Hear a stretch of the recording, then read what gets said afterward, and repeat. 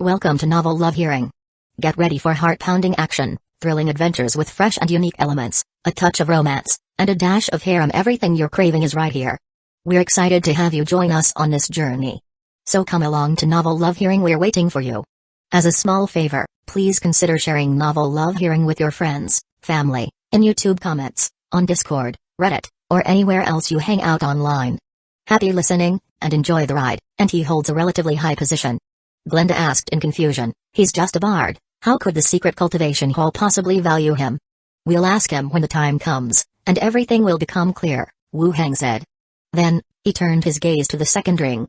The style was very similar to that of the secret cultivation hall, featuring an image of a cat's head and mouse's teeth. It still looked a bit strange. Do you recognize this ring? Wu Hang asked. Glenda still shook her head. Knock, knock, knock. Amidst their conversation, a knocking sound emerged. Come back here, Wu Hang beckoned, and the ghost slipped back into his body.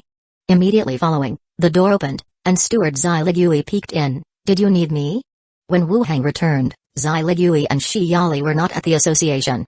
They had gone to the exhibition to coordinate patrols and manage the area, as many dignitaries had arrived on the island, and it was still necessary to ensure the safety of the venue. Then she received a message from Wu Hang calling her back, and she hurried straight back. Wu Hang smiled and pointed to the two rings on the table. We caught a member of the secret cultivation hall on the island, and I thought we could investigate this together. The secret cultivation hall? Zai Ligui frowned and glanced at the rings. Where is he? In the space ring. Let's go to the autopsy room together, and bring a recorder from the association. Wu Hang stood up. They're all dead? Wu Hang said. He resisted fiercely, and fearing he might cause trouble, I killed him directly. Zai Ligui nodded without saying much more. She turned to Shi Yali behind her and instructed her to call the investigator over. Wu Hang also stood up, and they walked together towards the basement. Zai Ligui asked, what's his identity? A representative of a trading group. What's the purpose? What's he doing on the island? Zai Ligui asked, her hand on her sword hilt at her waist, making a clanking sound as she walked. Still unclear, we'll ask him about the situation later, Wu Hang said. The secret cultivation hall is really persistent, now it has emerged again, Zai Ligui said through clenched teeth. Yes, it's never ending, Wu Hang agreed. As they spoke, they walked down to the basement autopsy room together. Instantly, a chilling sensation enveloped them. Lord Island Master, Lord Steward, two coroners immediately stood up and bowed. We need to use this place, Wu Hang said directly. Please, my lords, the coroners said politely. Wu Hang continued walking deeper inside, with Zai Ligui following behind. Not using Wanshai? Zai Ligui curiously asked. Wu Hang selected the innermost vacant room and released a dancing light skill from the ceiling to illuminate the room while replying, the secret cultivation hall has encrypted their personnel, we can't directly ask Soul, I'm planning to awaken his soul, and then we can ask Soul. Zai Ligui leaned against the doorframe, raising her eyebrow. The term encrypted used on a body always felt somewhat odd, but she understood what it meant. The body had been restricted. If anyone tried to reveal insider information, this restriction would trigger. Such matters were not unheard of. Go ahead, just don't let anything go wrong, she said. Wu Hang took the body out and placed it in the center of the room. He then began arranging various ritual materials around the body. Once everything was set up, holding a wooden staff, he gathered magic power and thrust it forcefully into the ground. Whoosh! The Awakening the Soul Spirit skill released, a ritual array gradually spreading out from the center of the body. As the ritual began to operate, Wu Hang took out the demon soul pot and placed it inside the array. The soul inside the demon soul pot was drawn out by the array. A man's figure appeared. This was one of the level 18 Blood Clan exiles that Wu Hang had killed, always kept inside the demon soul pot. He had somewhat forgotten the name. The ghost appeared, looking around in terror. Necromancer, what are you doing? He cried. Damn it, you can't do this, the Blood Clan won't let you off, he yelled amidst curses and screams. During the commotion, the ghost was pulled into the body. Then, magic power surged like a tide into the body. A fierce ghost emerged from the brow of the corpse. Its appearance was blurred, emitting a deafening roar outward. Having had the experience of awakening Bella before, Wu Hang was well prepared, and with a wave of his hand, a white bone cage appeared, instantly trapping the soul before him. Magno! Wu Hang called out. The ghost continued to roar and struggle like a mad beast, an unconscious ghost. Wu Hang frowned and kept calling, Magno, wake up. Magno, representative of the Kui Valley Chamber of Commerce. Magno, the secret cultivation hall promised you immortality. After several shouts, the struggling ghost began to pause intermittently, slowly taking on the same appearance as the body. It looked at Wu Hang with a terrified expression. Wu Hang also sighed in relief. If he couldn't wake it, he would have had to release Glenda to help call. Lord Island Master Wu Hang, I think we need to have a serious talk. It's not worth it for a woman. I also have some assets outside, and I am willing to offer them all to you. Please, show mercy. At the doorway, Xiligui's eyes widened, watching the scene unfold before her. She had passed the awakening the soul spirit skill to Wu Hang and knew about its capability. She was also aware that Wu Hang had used this skill to awaken Bella in the story. But she hadn't expected the process to be so complex. Ritual materials, and a complete soul were needed. Missing any one of them would make the ritual impossible to complete. This set of procedures is much more complicated than Wenshai. If it weren't for something major, the cost would be so high that it would be a losing deal. But from another perspective, as long as the materials are sufficient, one could transform the other party into a soul and keep questioning continuously. Find out everything you want to know. The method of interrogation was also progressing. Footsteps sounded from the location of the stairs. Xiligui slightly leaned back to take a look. Xiali, accompanied by 2 association investigators, approached. The investigators have arrived, Xiligui mentioned. Just let them in. While speaking, Xiali and the investigators walked to the door, saluting Xiligui. Go in, the ones inside are members of the secret cultivation hall, just keep a normal record, Xiligui said. The 2 investigators walked directly into the room, and Xiligui and Xiali also stood on another side of the room. Wu Hang, begin. Xiligui said. Wu Hang nodded, looking at the soul in the bone prison. Magno, what is your role within the secret cultivation hall? Magno's gaze hardened as he defended himself. I don't know what you are talking about. I demand that the association protect me. Wu Hang took out 2 rings, the rings of the secret cultivation hall. You think we ask these questions lightly? With a casual wave of his hand, necromantic energy transformed into a vine whip that lashed at the soul. The ghost screamed loudly, the soul disintegrating again and again. I'll talk, stop hitting, Magno yelled out. The whipping stopped. Magno's eyes shifted. If you want to investigate the secret cultivation hall, I'll cooperate with you, but you have to assure me that you'll release me. Wu Hang flicked his fingers, and the vine whip lashed out once more. Magno's body disintegrated again. Stop hitting, I'll speak, I'll speak. Wu Hang cautioned, I'll lash you 2 more times, and your soul will completely shatter. Don't make things difficult for yourself. Magno's face was full of fear. I'm with the secret cultivation hall. Yes, the secret cultivation hall. Wu Hang waited for 2 seconds. Magno didn't have any problems. It also signified that the restrictions of the secret cultivation hall had no effect on the soul's testimony. There was no occurrence of the brain exploding as it happened during body interrogation. Wu Hang turned his head towards the back. Xiligui spoke to the investigators, record faithfully. Shushushu. The investigators began to write non-stop in their notebooks. Wu Hang continued to ask, what did you come to the island for?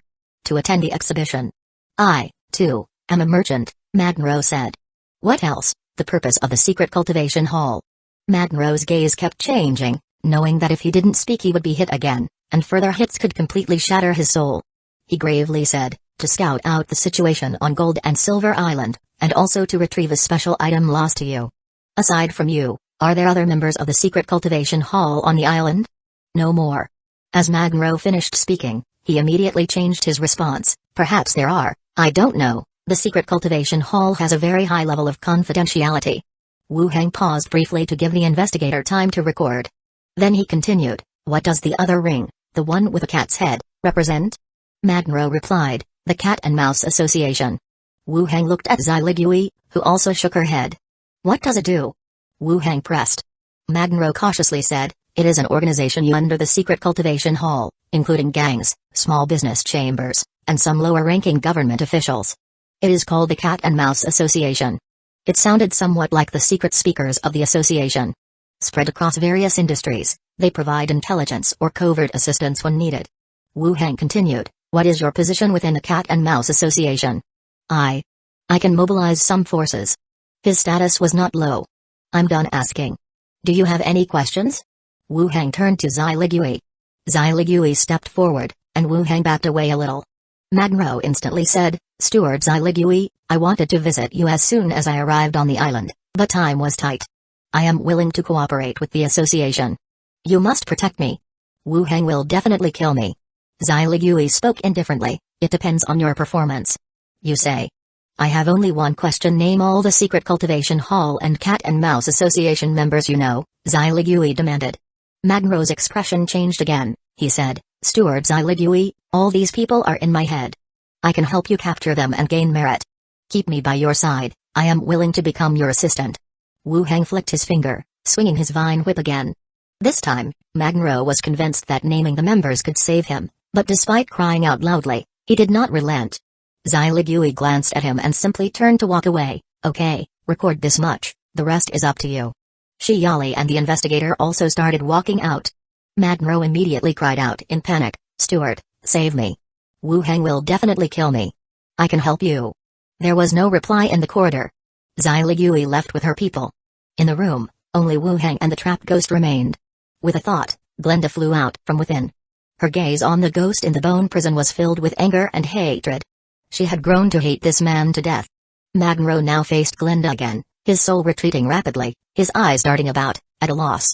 Wu Heng directly asked, Magnero, why did you want to kill Glenda? Now that things have come to this, be a man and tell us the answer. Grant neither cursed nor made any move. He just stared straight at him, waiting for his answer. The answer he had been waiting for until now.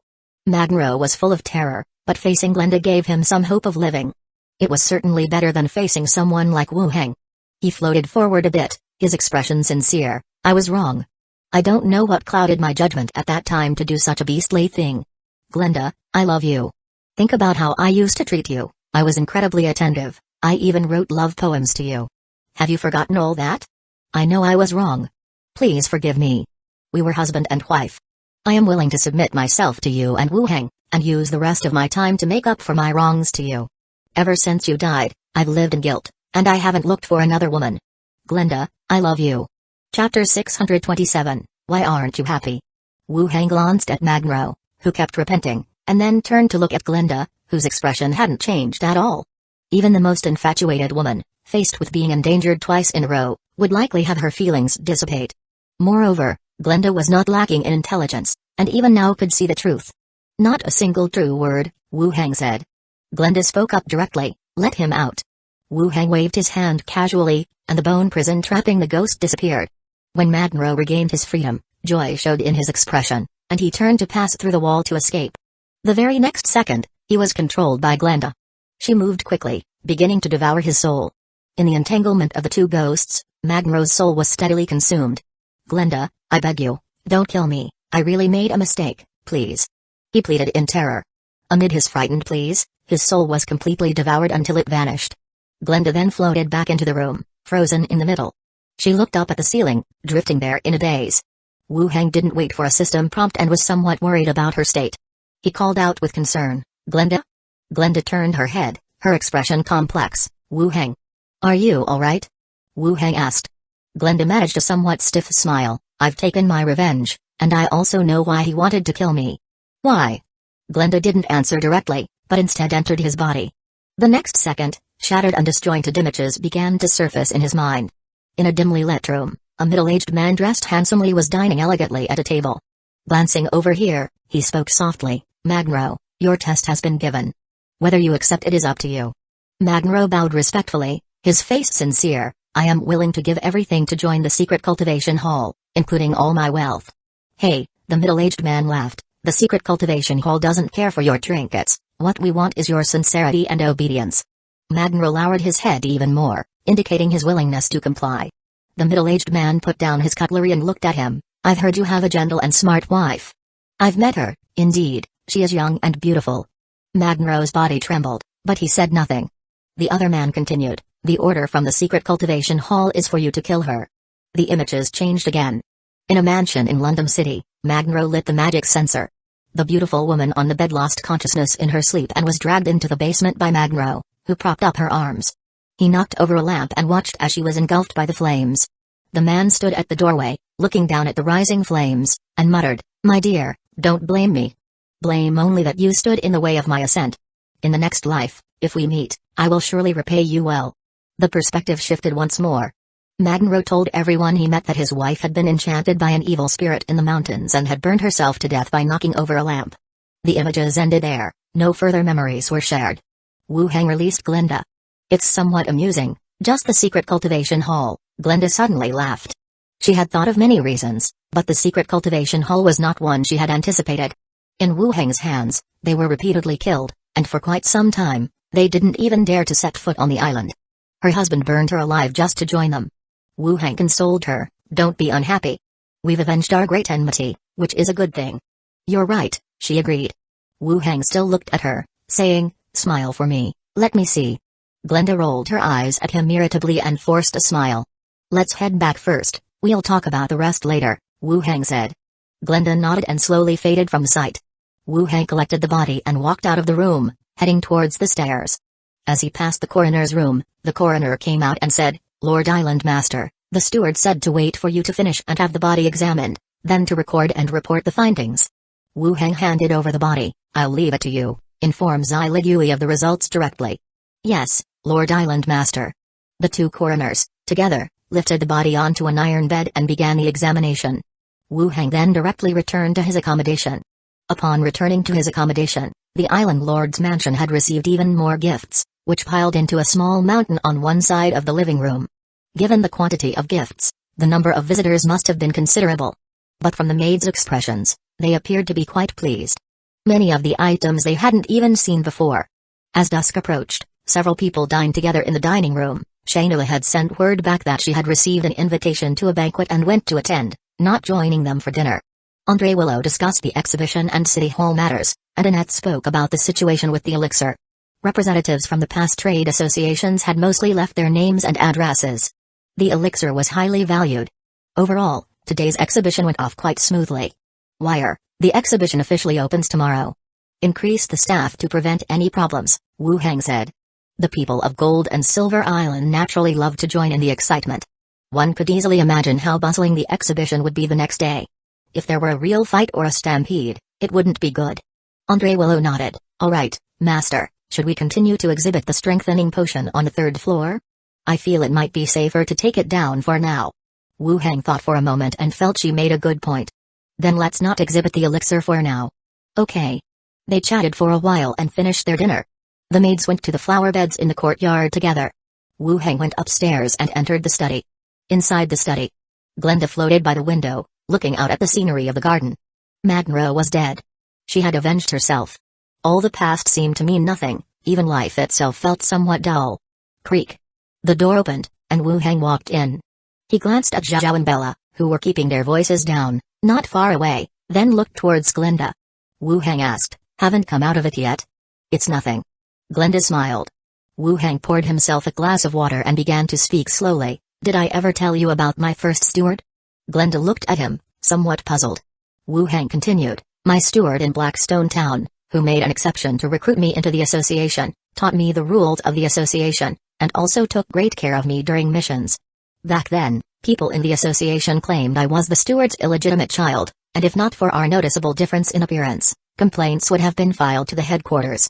I believed he was the most responsible steward I had ever seen, and I always took his orders seriously and executed them after careful consideration."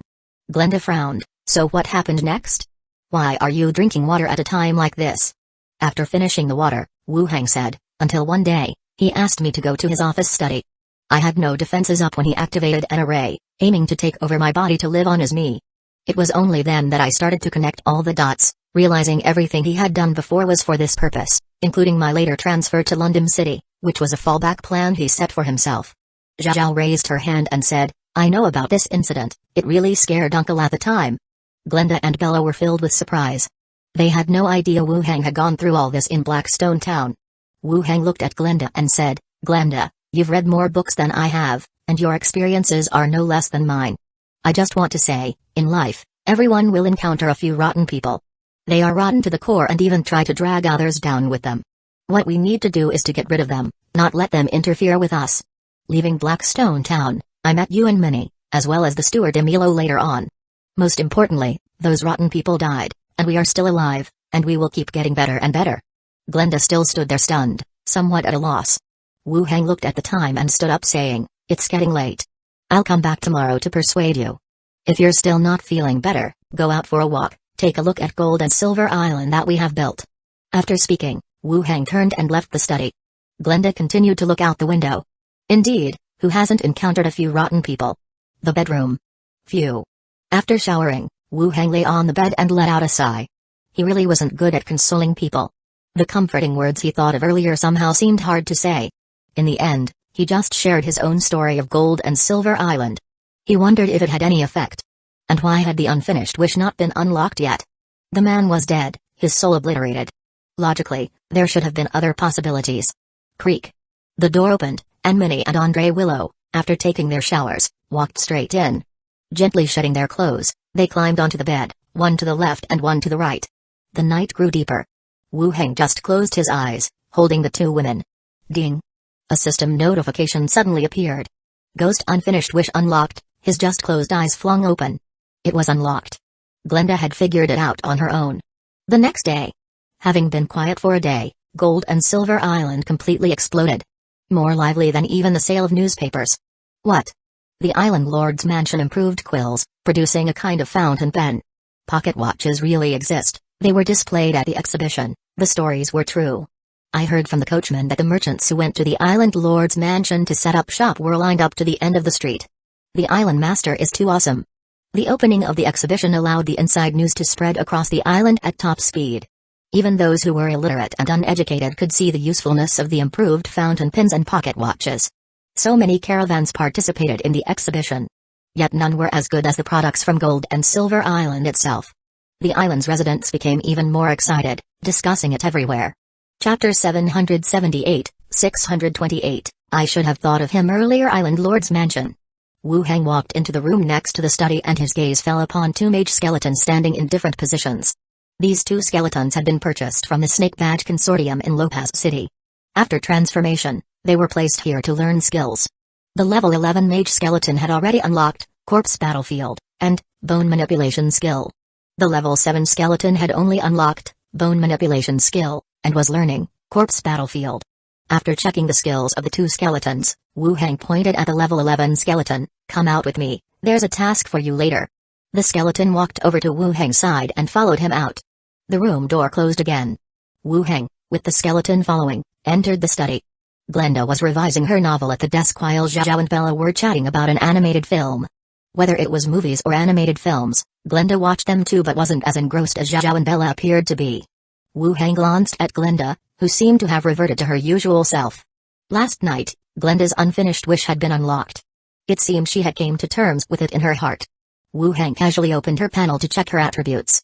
Ghost, level 18, attributes, agility 37, constitution 35, intelligence 45, perception 42, charm 38, traits, invisibility, ethereal movement, telekinetic push, illusion, enhanced possession, soul binding, paranormal phenomenon, skills, spirit vision, psychokinetic swordplay, withering touch. Indeed, the limitations of the unfinished wish had disappeared. It also meant that Glenda could continue to level up. Given the abundance of remnant souls in the zombie world, Glenda might reach level 20 before him. A level 20 ghost, it seems, had not been heard of before. Even the propaganda stories of various associations did not mention a level 20 ghost or its title. No other attributes had changed. Actually, from Glenda's recent release of Unfinished Wish, some directions became clearer. It was not simply about fulfilling the ghost's last wish. More importantly, it was about letting go of the matter in her heart.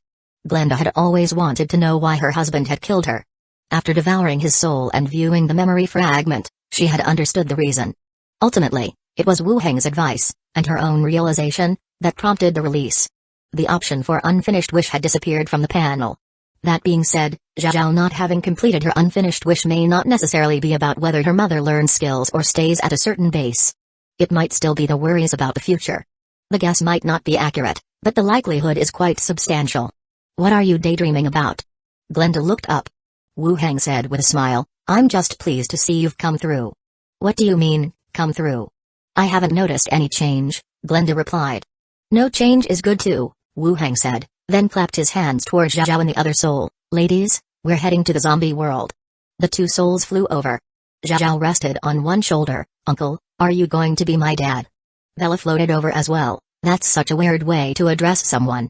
Wu Heng said, let's head to the zombie world first. Today we're going to kill zombies. Glenda asked, aren't you interested in the exhibition?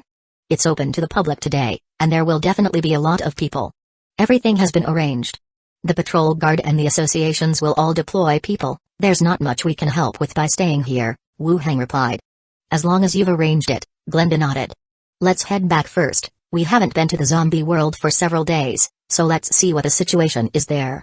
Wu Heng spoke, and 3 ghosts entered his body. He opened a boundary door on one side and walked straight through. Shanfu Port, Hotel Suite. Wu Heng stepped out of the boundary door and looked out the window.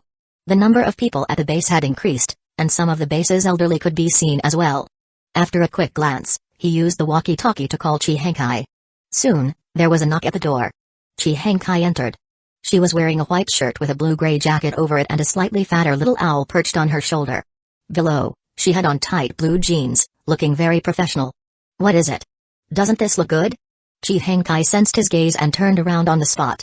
It suits you well, looks even better, Wu Heng said with a smile. Chi Hankai also smiled, walked up to him, and leaned in gently. Thank you. Wu Heng pulled her onto his lap and then asked, how are things going here? Chi Hankai replied, these past 2 days we've transferred more of our people over, and the operation of the entire base is running smoothly without any issues. The original temporary housing has been completely dismantled, and we've assigned rooms to everyone. We also set up a canteen and a place for receiving daily necessities. We're just missing electricity compared to the old base.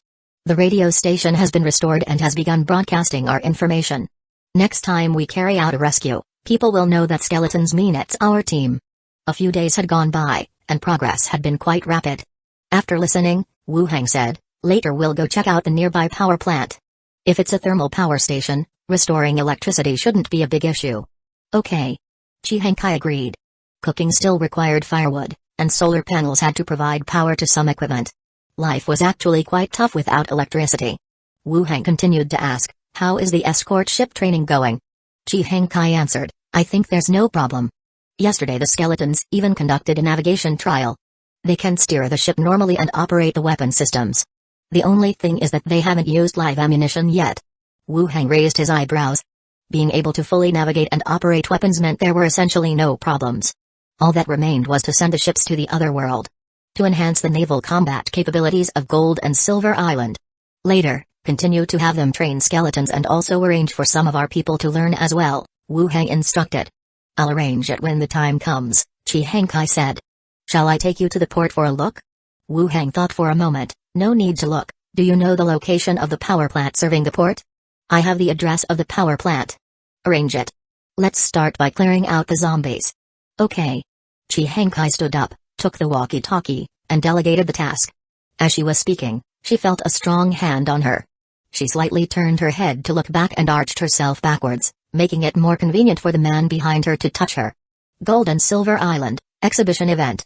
At the moment, the exhibition was packed with people, shoulder to shoulder. At a glance, it was just a sea of heads. Patrol guards and association members loudly maintained order. They divided the crowd into batches to prevent any stampede or chaos. In this world, there rarely were any novel events. An exhibition, especially one held for the wealthy merchants and nobility, open to the common folk, was something everyone wanted to check out. Inside the exhibition hall, people followed the passages, observing the goods on display, and let out gasps of admiration from time to time. The goods for the nobility were indeed delicate and beautiful. And somewhat foolish. A wine glass with such intricate carvings, if it fell to the ground while drinking, wouldn't the carvings break off? Along the way, we reached the central booth. It was surrounded by an impenetrable crowd. People stood on tiptoe and craned their necks to see the screen above depicting the use of a fountain pen to write. Hiss. This is the fountain pen, huh? How did they think to store ink in the back of the pen? What an impressive idea. Lord Island Master seems even more amazing than the heroes in the stories. It's just a matter of time. How old is the Lord Island Master after all? The crowd discussed animatedly, marveling at the novelty of the fountain pen. Then, a patrol guard came through the crowd, urging people to move on and not to stop in one spot. Second floor of the exhibition hall. Different from the first floor pen section, the watch area was somewhat quiet. Mechanists of the elf race, humans, dwarves, and other races all crowded around the display. Each one held a pen and paper, sketching and noting the details displayed on the screen along with the watch designs. They occasionally leapt out sighs of admiration. A great invention. He really should have become a mechanist instead. Indeed, such a good prospect for a mechanist, wasted on being a mage.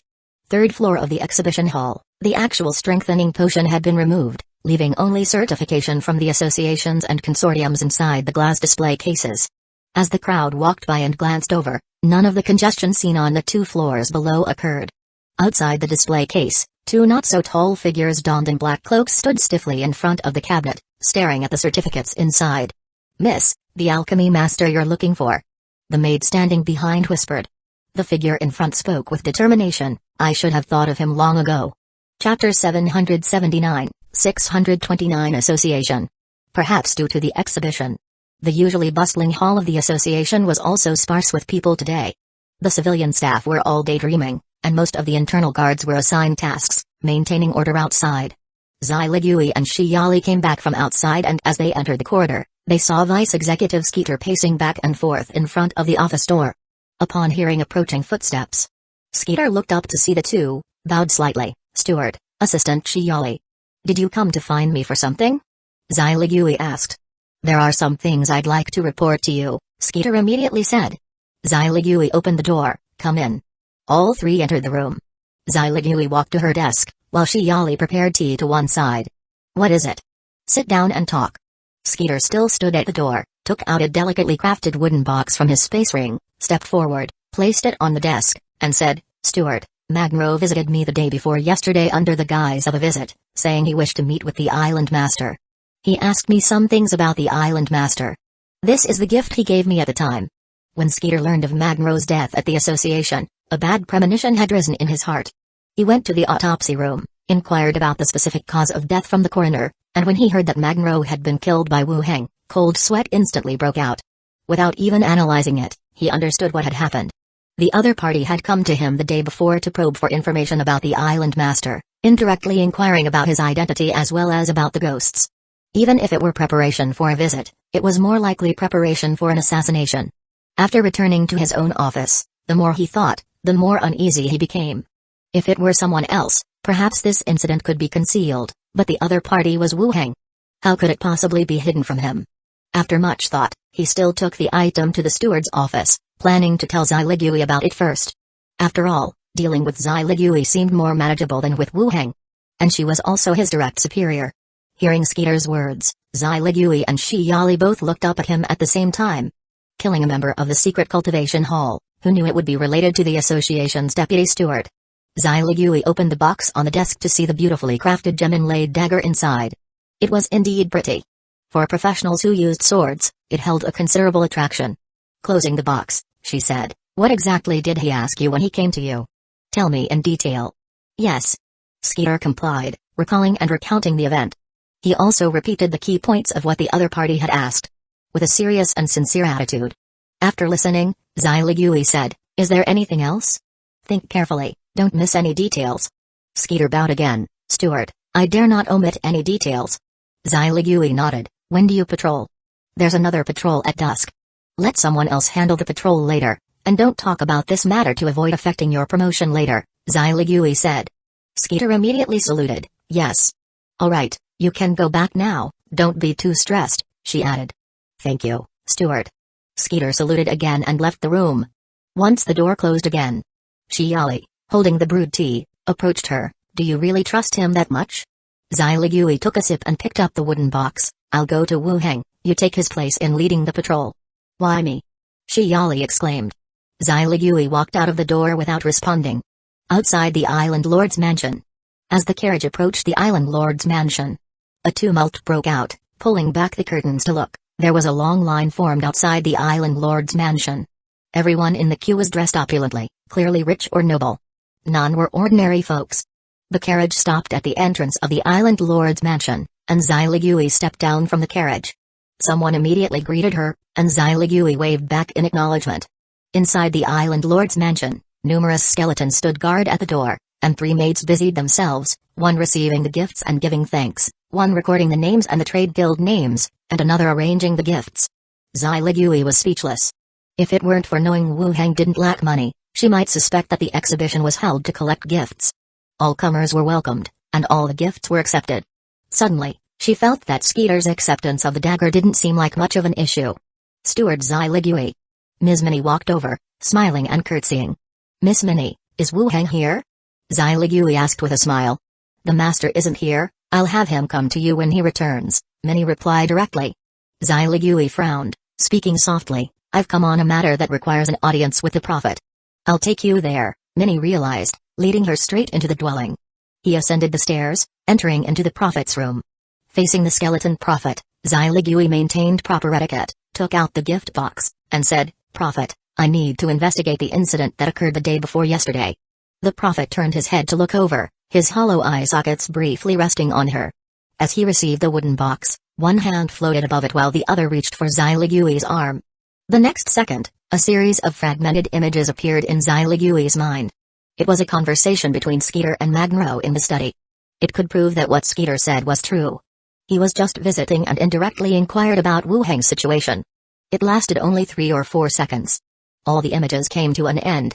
The skeleton prophet released her arm, and after Xyligui bowed in respect, she and Miss Minnie left the room together. Then they left the Island Lord's mansion and returned to the association. Zombie world. Roar roar.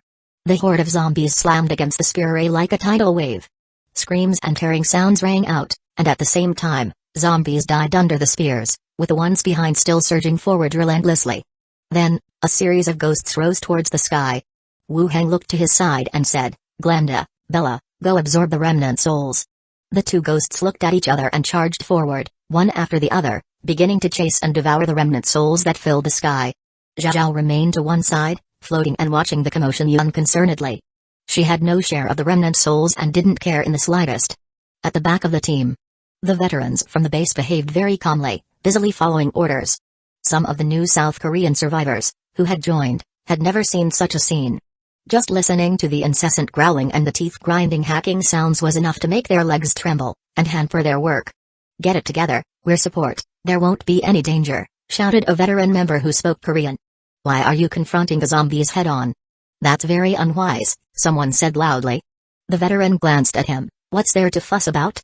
You've only got so many people here, when we fought, we couldn't see the end of the zombie horde. Stop yapping. The others carefully glanced at the distant battle area. Assured that the zombies couldn't breach their line for the moment, they too began to work. All the while praying that nothing would go wrong at the front. Time passed bit by bit. System notifications appeared in sync. Ghost upgraded to level 16, Bella had leveled up again. Although Glenda had devoured more, she showed no trend of leveling up yet. Advance forward, Wu Heng ordered once more. Huala. The standing skeleton army, relying on the tight formation of the spear array, began to advance along the route.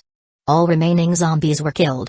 Next, Wu Heng transformed the special corpses, collected all the corpse cores, and then he continued to release corpse battlefield, transforming all the zombies into skeletons to join the ranks.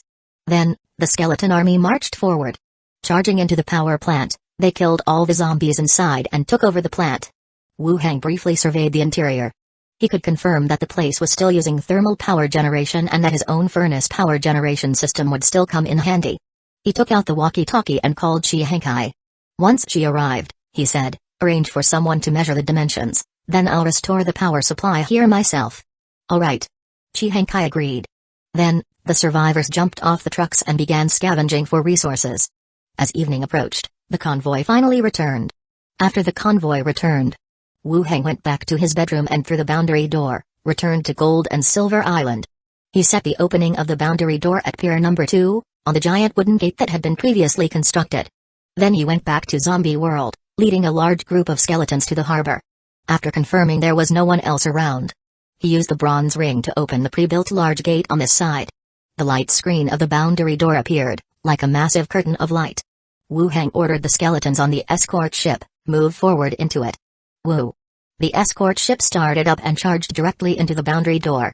Seeing the entire ship go through, Wu Heng removed the key and went back to his room to sleep. Chapter 630, Why Can It Float on the Sea? The next day at the Golden Sail Tavern. The second item on display at the Island Lord's Mansion, known as a watch, serves the same purpose as the pocket watch in the latest great detective story. It can be worn on the wrist without hindering movement and provides accurate time. The bard, standing on the stage, spoke solely about the exhibits of the Island Lord's Mansion. The third item, which had no physical presence at the scene, is an alchemy potion called a strengthening potion. Its effect is to enhance a person's physical attributes without the need for leveling up. Once these three items were on display, they made all other merchandise pale in comparison. Whether it's a gorgeous vase or finely carved silverware, they are merely pretty but impractical trinkets. Countless people were scrambling to meet the island master face to face. The entrance to the island lord's mansion was crowded with visiting nobles every day. The third day of the exhibition. Inside the tavern, between the regular telling of great detective stories, the hotly attended exhibition was also discussed. Especially the 3 products showcased by the island lord's mansion at the exhibition. Because of certain circumstances, those unable to visit the exhibition heard about it in this way. Even though everyone knew Island Lord Wu Hang was formidable, they didn't expect him to achieve such a degree. Writing, timekeeping, breaking the physical shackles with potions. To cross such a vast gap and realize it all in one person was simply terrifying. You could say that Wu Hang had meticulous thoughts and naturally high perception, able to notice details others missed, making him akin to a great detective. But to create these objects directly, one can't simply attribute it to talent anymore. Especially since he's a necromancer. He transcended the realms of mechanists and pharmacists. And this was just the third day of the exhibition. As various messages spread, more people would came to the island. Gold and Silver Island would only become more bustling. In the association, steward's office. You went to the island master's mansion yesterday, eh? Wu Hang entered the room and took a seat on a sofa. Shi Yali brought over some freshly brewed tea and then returned to her seat. Zai Ligui spoke directly. Skeeter came to me yesterday, saying that the secret cultivation hall member you killed had visited him the day before. Wu Hang looked curious, not expecting there to be a follow-up story. Is it related to the association? Listen to me, Zai Ligui gestured for him not to rush as she recounted the whole matter in detail. I had the skeleton prophet sense the gift, and we could confirm the two had just an ordinary conversation, not accomplices of the secret cultivation hall. There are 2 vice executives on Gold and Silver Island. The human vice executive is named Skeeter, and the short person is Godane. Wu Hang didn't often interact with them, greeting them occasionally when they met. As for what he knew about their intelligence, it wasn't much, and anything he could reveal were things already public. Glad to hear it's been investigated thoroughly. These kinds of things are inevitable, Wu Hang said with a smile. Yes, Zai Ligui nodded, following up with, what were you up to yesterday? The exhibition started, and you went off again. I had some business to take care of, Wu Hang answered with a smile. Shi Yali also came over and perched herself on the armrest next to Zai Ligui. Wu Hang, did you invent the fountain pen and the watch? You could say I introduced them here, they're basically unseen in these parts, Wu Hang responded. What about that potion? When I saw it, there were only certificates from the association and consortia. Shi Yali's fair arm rested on her sister's shoulder. There's a real product, but I put it away for fear it might spark some incident. Did you introduce that one too? No, not that. Shi Yali smiled and said, are these items brought by others for the exhibition? Having a pen and a watch is pretty impressive already. Wu Hang smiled and replied, no, the elixir was developed by my team. The sisters' eyebrows shot up in unison, they glanced at each other, each seeing astonishment in the other's eyes. Aren't you a mage? Shi Yali pressed. I discovered a material that enhances the human body, so I organized a team to start developing the elixir, Wu Hang explained. Since the elixir had already been made public, some things didn't need to be kept so secret anymore. The 2 women were even more surprised and were momentarily at a loss for words. After a while, Zai Ligui finally said, aren't you afraid of causing an incident? Don't worry, with the current defensive capabilities on the island, there's no problem, said Wu Hang. Shi Yali's eyes lit up as she realized, the last time you made a bet with Zai Ligui, saying something sufficiently shocking, was it this elixir? Zai Ligui suddenly looked up at her eyes conveying a message of why bring that up now? Realizing her sister's look, Shi Yali continued, that can't count though, you said it was a mechanical device, not an elixir. Reminded by this, Wu Hang also recalled the matter. Last time, when the 3 of them were chatting, the topic of the bet had come up. Zai Ligui had advised him not to focus on developing mechanical inventions and to concentrate on spells instead. Wu Hang then brought up the bet, saying that if he could bring out a mechanical invention that was shocking enough, they would have to agree to one of his requests. Of course, Shi Yali also joined in. Looking at the 2 sisters who looked alike but had different demeanors, Wu Hang spoke with a hint of doubt. You 2 aren't going to go back on your word, are you? Zai Ligui said, we had agreed it would be a mechanical device. The watch was nice but not as exaggerated as you described before. Wu Hang thought for a moment, then said, what if I were to bring out a mechanical device now? Then I'd have nothing more to say, Zai Ligui shrugged. Then I'll make sure you lose convincingly, Wu Hang said and then stood up. Let's go, follow me to the port. Go out now? Asked Zai Ligui, curious. Just take a look and see what counts as an awe-inspiring weapon, Wu Heng replied with his head lifted slightly. Zai Ligui stared at him. Are we really going out? Hurry up, put on a hood, we'll sneak over, Wu Heng said. Zai Ligui was skeptical but still took out a hood from her space ring and put it on before walking away from her desk. Wu Heng then looked at Xiali, who was holding her chin with a full-face smile. You joined the bet too? Haven't forgotten, have you? Xiali's smile stiffened, as she wanted to argue a few points. But she held back, donned her hood, and left with them. At pier number 2. Zai Ligui and Xiali's eyes widened as they looked up at the huge structure docked at the port, their eyes brimming with shock and bewilderment. Even the largest warship was not as colossal as what was before them, it was like a small mountain situated in the sea. Wu Heng, seeing their expressions, gave a smile. How about it? This should count as a mechanical device, shouldn't it? Both women were filled with astonishment. Xiali swallowed hard. Is this also an exhibit?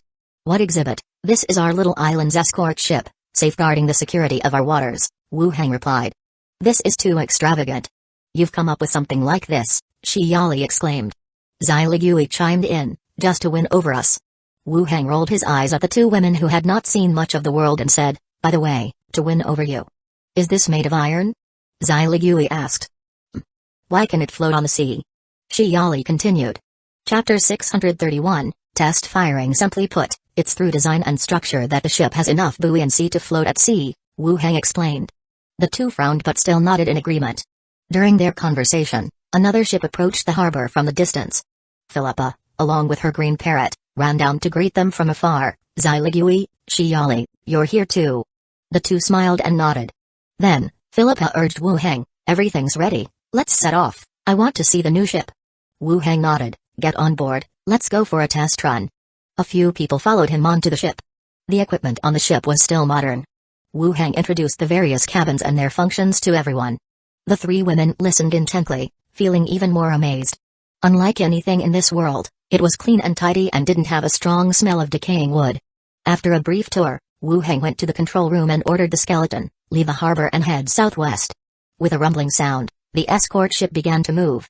After leaving the harbor, it sped up as it progressed in the southwest direction.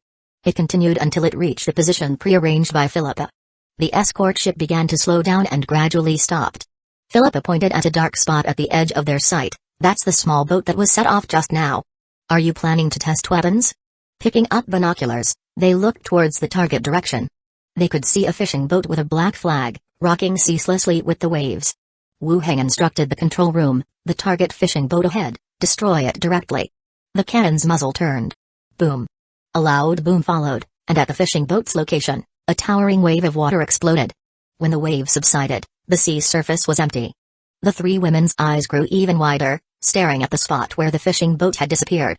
Wu Heng said to Philippa, the ship can accommodate 145 people, is equipped with anti-aircraft missiles that can attack targets in the sky, and what was just fired is the ship's cannon, with a range of 10,000 meters. Upon locating a target, there is no need to approach, just attack directly. Philippa nodded unconsciously, ah, I see. From now on, this ship is under your command, and other ships will be patrolled by the deputy captains, Wu Heng told Philippa. Damn, that's cool. Philippa jumped up and cheered.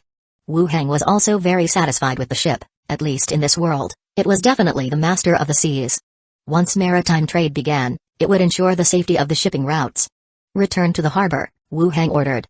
The ship began its return and slowly docked at the harbor.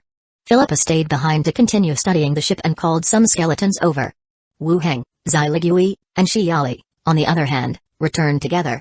On the way, Wu Heng said, a bet is a bet. You two owe me a favor. Zai Ligui's cheeks flushed slightly as she emphasized, it can't be too excessive.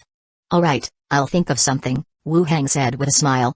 Xiali raised her eyebrows, even if it's a bit excessive, it's okay. The carriage dropped the two off at the association's entrance. Wu Heng continued back to the Island Lord's mansion. Back at the Island Lord's mansion, Minnie helped him take off his coat, while Roby brought over some iced tea. Are there still many people coming to visit? Wu Heng inquired. In the morning there were another two, but there's practically no one in the afternoon, Minnie answered in a soft voice. That's good, Wu Heng stated. Roby said with a laugh, those people are also polite and cautious, totally different from the merchants in London City. They're all the same, we are the ones who are different now, Wu Heng gently reminded, tilting his head.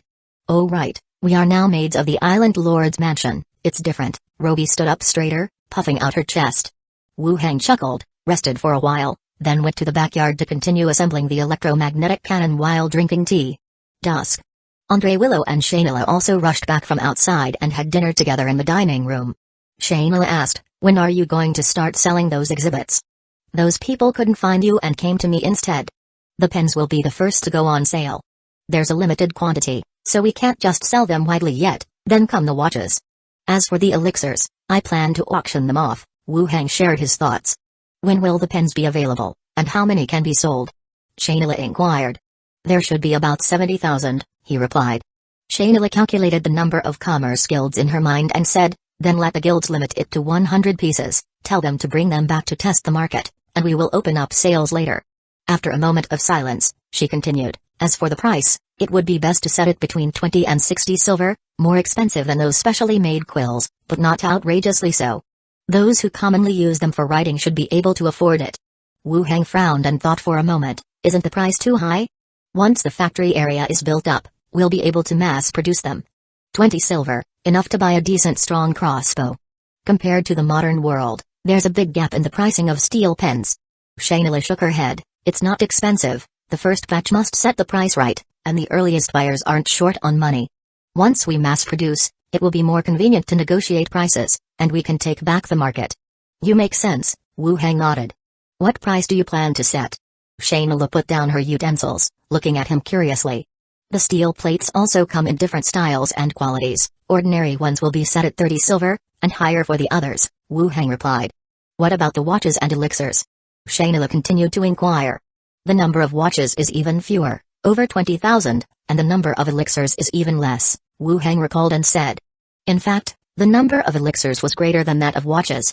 They couldn't be mass-produced, but the expanding skeletons brought back a large number of corpse cores every time. Enough to sell for a while.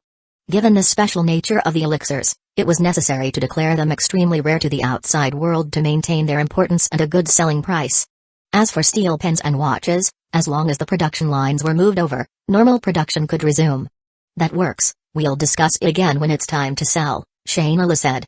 At present, Shayla was still the president of Starflower in name, but she had already shifted her focus to Gold and Silver Island.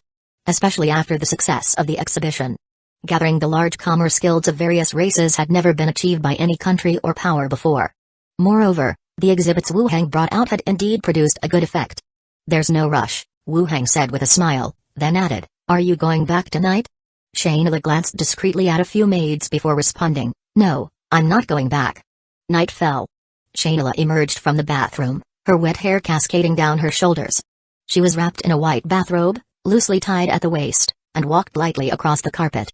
Sitting at the dressing table, she began to wipe her hair dry. Wu Hang approached and took 2 bottles of elixir from his space ring, placing them on the table. "Strengthening potion, the side effects will cause some pain. Take it, and I'll watch over you," he said. Shayla looked at the elixir and raised an eyebrow. "You're not considering auctioning them off? You're giving me 2 bottles just like that? I'll give you more in the future, just don't tell anyone," Wu Hang responded with a smile. Shayla turned to him, cupped his cheek, and planted a firm kiss on his lips. "Sister hasn't doted on you in vain. Take it quickly. We need to rest after that." "Okay." Shayla nodded in agreement, opened the elixir, and without hesitation, drank it down. The side effects made her body spasm. Wu Hang comforted her from the side, explaining that the pain would be more intense the first time but would lessen afterward. After finishing the first bottle, Shayla rested for a while before continuing with the second bottle. "You lied," Shayla muttered, curling up on the bed. It took a good while before she began to feel better. But she was already drenched in sweat. Shayla exhaled deeply and said, "I feel I've changed somewhat, but I can't tell where." "Muscle and bone strengthening," Wu Hang explained. "I'm going to wash again." Shayla washed once more and after drying her hair, cast an alluring glance at him before slowly climbing into bed. Wu Hang hooked a finger around the sash and pulled, and the bathrobe unfurled like a gentle cloud, revealing delicate and fair skin. Reluctantly, she knelt on the bed, gently holding her waist. The next day dawned. Shayla left early in the morning to continue handling the exhibition matters, and to leak some pricing information about the steel pens to various guilds to gauge their reactions. There were factories in Yangtong City for both steel pens and watches, fully capable of resuming production. However, Wu Hang had to go back and move the factory to Gold and Silver Island, then procure materials from various guilds. After confirming there was nothing for him to attend to, Wu Heng also opened the boundary door and headed to Zombie World. Stepping out of the boundary door, he picked up the walkie-talkie and called out to Chi Hankai. Before long, Chi Hankai walked in and said, "The military factory has sent a message. Jiaorong has completed the production chain trial." He didn't say much over the radio, but I feel it's probably the rifle production chain. Chapter 632, Rifle Production Chain. The rifle production chain had already started research and development after Tancheng Group joined the base. Wu Heng's idea was simple. Complement the two worlds, fight zombies with cold weapons, rely on the quantity of skeletons to clear herds of zombies and recover cities to rescue survivors. Firearms would be used in the other world. Ordinary professionals couldn't withstand bullets, enough to cope with the vast majority of battles. By then, arming a skeleton army that fears no death, equipped with modern weapons, their combat power would be definitely strong. Now, at last, good news had come. It was just that he himself wasn't at the military factory. Wu Heng pondered briefly and asked, "Are the ships returning to coastal port still at the harbor?" "Yes, there are 2 ships back and forth," Chi Hankai answered. "I'll go back today to check out the situation there," Wu Heng decided straight away. "Then I'll have the cargo ships prepared," said Chi Hankai as she picked up the walkie-talkie and began contacting the survivors in charge of the cargo ships. After saying a few words, she hung up the walkie-talkie. "It's all arranged, there's no problem at the port, you can go back anytime." Wu Heng nodded and then asked, "Is the logistics convoy set up?" "It's already set up, part of it was brought over from the base, the rest are survivors from Shanfu port, it's just there are still some communication difficulties," Chi Hankai explained. The people in the base couldn't all just be sustained without work. Certainly, some jobs had to be assigned, but communication was somewhat difficult. "It's all physical labor, anyone who's not dumb can do it. When the time comes we'll have Sing start a language class, teach them Mandarin during their free time," Wu Heng said directly. "Okay," Chi Hankai smiled. Wu Heng stood up. "Let's go, arrange the skull team, so even when I'm gone, they can continue to clear zombies." The two walked out of the room and down the stairs together. Wu Heng gathered the skeletons in the base. Aside from those ordinarily defending the walls and the port, the rest were all assembled into a pioneering team. This included 1 big head skull, an 11th level skeleton mage, 2 flying dragons, 12 Blood Clan skeletons. "You will follow the main road, clearing zombies as you go. The skeleton mage is responsible for converting the bodies. Collect all corpse cores and gold," Wu Heng instructed the big head skull and skeleton mage. He pondered in his heart, feeling that there was nothing more to instruct, and directly said, "All right, you can set off." The gates of the perimeter wall opened. The skeleton army departed en masse from the base, continuing forward along the road. Behind the skeleton army was the logistic convoy arranged by Chi Hankai, responsible for transporting some weapons and spoils of war, as well as rescuing survivors along the way. The plan for this team was also very simple. It was to advance all the way into the interior of South Korea. The area here was roughly equivalent to the area of a province within the country, making it easier to clear. Some research institutes and military factories were also easier to find. After all, it was a smaller place. Watching the army gradually move away, the gates closed again. Wu Heng, leading Chi Hankai, walked back towards the port. "These are the dimensions of the power plant boiler," Chi Hankai handed over the recorded list. Wu Heng opened it and glanced. "When I come back next time, we'll restore the electricity here." Chi Hankai bowed her head, her voice tinged with reluctance. "When will you be back?" "What's the matter, missing me already?" "Afraid I'll start missing you if it's too long," Chi Hankai said. Wu Heng smiled. "I'll come back once I finish dealing with things there." Talking as they did, they arrived at a car parked by the roadside. The modern port area was still somewhat large, necessitating a car ride. After closing the car door, the skeleton driver immediately drove off. Chi Hankai adjusted the front passenger seat to create a space. Kneeling in front of Wu Heng, she began tugging at his belt. "Now?" Wu Heng asked, surprised. "We have enough time," Chi Hankai said, and then buried her head in his lap. Wu Heng stroked her hair, enjoying the diligent service. The car arrived at the port. It parked on the side of the road for a while, and the two with their skeletons got out. "Send my regards to Sister Yaong," Chi Hankai said with a smile. His mood was somewhat better than before. "If there's anything, tell me in time, and don't take risks on your own. Arrange for the skeletons to do it," Wu Heng instructed. "I know, with skeletons around, there can't possibly be a problem," Chi Hankai said with confidence. "All right, I'm leaving now, and you should come back early too." Chi Hankai nodded and waved goodbye. Wu Heng boarded the cargo ship. The captain in charge of steering the ship gave a slight bow. "Let's go." The ship started and sailed away from Shanfu port. It was a 2.5-day journey. Wu Heng, riding on a flying dragon, arrived above the military factory. He leapt off the back of the flying dragon and, before landing, released the light feather skill, gently touching down with 2 skeleton attendants. Leader. The survivors passing by immediately saluted and greeted him. Wu Heng nodded. Is Jiao Rong at the base? I haven't seen him go out. Find out if he's here, and if so, ask him to come to the meeting room, Wu Heng said directly. Understood. The survivor picked up the walkie-talkie to contact Jiao Rong, while Wu Heng headed toward the meeting room. Wu Heng sat inside the meeting room and waited. The door was knocked on. Jiao Rong opened the door and walked in, seeing Wu Heng sitting inside the room. He bowed slightly. Leader, you've returned. Sit down. Jiao Rong sat down beside him, and Wu Heng continued. Chi Kai said you guys had some achievements here? Yes, leader. Jiao Rong smiled confidently and said, the rifle production line has completed the production test. As long as we have enough materials, we can produce normally. We have made a total of 13 newspaper printing presses during this period, and production continues. Indeed, the rifle production line test had been successful. Wu Heng stood up. Come, show me.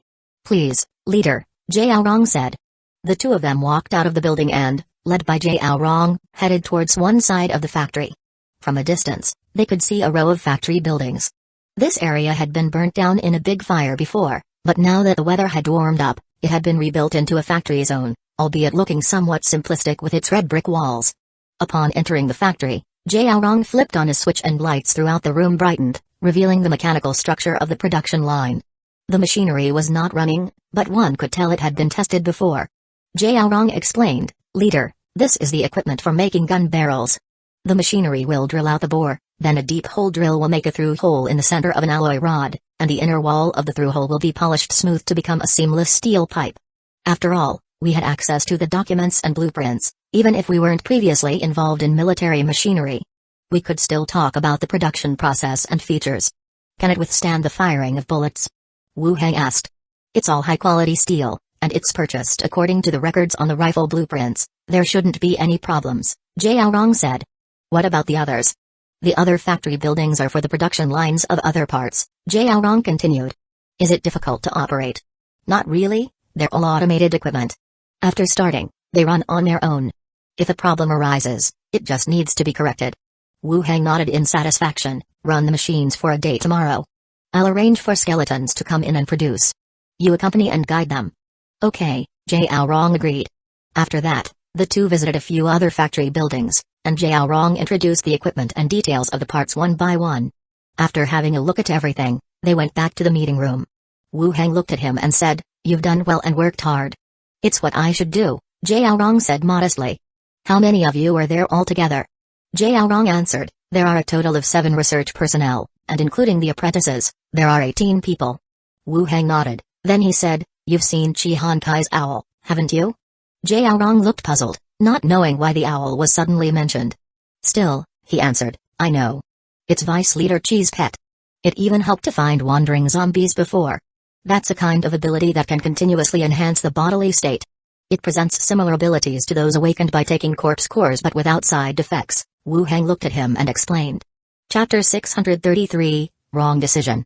Jiao Rong's pupils dilated, his eyes filled with a look of surprise. A corpse core without side effects. Isn't his what the main station has been researching all this time? Has it already appeared on this side of the base? At this thought, Jiao Rong's heartbeat quickened even more. Since Wu Heng had mentioned this matter to him, he must be planning to entrust it to him. With even more respect, he said, Leader, please give your orders. There are no specific orders. You all performed quite well this time, and I plan to give you an upgrade, that is, if you wish. Wu Heng continued to look at him. Jiao Rong asked, It really doesn't have any side effects? None. We are willing. Jiao Rong hesitated for just a moment but still agreed. Wu Heng took out 3 Mechanist Profession Change Scrolls from his space ring and placed them on the table, saying, These are called Professional Scrolls. What I'm giving you is slightly different from Chi Kai's. Chi Kai's scroll is geared towards reconnaissance, yours is focused on scientific research. You could say it mainly improves intelligence. Jiao Rong looked at the scrolls on the table. His eyes grew even wider. Wu Heng continued, For now, there are only 3, you use 1, and I will supply the rest later. As for your apprentices, they will receive some resource rewards. Yes, Leader, Jiaorong nodded, then looked at the scrolls again. Leader, how do these work? You pick up a scroll and open it, don't resist the power inside your body, Wu Heng instructed. Jiaorong stood up, picked up a scroll, and opened it directly. A light flickered and entered his forehead. The next second, Jiaorong furrowed his brow. I can feel it, it seems to be changing my body. Your professional direction is the development of machinery. As long as you work towards this direction, you will continually improve, Wu Heng said. Thank you, leader. We will definitely continue to work hard to help with the base's construction, Jiaorong bowed deeply. And, instruct the people under you not to speak of this matter outside. If word gets out, we will have countless troubles, Wu Heng said seriously. Jiaorong understood the severity and nodded. Sit down to talk. Don't stand there. Jiaorong sat back down and Wu Heng followed up with a question. Has there been any news from the main station lately? After you and Vice Leader Qi left, the main station came by once more. They haven't come over recently. The exchanged goods have been stored in the warehouse. What about those Russian researchers? What are they doing now? They have been given a separate research project, one regarding electric power, continuing towards the direction of new energy and aiming to reduce dependence on gasoline, Jiaorong explained. Alright, continue with normal development then. The military factory will still be under your management. Understood, Jiaorong nodded. If there's nothing else, you can go tend to your duties. Jiaorong rose, taking the other two scrolls with him, and left the room. Wu Heng too stepped out of the conference room and headed towards the rooms upstairs. Just as he arrived outside a room, he heard the voices of women chatting inside. He knocked on the door lightly and, after getting a response, opened it and walked in. Zhao Yanqiu, in a black tracksuit, sat on a chair. Upon seeing Wu Heng enter, she promptly greeted him, Leader. Zhao also appeared, revealing her shape. Uncle, you're finished talking? It's all done, there wasn't much to discuss, Wu Heng said and then looked toward Zhao Yanqiu. How did your skill learning go last time? Zhao flew over, perching on Wu Heng's shoulder, and blurted out, my mom has learned it. Could you collect some higher level books for her? Preferably ones that are combat related, so she can protect herself. It seems Zhao Yanqiu has some talent. She really did learn it. After thinking it over, Wu Heng said, I'll have a look when I get back. If there are any, I'll bring them over. Thank you, leader. I appreciate the trouble, Zhao Yanqiu said. Zhao flew back to Zhao Yanqiu's side. It's no trouble. Uncle is really powerful now, aren't you, uncle? Indeed, it's no trouble at all. What's troublesome amongst family? Wu Heng replied. Zhao Yanqiu seemed slightly embarrassed while Zhao smiled happily. Wu Heng chatted with Zhao Yanqiu for a while, concerned about her recent living situation. After all, she was Zhao's mother. And it affected Zhao's unfinished wish. After chatting with the mother and daughter for a while, and noticing that the light outside was starting to dim, he left the room. Taking Zhao with him, he returned to his original bedroom and walked through the boundary door. Gold and Silver Island. Wu Heng came down from upstairs, just in time to see the skeleton chef bringing dinner to the table. Master. Several maids greeted in unison. Minnie said, Master, is there anything you would like to eat? Let the chef make you some more. No need, these are quite good. Wu Heng sat down beside them and joined the meal. After dinner, Wu Heng asked, Wire, how has the island been these past few days? Andre Willow replied, Master, more ships and merchants have come to the island, and the real estate here has started to be purchased in large quantities, especially the mansions in the central district, which are selling very quickly. It seems that it had even boosted the real estate market. However, it was all merchants who came. Raise the prices of the properties in the central district a bit, those guys aren't short of money. Andre Willow nodded with a smile, alright. Shainila didn't come? Wu Heng continued to ask. Minnie replied, Sister Shainila hasn't been coming since you weren't here. It's fine, I'll go check on her tomorrow. They chatted in the living room for a while. As the sky gradually darkened, they all returned to their rooms to rest. The Emerald Sea. A fleet of ships, flying black and red cyclone pirate flags, drifted on the sea. Scattered pirates yawned as they patrolled the deck.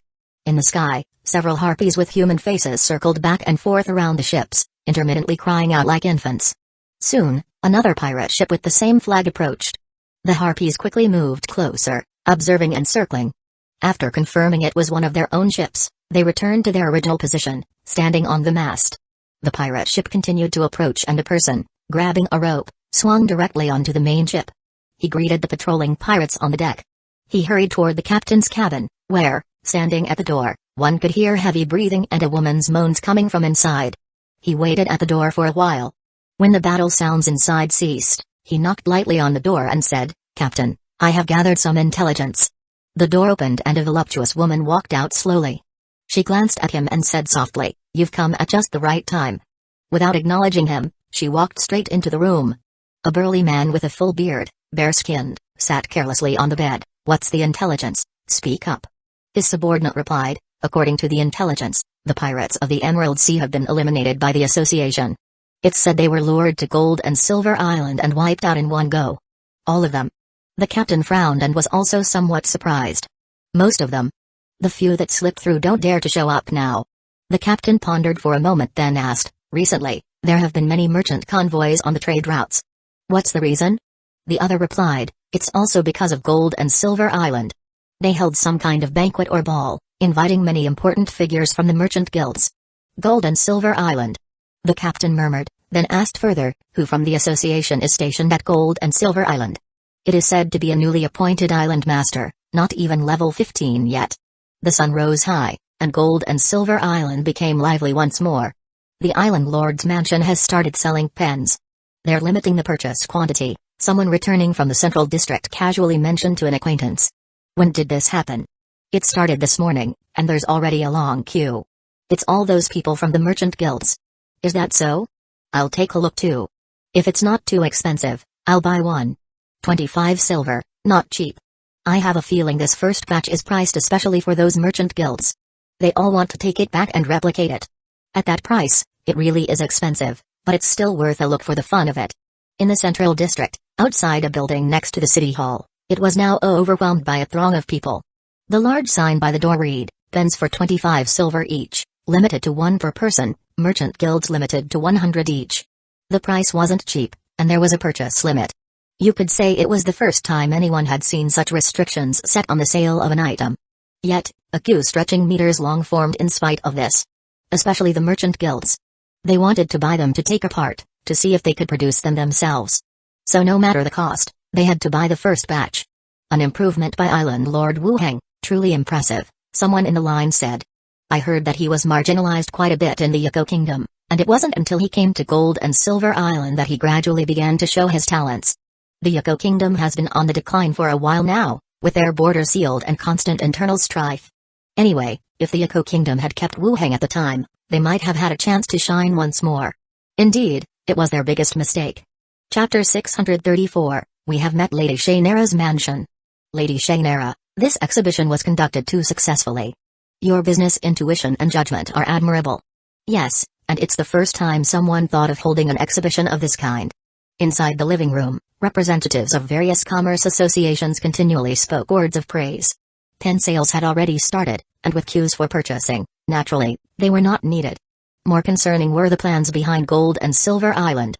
From early morning, items had been continuously placed here, and more people gathered. Listening to everyone's flattery, Lady Shainera wore a smile and spoke lightly, "You flatter me, it's also thanks to everyone's support that the exhibition succeeded." Her tone was calm, but her heart was somewhat proud. The Wood had given her an honorary chairman position, basically leaving her with no say in the Starflower Commerce Association. Wu Heng was still in the process of repaying his debt. The terms settled with the Wood stated an annual number of orders was the condition for Shainela to return. The success of this exhibition, all the praise from both big and small commerce associations, also proved her own ability. The matters of the Gold and Silver Island exhibition would surely be reported back to the Wood Elves internally. By then, the Elders' Council would realize driving her out was a loss to Starflower, a loss to the Wood Elves. The crowd engaged in another round of polite conversation. One of the short people, stroking his beard, said, "Lady Shainera, now that the pens have been put up for sale, are there any internal updates regarding the remaining 2 items?" The rest immediately quieted down. Lady Shainera picked up her teacup, took an elegant sip, and smiled while shaking her head. "I can't say, the island master doesn't allow us to speak of it outside." Hearing there indeed were internal updates, everyone's eyes lit up. "Lady Shainera, give us a hint." "Exactly, we are also familiar with each other. If you let something slip, we won't talk about it elsewhere." "Yes." Lady Shainera set down her water cup, pretending to have made some decision, and said in a low voice, "Then I will reveal a bit, but don't spread it outside." Everyone nodded, looking serious. Lady Shainera continued, "In the following days, watches will be put up for sale, but they are very complex to craft, hence only a limited quantity will be available. In the next few days, It would probably take about 3 to 5 days. It seems, one must prepare the money to make a purchase ahead of time. What about the strengthening potion? Someone asked further. Lady Shainera continued, you should understand the significance of the elixir, not to mention ourselves. Once the news spreads, royal nobles from all places will arrange for their representatives to come and purchase, and the quantity is even less, so it's very possible that it will be sold at auction. If it goes to auction, there should be even more people participating. Special item elixirs are inherently valuable. With such an elixir, the price is likely to skyrocket to an exorbitant level. By then, the Blood Clan, Elf Race, those ancient beings who live long but can't break through, would probably be willing to spend their entire fortune at the auction. Now that you mention it, I feel hopeless about getting one. After listening to Lady Shainera, the people below started discussing among themselves. Lady Shainera continued to drink her tea, listening to the discussions across from her. The news about watches and elixirs would also spread through these people. Expecting higher prices later, they would be mentally prepared, as the items were scarce. After the people in attendance discussed for a while, Lady Shainera put down her teacup. Since everyone is here, I have something to say as well. All eyes turned towards her. Lady Shainera then said, I have some orders from Gold and Silver Island here, take a look. Gold and Silver Island has a very good reputation, and moreover, long-term, large-scale purchasing. Starflower can't swallow it all at once. The female housekeeper behind him took out a stack of documents and handed them over. Shainera glanced at them. This is an order for fine steel, this one for net-woven fabric, and here are orders for copper coins, white gunpowder, ordinary steel, fine iron. One by one, the orders were placed on the table, and the others stood up to take those related to their own commerce associations. The expressions on their faces were a mixture of surprise and curiosity. Does Gold and Silver Island need so many things? City Hall, in the conference room. Lord Island Master. 5 women dressed in brightly colored long dresses, gave a slight curtsy, their loose necklines falling to reveal ample and snowy skin. Wu Heng had received a notification from Andre Willow in the morning that someone wanted to adapt a novel. He thought it was the same bard as last time, but instead, so many women entered. Wu Heng briefly scanned them, paying special attention to the last one. Unlike the flamboyantly dressed ones before her, the last one was more covered up, and her aura was also different. Returning his gaze, he looked at the women and said, sit down. Do you want to change Penny's story? The women sat down, and the one leading them said with a smile, Lord Island Master, we are maid servants at the tavern on the island. We don't want to do this for a lifetime. We heard that the bard received your permission to adapt the great detective story, and we would like to try as well. The woman spoke, her eyes occasionally glancing this way with care. She appeared somewhat timid. You also want to adapt the great detective story? Wu Heng raised an eyebrow. We want to change Miss Benny's story, the woman immediately replied. Benny's story, no wonder. He had thought they wanted to perform in drag, women dressing as men. Seeing Wu Heng didn't speak, the woman quickly added, Lord Island Master, we also aspire to become people like Benny, with goals and direction. The great detective story told of a genius from the lower classes who, through his unique talents, solved case after case. Benny's story, on the other hand, more directly inspired the women of the island from less fortunate backgrounds. Especially the tavern maids, who set Benny as their goal. What profession are you? Wu Heng asked. We have no profession, but we have been in contact with a few bards who will teach us somewhat, and we will strive to perform this story well, the woman said hurriedly, then stood up to give a curtsy. Please believe in us. Professional scrolls were not expensive, considering these maids. It should be no problem for them to change profession, more likely they lacked a clear goal. After changing profession, they would still need a lot of time to progress along the professional path, and combat professions even more so would require many weapons and equipment. Wu Heng looked at them one by one and said, all right, I agree. Study hard, and if this path suits you, come and I will prepare professional scrolls for you. The women suddenly looked up, as if they could not believe it would be this simple. The other party had agreed right away and even seemed quite supportive of them doing this. Really, my lord? The leading woman's voice was a bit excited. Yes, really. Go back and rehearse, and if you can put on the play, come to the city hall to get the professional scrolls, Wu Heng said with a smile. Thank you, Lord Island Master, the women said again in gratitude. It's all right. Go back and practice well, Wu Heng said.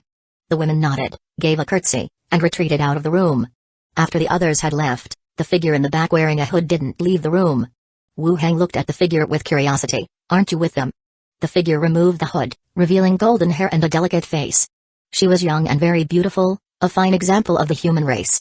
Moreover, just by standing there, She radiated a certain presence. She performed a lady's curtsy and spoke, "Brittany has seen the Lord Island Master. Do we know each other?" The other party looked up slightly, staring intently and said, "Lord Island Master, we have met in Netali City. I exchanged a special item for an elixir from you." Chapter 635, Please join us. It's her. The little rich lady with whom he exchanged special items.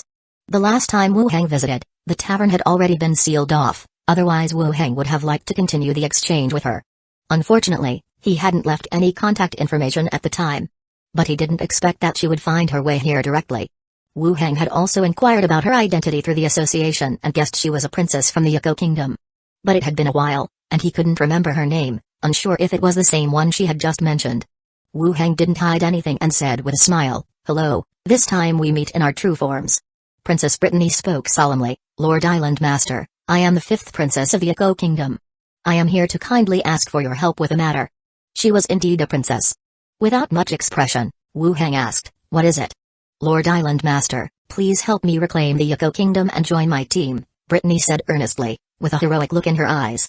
Wu Hang's brow furrowed instantly. After staring at her for a good while, he then asked, "You? How do you plan to have my help?" "I need my own base. With your abilities, you most certainly can become my most reliable force. As long as I regain the Hueco kingdom, I will give you everything you want," Brittany said with some excitement before adding, "You've also lived in the Hueco kingdom. You surely don't wish for it to remain in its current state either." Wu Hang looked at her, feeling that this young girl had read too many heroic tales. Moreover, he had no particular affection for the Hueco kingdom. He had even gone to London City to escape from there. "Who is the enemy?" "My eldest and second brothers." "Are the two of them in this together?" Wu Hang followed up. "No, they are competing for the throne. The current state of the kingdom is a result of officials and generals supporting different individuals," Brittany replied. "By joining in, wouldn't that make things even more chaotic?" Brittany spoke passionately, "No, they don't deserve to sit on the throne, not worthy of the people's reverence. They conspired with outsiders, they killed our father, and many ministers. I have to take back all of that." From her words, Wu Hang gathered some information about the state of the Hueco kingdom. It meant that the current competition for the throne within the kingdom was only between the crown prince and the second prince, both supported by different factions. Now it was a matter of who would take the final seat. And Brittany, the 5th princess, was clearly not satisfied with these two and was thinking of forming her own team. Wu Hang had previously sold her elixirs, which made her believe he was a highly ranked pharmacist. To gain his support, whether it be elixirs, funds, or fame, a renowned pharmacist would not be lacking any of these. Now that she knew he was the one who had exchanged elixirs with her at the exhibition, she was even more eager to have his help. "How many people do you have now?" Brittany's expression froze slightly. "Including you, 3. But I will continue to search for and invite reliable companions."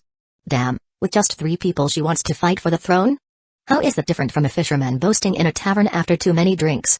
Wu Hang hesitated for a moment and gently reminded, "Princess Brittany, I appreciate your recognition, but you should know that I am an island master appointed by the association, the flag bearer of the Emerald Sea." Brittany nodded. Wu Hang continued, "The association is not allowed to interfere or change local governance or political power in any form." Brittany responded, "I know. I have my reasons. They have received support from an evil cult. What you're talking about is under normal circumstances, but when it involves an evil cult and local safety, some special actions can be taken." "Where's the evidence?" "Let me see it," Wu Hang asked, looking at her. Brittany's face showed some agitation. "I don't have it yet, but it can definitely be found upon investigation." "Princess, the association doesn't have a policy of acting first and reporting later," Wu Hang thought for a moment, then added, "I will report this to the headquarters, and have the local association within the kingdom pay attention to this matter." Brittany furrowed her brows and thought for a moment. With her current number of allies, she really couldn't do much, and it would be good to have the association investigate this matter as well. "Thank you, but don't mention I'm here. Many people are looking for me." "Okay," Wu Hang agreed. "If the association finds evidence of the evil cult, will you join my team?" Brittany looked up and asked again. Wu Hang shook his head, "No, but as long as you're on Gold and Silver Island, I can guarantee your safety for one day." Brittany appeared somewhat disheartened and hesitated several times before finally speaking. "I will convince you," she said. Wu Hang did not say much. Brittany put her hood back on and then turned around and left directly. After the other party had left, Wu Hang also concealed his face and left City Hall. Stepping out of City Hall, the entire central district was still bustling. Far away, there was still a long queue at the place where pens were being sold. Nearby, many people were watching, and some were carrying shoulder poles, selling fruits to those in line. Ever since the number of wealthy merchants on the island had increased, the local residents had also indirectly made some money. At least the pubs and inns were all filled with people. Wu Hang glanced over, confirmed that there were no problems, and that everything was being done in proper order for purchasing goods, so he then proceeded to the association. Zai Ligui was not at the association, so Wu Hang went to the front desk instead. He bought 2 mechanist's professional scrolls and asked the person to order some more. Then, taking a carriage, he headed to Lighthouse Street. He bought a grey-feathered juvenile at the beast-taming shop and then got back on the carriage. He returned to the island lord's mansion. "Master, how well are the pens selling?" Many helped him take off his coat. Roby took the cage from the skeleton attendant's hands and placed it aside. Annette brought some cool tea. There was quite a long line. "If you're bored at home, you can also go out and take a look around," Wu Hang said, sitting down on the sofa and taking a sip of the cool tea. "There are so many people outside, I don't really want to go out," Minnie said. The other 2 also nodded in agreement. "It's up to you," Wu Hang put down his teacup and continued. "Minnie, what level are you guys now?" "I think I've reached level 8, but I haven't tested for a long time," Minnie answered. "Go upstairs and bring down the level crystal so you can all test," Wu Hang said. "Okay," Minnie said. "Roby, go to Sister Vera's room and get the level crystal." Roby ran upstairs quickly and then came running down with a crystal-clear crystal stone, handing it to Wu Hang. "For you, Master." "Who wants to test first?" Wu Hang placed it on the table. "I'll go first." Minnie picked it up and concentrated, then the crystal stone lit up tier by tier. Eventually, it stopped at the level 9 mark. "I'm level 9 now, yay!" Minnie cheered, jumping for joy. Next was Roby. He took a deep breath and began to grip the crystal stone tightly. The level continued to rise until it stopped at level 6. Last was Annette, who carefully took it and only reached level 3. "I'm sorry, Master, for being the lowest level." Wu Hang patted her little head. "It's normal for you to be a bit lower, since you changed professions last." "I'll try even harder," she replied. "Even if you don't, I'll still support you for a lifetime," Wu Hang said. Annette's cheeks turned even redder, and she quietly moved a bit closer, saying softly with a hint of shyness, "Thank you, Master." As dusk neared, Andre Willow hurried back.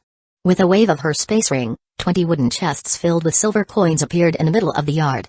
"Master, a total of 7,300 pens were sold. Here are today's 182,500 silver coins," she announced. Chapter 636, Who is right? 180,000 silver coins. Minnie and the other 2 also widened their eyes. This means that each box here contains more than 10,000 silver coins. Wu Hang was also surprised by today's harvest. He knew the pens would sell well, but he didn't expect to reach such high numbers on the first day. It felt like scouring a pirate's inheritance, a room full of silver coins filling barrels.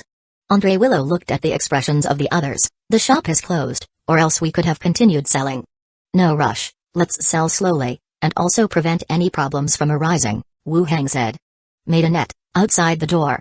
Summon several skeletons to carry the wooden boxes upstairs. The island lord's mansion has a special treasury for storing money, blueprints, and some precious items." "As per your command, Master," Andre Willow said with a smile. Wu Hang picked up his teacup and took a sip, then asked, "Wire, do you think the pens could become our best-selling product?" "Given the current popularity, there should be no problem," Andre Willow replied, hesitated, and then added, "I just fear they might buy them and replicate them." "It won't be that easy," Wu Hang replied with a smile. "Then there's nothing to worry about, it will definitely become the hottest product," Andre Willow said. Wu Hang nodded, then asked, "What about Shayla? Why didn't she come over today?" Minnie shook her head. Andre Willow said, "On the way back, I saw that Sister Shayla's mansion was quite lively, probably hosting a banquet. It seems she was also quite busy." After chatting in the living room for a while, Wu Hang continued to test Andre Willow's level. She had reached level 11. When Wu Hang had bought her, she was only level 7, now, she was only 1 level away from a steward's level. The speed of her improvement wasn't slow, especially considering that Andre Willow's work was quite busy. She had always taken on assistant and civilian jobs. After the test, Wu Hang led a few maids to the training room for training. As evening fell, everyone returned to their rooms to rest. The next day, Zombie World. Conference room. Wu Hang looked at Manager Jao opposite him and asked, "Did you use those 2 profession change scrolls?" "We used both, and I have instructed them not to tell anyone," Manager Jao responded respectfully. After returning, Manager Jao had told the other researchers about the professional scroll. When two of them used the scrolls according to the instructions, they truly felt their bodies being transformed. Everyone was both surprised and incredulous. Accepting that corpse cores could alter genes, giving people special abilities, was barely comprehensible. After all, the breakthroughs in human bodies and genetic improvements already existed in modern science. But a scroll filled with various texts and symbols that could transform the body? That was hard to explain. The group gathered to discuss and also tested the scrolls. The conclusions reached linked to theology and occult practices. They even thought that the initial title of King Yama for the base leader wasn't chosen at random. There might really be some connection. Wu Heng's identity became even more mysterious, and Manager Jiao's demeanor became even more careful and respectful. After hearing Manager Jiao's explanation, Wu Heng took out 2 more scrolls from the space ring. Here are 2 more. Let your people use them. If there's a chance, I'll give you more later. Thank you, leader. Manager Jiao thanked him again. Wu Heng then asked, has the rifle factory started production yet? It has started production, and there haven't been any problems so far, Manager Jiao replied. Yesterday, Wu Heng had planned to come and see the production line starting up. But because of the pen's release and the need to edit stories for the tavern maid, he hadn't come. Let's go, take me there to have a look. Wu Heng got up. Manager Jiao led the way, and the 2 walked out of the building. They arrived at the factory location, and upon entering, you could hear the deafening noise of machinery in operation. A row of skeletons stood in front of the mechanical chain, performing simple tasks. During the production process, if any issues are discovered, they will be corrected gradually, Manager Jiao explained as he followed behind. Wu Heng continued to watch. At the end of the production line, skeletons wiped the newly produced components with burlap and then packed them into wooden boxes. Other skeletons then moved these into the warehouse for assembling. The entire process was quite well organized, with no major issues. After viewing the rifle production line, the 2 walked out of the factory. Jiao Rong prepared the convoy and took Wu Heng to the airport again, to check the situation there. The airport still played a significant role. As more shelters were established and territories expanded in the future, traveling would consume a lot of time. That's when airplanes would be needed to transport various resources. As dusk approached, the convoy returned to the military factory. As soon as they entered the factory area, they saw another convoy loading and unloading materials at the distant warehouse. The most familiar figure was the one commanding at the back. Li Yong. Her hair was tied in a ponytail, wearing a blue-gray jacket and black casual pants. Chi Henkai's style was more like corporate elite, whereas Li Yong's was more casual. Someone noticed the incoming convoy. They spoke briefly with Li Yong, pointing in this direction. Li Yong turned her head, noticed Wu Heng getting out of the vehicle, and a delighted expression appeared on her face. She then reopened the car door, took out a travel suitcase, and dragged it over. Once she was close enough, decided to return? I thought you might have settled down out there with Chi Henkai. Wu Heng looked at her with an amused expression. Wasn't it you who brought her over? And now, you're jealous? Back then, Li Yong had quietly brought Chi Henkai into the room, facilitating this event. Li Yong gave him a look, lowered her voice, and said, that didn't mean you should always stay with her, not knowing who is the real one. You are the real one, stop being jealous now. Who's jealous? Li Yong handed over the suitcase and said, inside here are the collected gold and corpse cores, all inside. Wu Heng took it, directly putting it into the space ring. At this moment, Jiao Rong also came over, Deputy Leader Li. Manager Jiao. The cafeteria has prepared dinner, let's go eat first, Jiao Rong said. Li Yong came over, and Wu Heng decided not to return to Gold and Silver Island tonight. Together, they headed to the cafeteria to have dinner. After dinner, Wu Heng and Li Yong returned to the dormitory together. Casually flipping the switch, the room lit up. Wu Heng handed the cage on the desk to her. This is for you. Li Yong's gaze was immediately captivated by the small owl inside. The size of a palm, gray fur, fluffed into a ball. Wow, so cute. Wu Heng took off his coat, hung it on a nearby rack, and said, this kind of owl, being a special breed, can also perform night surveillance and has decent hunting capabilities. It can hunt on its own without being fed. How can that be? The outside is full of zombie viruses, what if it mutates from eating the wrong thing? Li Yong immediately objected. Wu Heng looked at her with a hint of amusement, maybe it'll evolve.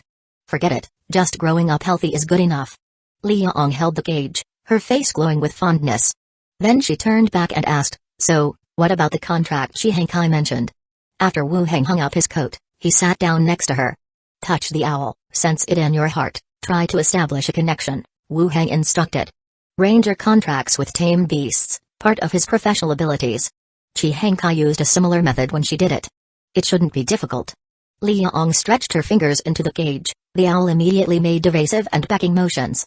But being still in its juvenile phase, it didn't have much attacking force. Her finger still rested on the owl's wing, starting to sense it in the method Wu Heng described. Gradually, the little owl stopped resisting. The hostility in its eyes also vanished. Looking at Li Yong, there was a sense of dependence in its gaze. Li Yong opened her eyes, a look of surprise on her face. I succeeded. The cage door opened and the owl flew out, circling overhead in the room. Li Yong acted a bit excited, cheering continually. Wu Heng walked out of the bathroom. Go take a shower. After saying a few words to the owl, Li Yong also went into the bathroom. Soon after, she came out wrapped in a bathrobe and climbed into the bed curtains. Chapter 637, Storm Pirates. Early morning. After tidying herself up, Li Yong spoke with some reluctance. I'm heading back now. Wu Heng pinched her cheek. In a little while, once the airport can launch our own planes, it'll be even more convenient. I feel like planes are not very safe, Li Yong stated directly. Don't worry, we can arrange a few skeleton flying dragons as escorts. That's one solution. Li Yong's eyes lit up. As they were talking, Li Yong's walkie-talkie rang again. Sister Hong, we can set off now. Li Yong pressed the walkie-talkie button. I'm heading downstairs now. After ending the call, she held his cheek tightly and kissed him, then went downstairs with the owl. She boarded the truck and directly left the military factory, heading back to the Xinfu city base. From the window, Wu Heng watched the convoy depart and had a ghost call Zhao back. He also opened the boundary door and returned to Gold and Silver Island. Lighthouse Street, the tavern. The bards were still telling stories as usual, and the patrons below, having heard the stories several times, still continued to praise them. When the story paused, the bards took their mid-performance break. The patrons started chatting too. The fountain pens have been selling for 3 days now, and every day the line is full of people. The port is packed with merchant ships. Last night they even added 2 temporary ports overnight, so many people have come. The island lord is truly impressive. This exhibition has made the taverns and shops a good profit. I heard the island's house prices are all going up. It's better than during Occam's time. SHH. He's dead, why bring him up? Now it's an association's island. That's true. Lately, I haven't seen the tavern's maids around. Didn't you know? A few of them went to find the island lord. They want to turn those stories into stage plays like the bards. They do sound quite moving in bed. I heard the island lord agreed and promised that if they work hard and perform well, he will provide them with profession change scrolls. The surroundings instantly fell silent. After a while, someone finally spoke. The island lord is trying to help them. Of course, he's trying to help them, just like Miss Minnie. In the steward's office at the association, Wu Heng handed 2 gift-wrapped fountain pens. Here, one for each of you, a special collector's edition. Zai Ligui and Shi Yali looked at the gifts and accepted them, opening the gift boxes. The fountain pens inside, unlike those sold on the market, had black glass bodies and looked even more beautiful. Why are you giving us gifts? Zai Ligui asked curiously. I felt they were quite suitable for you, so I brought them over. Do you like them? Wu Heng asked with a smile. We do. Thank you, Island Lord Wu Heng. Shi Yali thanked him generously and kept them. They had also bought the fountain pens that were for sale.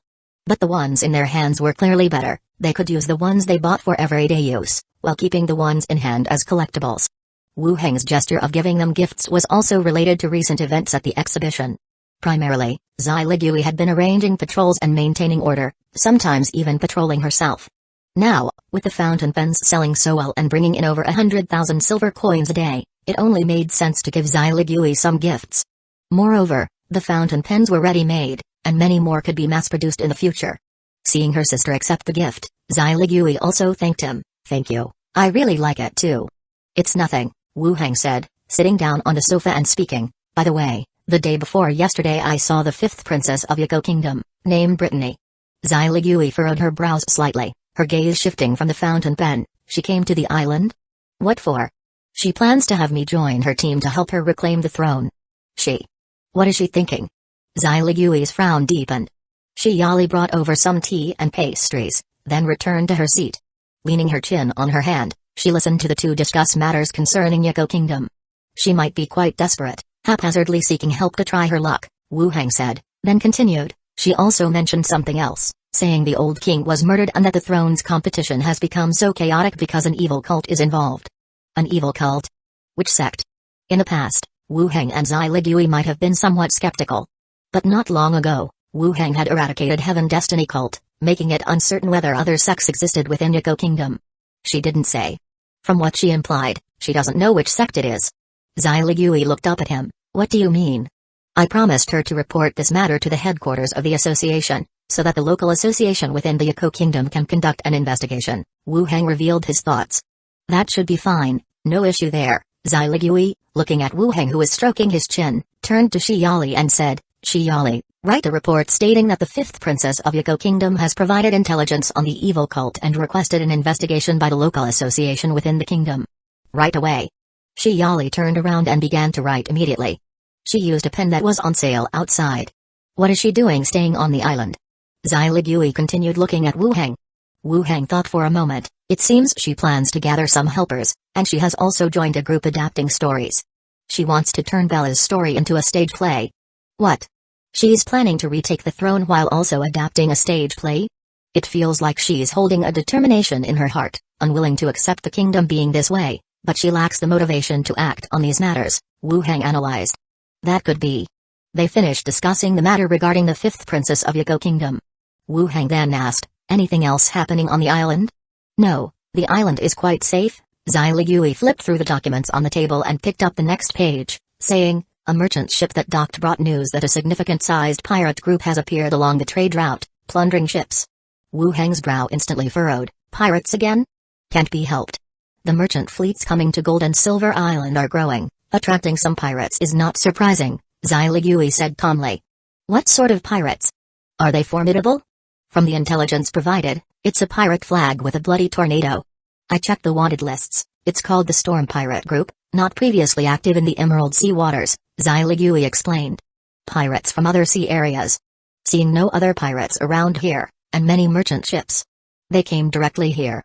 How many ships? The leader's level, do you know these? Wu Heng continued to inquire. Zai Ligui looked at the information. 5 pirate ships, the leader is level 17, possibly reached level 18, not certain yet. The fleet has flying units, harpies, a kind of savage and low-intelligence species. The size of the fleet is substantial. They also have flying units. This kind of capability is not what ordinary pirate groups possess. But Wu Heng felt it was not a problem. With their current naval capabilities, unless there was a level 20 hero on the ships, it would not be a big issue. Having heroes, it's also because they haven't encountered them. Don't know what their strength is like. I'll have Philippa prepare, and then we will head out to eliminate them, Wu Heng stated plainly. Now that the island is attracting so many trade groups, they can't let these pirates disrupt the trading environment. They need to eliminate them quickly. Zai Ligui pondered for a moment, then said, I'll arrange for a vice executive and a squad to follow, just in case there's any danger. That works. I'll have someone notify you when we are departing. Good. Wu Heng remained at the association until noon. As Zai Ligui had to leave, Wu Heng did not stay any longer. He put on his hood and walked out of the association. In the afternoon, the sun was blazing. After lunch, Wu Heng sat in the courtyard, opened his panel, and checked his fame. Fame, level 19, 2,955 out of 66,000, the fair was held, and a large number of merchants and attendants landed on the island. And the books about the great detective were distributed and sold by the various associations. Yet his fame had only increased by just over 2,200. Compared to when they first started selling newspapers, the effect was indeed far poorer. At this rate, reaching level 20 will be very difficult. This won't do, we need to think of other methods. If it drags on for 10 or 20 years, that's way too long, Wu Heng muttered, beginning to contemplate other ways to raise his fame. He couldn't limit his focus to Gold and Silver Island, he needed to pay attention to a larger region. He pondered deeply. The gate opened. Shayla, wearing a long dress, walked in with her steward. She glanced at Wu Heng and gently sat down on his lap. The lounge chair bore the weight of the two, creaking gently as it swayed. Staying up late again, huh? Wu Heng remarked as he looked at her. Not really, just slept in a bit, Shayla replied with a smile and then pulled out several lists from her space ring. She went on to say, I've negotiated the procurement items with several associations. Wu Heng looked at the lists briefly, each one had several association names written on it. Shayla continued, I have a question, what do you need the oak tree sap for? And why such a large quantity? Chapter 638, it might work to be used as ingredients. Wu Heng wrapped his arms around her waist, the chaise lounge rocking slightly, and then asked, Which merchant guild have you arranged it for? Shainala lay sideways in his arms and said, the agreement hasn't been signed yet, but the choices are limited to 3: the Wood Elves, the Elf race, and the Dwarf tribe. They all own vast forests and can offer better prices, and the Dwarf race is also good at handling these kinds of gathering orders. Especially the Wood Elves, who have an advantage in orders involving plants. They also possess elixirs that can promote plant growth, which are quite good in terms of price and quality. Then let's give it to the Wood Elves and the Elf race, and have it transported over as soon as possible, Wu Hang decided directly. The trade caravans of these two races have good reputations and scale. Cooperating with them would be more secure. Shainala grabbed his hand, which had already climbed onto her chest, and placed it back on her waist. Then it'll be the Starflowers from the Wood Elves and the Silverleaf caravan from the Elf race. When I return, I'll sign the agreements with them and get the gathering and transport underway as soon as possible. You've worked hard, Wu Hang held her, tightening his grip slightly. Shainala smiled, not at all, I've had many people coming to visit me lately. It feels quite flattering. Wu Hang also smiled, you still care about such things? How could I not? Shainala lifted her head to look at him. This morning, the Elders' Council even sent me a letter. What did it say? Wu Hang's eyebrows arched. The Elders' Council stripped Shainala of her power, appointing an honorary president. It was their decision. From the perspective of the Wood Elves, it's somewhat understandable. After all, it's a racial merchant guild. The president, because of the effects of the special item, is deeply in love with a human man, which makes it hard not to speculate if it would affect the entire race's interests. But from Shainala's perspective, her decades of hard work were taken away directly. It still didn't sit well with her. It was like nurturing a potted plant, and just when the flower was in full bloom, someone came and took it away, pot and all. Shainala looked slightly smug. The letter started with some words of concern, and later they inquired about the 3 exhibits at the fair, wanting to give the Starflowers some convenience. I thought they had regrets. They didn't say it outright, but they are definitely feeling some regret for not having supported us properly at that time, Shainala said. How did you reply? Wu Hang asked. I didn't. I just threw it aside. With so many eyes watching, how could I possibly give them any convenience? Besides, business on Gold and Silver Island is just starting. Outside credibility is very important, Shainala said with a laugh. Wu Hang laughed and looked straight into her eyes, and Shainala gazed back affectionately. He lifted her with force, drawing her into a kiss. Next to them, the housekeeper stood, her eyes fixed straight ahead. Shainala lifted her head again. When will the watch be released? It can go on sale tomorrow. The price will remain as previously set, Wu Hang said. A week had passed since the fair, and any further delay might render the representatives of the merchant guilds on the island impatient. After all, it was all existing stock, selling it sooner or later didn't make much of a difference. Shainala nodded and continued, the strengthening potion will be scheduled to release after the watches, and then we can hold an auction. That's fine. The auction will rely on you to arrange, as we are not familiar with that aspect, Wu Hang said. Okay, that's not difficult. The two settled the matters. Shainala yawned and got up from the chaise lounge. She tidied up her skirt and said, I'm going to go back and sign the agreement with the guild. Wu Hang helped her adjust the back of her dress. Will you come over tonight? Shainala glanced back and winked. It depends. After speaking, she left with her housekeeper. After Shainala left, Wu Hang, in the courtyard, took out the blueprint of the electromagnetic cannon and continued to assemble the parts. About half an hour passed. The courtyard's gate was knocked on again. Roby ran out of the room to open the door, and Philippa, with a green parrot on her shoulder, swaggered in. She glanced at Wu Hang, who was sitting on the lounge chair. She shooed the parrot off her shoulder and settled into his arms. Dad, you were looking for me? Move up a bit. Wu Hang patted her waist and nudged her upwards before saying, the Storm Pirate Group, have you heard of it? Philippa frowned and thought for a bit. I haven't heard of it. Is it a recent pirate group? No, according to Xiligui, it's a pirate group from the seas outside, and they're quite large, a major pirate group, Wu Hang explained. Philippa's eyes suddenly brightened, and she turned to him. Does that mean I can go to sea? I've discussed it with Xiligui. Indeed, we need you to take a trip to sea and eliminate this pirate group. That's great, I finally get to go out to sea. Philippa clenched her fist, her face full of excitement. From what we know, there are 5 warships, the leader is at level 17, and he might have already reached level 18. On board, there's a type of flying troops called Harpies, and their level should be around 10, Wu Hang recited the intelligence he knew. Harpies? Philippa looked at him seriously. Do you want me to capture them alive? To bring them back for you to play with? Wu Hang abruptly paused in what he was about to say. I appreciate the thought, but I prefer the normal ones. Oh, I'll see if they're normal first. Philippa suddenly realized. Continuing, Wu Heng said, depart tonight. Pilot that escort ship, and take some skeletons with you. Then I'll go back and get ready. I'll also inform Millicent. Before you set off, make a trip to the association. Zai Ligui will arrange for a vice executive and a small team to accompany you. Philippa was somewhat reluctant. Why bring them along? I want to take Shainala with me. Shainala is responsible for the exhibition on the island and can't go with you.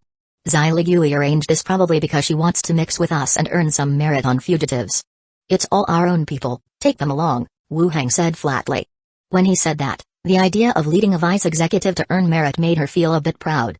Reluctantly saying, fine, for your sake, I'll let them come along, but they have to listen to me. Agreed, Wu Heng said with a smile and nodded. Which route? I'll get ready when I return. Jazak route. Let me know when you arrive, and I'll help you locate the pirate ship, said Wu Heng. Okay, I'll head out then. I'll keep you company when I'm back, Philippa said as she swung her body and leaped up. She called for the parrot to come back, and then left, bouncing away. Wu Heng continued to look over the blueprints in the courtyard. As evening set in, he went back to his room to have dinner. Night fell. Shainala did not come over. Wu Heng lay on the bed, arms behind his head, and began to think about the subsequent plans. First, I want to get Glenda to level 20 and see what changes occur when a ghost reaches that level. Then there's the development of Gold and Silver Island, the battleships from South Korea. It's not likely there's only one. There should be more, and they can all be transferred here to Gold and Silver Island to enhance our defenses. I wonder if it's possible to switch the fuel to electricity. This oil consumption is also a burden. Now, various fuel stations can be used at will, but relying on my own transportation to the other world is still a bit troublesome. If it could be switched to electricity, then charging would be a lot easier. No, that's too limited in thinking. If I could establish a separate power station inside the ship that doesn't burn fuel and can operate continuously. Wu Heng's eyes suddenly lit up, that might just be feasible. Chapter 639, Can't Put It Back. The ship wasn't small in size, and the furnace power station, having retained only heat and energy conversion, had at least halved its equipment, which should pose no problem when installed inside the vessel. Even if it was still large, it could be appropriately reduced in size. Wu Heng clapped his hands. Good, take note of this matter, and prepare it when the time comes. Then, he continued to ponder. Beyond the affairs of Glenda and the escort ships, the Gold Coin Island's pen and watch factories also needed to start operations as soon as possible. As for the equipment, Wu Heng had already transported everything to the factories here. The skeletons had also been arranged to go down, just waiting for the mechanical skeleton craftsmen to assemble the equipment and begin production. The original materials would be able to last for a while. By the time, the ordered materials should have arrived, especially the oak tree sap, one of the materials for pen sacks. It was also a material used in many rubber products. In the other world, it was not difficult to obtain either. Once these two products were mass-produced, within a few years, they could become a stable income for Gold Coin Island. He continued to mull over the situation. And then there are the enemies. The secret cultivation hall, the Church of Divine Punishment, and the Blood Clan, some exile families. It's easy to manage on land and ships, but the flying units are a bit tricky, especially since the Blood Clan can become invisible. I need to pay attention to this and find a solution. He thought through all the problems once again.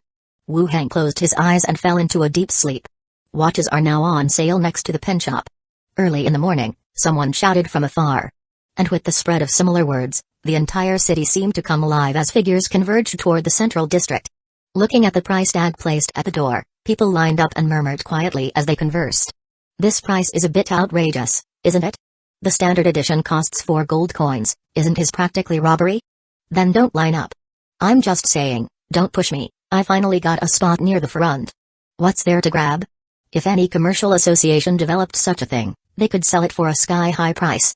I think other commercial associations might directly come up with something exclusively for royal nobles. Exactly. Lighthouse Street. In the open space behind a pub, Brittany took the water glass handed to her and sipped quietly, moistening her slightly dry throat. Since the last time when the island master permitted the adaptation of the short story Blushing Maid Benny, she and several pubmaids had begun planning and rehearsing. Thanks to her looks and good demeanor, she had managed to secure one of the main roles. Not the protagonist Benny, but the male lead Wu Heng. Compared to other maids who were cast as Benny, Brittany admired Wu Heng more and was glad to have secured this role.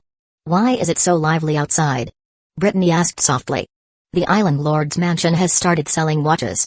The cheapest one goes for 4 gold coins, a maid said, sitting to the side with her chin rested on her hands. She couldn't help adding, the island master is really remarkable. Brittany's gaze drifted, and she followed up, elixirs, pens, watches, I didn't expect they were all made by him. Leela, why won't he help me? The maid glanced at her princess and said, Your Highness, he just became the island master, and it was also your first meeting, he might have had a lot of hesitations. Brittany sighed softly, actually, when I think about it, my request was a bit childish.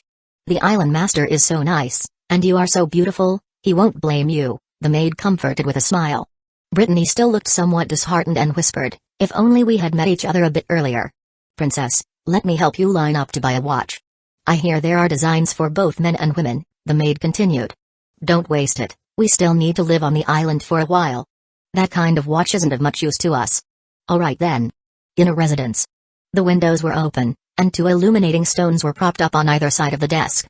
A dwarven mechanist wearing monocular glasses carefully handled tools, trying to fit the disassembled parts back into the watch face. On one side of the desk lay a dense array of parts, each one labeled with a unique number. As time went by, sweat appeared on the dwarf's forehead and continually slid down his cheeks. Eventually, he put his tools back on the desk. He leaned back tiredly in his chair. How's it going? A man in a purple suit stood up immediately and asked from not too far away. The others waiting for the outcome also turned their gaze in anticipation. That morning, after purchasing the watches, they had arranged for mechanists to disassemble them. This was the 3rd watch they had taken apart, the first 2 attempts had failed. The dwarf turned his head to look at the man and said, Still can't get it back together. Still can't get it back together? Haven't you marked everything down? The dwarf pointed at the tabletop, there are still 12 parts left, and the watch faces we reassembled have already stopped keeping time. In other words, they had already lost 12 gold coins that morning. If we continue to disassemble them, can we make any progress? The man asked. The dwarf mechanist shook his head, I'm not sure, I think we can send these parts back to them for after-sale service and have them assemble at once, and I might be able to put it back together after watching it. Everyone was taken aback. Disassembled like this, anyone could tell it was meant for replication upon return. It's one thing to do it in secret, but to send it back this way was somewhat provocative. One of them said, Why don't we take a break? I'll go see what the other trade associations are doing, then we can exchange notes later. We might make some progress. That's fine, it's been a long time, taking a break would be good, the others followed. The short people mechanist didn't say anything but took another look at his watch. He walked toward the room. Island Lord's mansion. Wu Heng stretched lazily and shooed away the bee circling around the teacup. The elf race's floral tea had a strong fragrance that easily attracted bees and butterflies. Glenda was the first to fly back, hovering on one side, and said, Those trade associations, as expected, took apart your watch, analyzing its structure inside. This news didn't surprise Wu Heng in the least, he had even anticipated it. Which trade association? All of them. Including Starflower, but Shaynila definitely doesn't know. She's still sleeping at home, Glenda mentioned, then added, a few trade associations haven't disassembled their watches, and are also waiting for the mechanist to arrive on the island. And the effect? The difficulty must be in manufacturing the components. No, the hardest part for them is, after disassembling, they can't reassemble it, not a single one could do it completely before I came back, Glenda explained. That difficult, huh? It seems so, they are suffering heavy losses, the selling price was already high, and they've damaged a bunch of parts, Glenda said with a laugh. Wu Heng pondered for a moment and said, This is also good, it increases their cost of replication. Glenda nodded, then suggested, The shop has after-sale services, doesn't it? You could amend the rules a bit, stating that damage caused by the owner won't be covered, otherwise you might have a lot to fix these upcoming days. Makes sense, Wu Heng gestured for her to stay out of sight for now and called over the maid Annette to instruct her to change the after-sales service policy in the shop. Annette nodded in agreement and left the Island Lord's mansion together with a skeleton. Then, Benny and Zhao also flew back in succession. Benny said, The shop's sales are brisk, the best-selling item is still the ordinary version of the watch. No issues with the lineup spot, right? No problem, everyone is following the rules nicely, Benny replied. Zhao raised her hand and said, Uncle, I found someone in the queue stealing wallets, and I had a skeleton grab him. Wu Heng and the other 2 ghosts looked at her simultaneously. How did you catch him? I possessed him, made him punch a skeleton, and then a blade was at his throat, Zhao said, miming the action. That was one way to do it. Watching Zhao, waiting for praise, Wu Heng said, Zhao is really smart, catching the bad guy through cleverness. It's nothing, Just doing what I should, Zhao said, happily circling above her head. Overall, the watch release was quite successful. Moreover, it also proved that copying the product would be difficult for others. Modern technology and the development of this other world were not the same. Even if they managed to reassemble it and understood how it worked, manufacturing those components was enough for thorough research. Wu Heng had ample time to continuously sell and make money. During the talk, Minnie came out from inside the house. She called out, "Master, Philippa has sent a message. She says she's approaching the Juzuk route." That was fast. Based on the sailing time, they should arrive tomorrow morning. But Philippa's side seems much faster than planned, having left yesterday afternoon and already nearing the route this morning. The speed of the escort ship is still faster than this world's ships. Got it, I'll go upstairs now, Wu Heng replied and returned to the house, ascending the staircase. The three ghosts also directly flew back to the study to attend to their own tasks. He entered the radio room. Picking up the escort ship's radio microphone on the same frequency, he said, "Philippa, can you hear me?" "Yes, I'm close to the route." "Which direction should I go now?" came Philippa's voice. "Hang on a second." Wu Heng took out the emerald sand table and looked at it. Inside the sand table, one could see the entire sea area and the ships sailing past. At a glance, he saw that there were several times more ships than usual on each route. All were flying the flags of various merchant fleets. Wu Heng turned his attention to Juzuk route and saw traces of the pirate group. 7 pirate ships flying black hurricane pirate flags were pursuing 3 merchant ships ahead of them. Although there was some distance between the two parties, the pirate ships were faster and gradually closing in. 7 pirate ships, these guys are courting death, he muttered. Wu Heng picked up the microphone and instructed, "Straight ahead for a bit and you should see them." "Got it," replied Philippa before instructing her crew, "Continue straight ahead." Shortly after, Philippa's voice came through once more, "Dad, I can see them. Several ships are battling it out together, I can't distinguish which ones are pirate ships." Wu Heng looked at the sand table and said, "The first, third, and fourth are merchant ships, the rest are all pirate ships. You're within firing range now, just open fire." "Understood." Chapter 640, Truly Amazing Emerald Sea.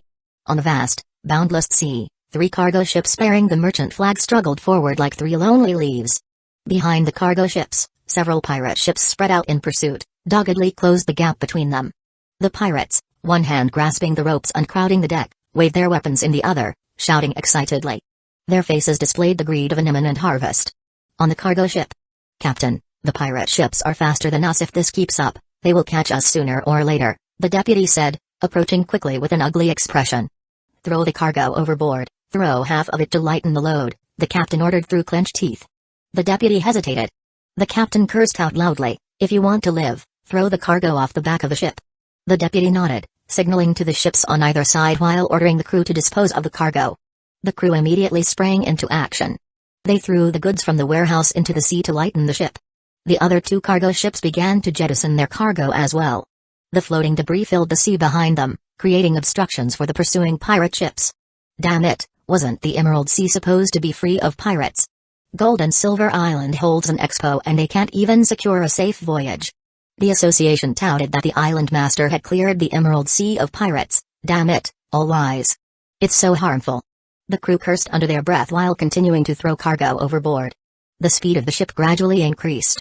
But just when they thought they could evade the relentless pirates, suddenly, someone shouted, "Look up in the sky, what is that flying over?" All eyes abruptly turned toward the sky behind them. The hope that had just risen in their eyes quickly dissipated. They saw a flock of harpies with human faces and eagle bodies, chasing them down with their talon-like feet clutching thunder that burnt with fuse. "Flying enemies, be careful," the captain said in a pale voice, loudly alerting everyone. Boom, boom, boom. The thunder fell onto the deck, and explosions resounded one after another. Thick smoke enveloped the deck. The affected crew members lay on the ground, wailing in pain. After a round of bombing, the harpies began circling above, occasionally diving down to snatch up fleeing crew members and drop them from the sky into the sea. In the chaos, the pirate ships quickly closed in. They surrounded the 3 cargo ships in the middle. Thump, thump, thump. The pirate ships fired iron spears with hooks that embedded into the ship's side, linking the cargo ships together, eliminating any chance of escape. The pirates on deck, weapon in hand, jeeringly watched everyone on the cargo ships. "What do we do?" "We can't escape," a crew member said, his voice filled with despair. "Prepare to fight." The crew members took up arms, ready to deal with the enemy boarding their ship. "Haha. A bunch of pitiful folk, throw your weapons into the sea, and I'll prepare a small boat for you to leave," The pirate captain, wearing a captain's hat, said coldly with a hoarse voice. His gaze swept over the armed crew members, then glanced at the entrance to the ship's cabin. Don't believe him. If we throw away our weapons, we'll only die faster, the cargo ship's captain said through clenched teeth. Ha ha ha. The pirate captain grinned and then barked an order, kill them all. Swoosh, swoosh, swoosh. Following the pirate captain's command, the crossbows on either side started shooting, and more pirates, from afar, leaped forward. They swarmed onto the cargo ship, initiating a fierce battle. In an instant, the sounds of metal clashing, screams, and agonized wails mingled over the sea. The harpies also let out excited screeches, diving down again to coordinate attacks on the enemies below. Continuously, people fell, their blood flowing across the deck. Swoosh. Boom. Suddenly, a sharp, piercing howl erupted fiercely. Then there was a thunderous explosion. The leading pirate ship suddenly burst apart.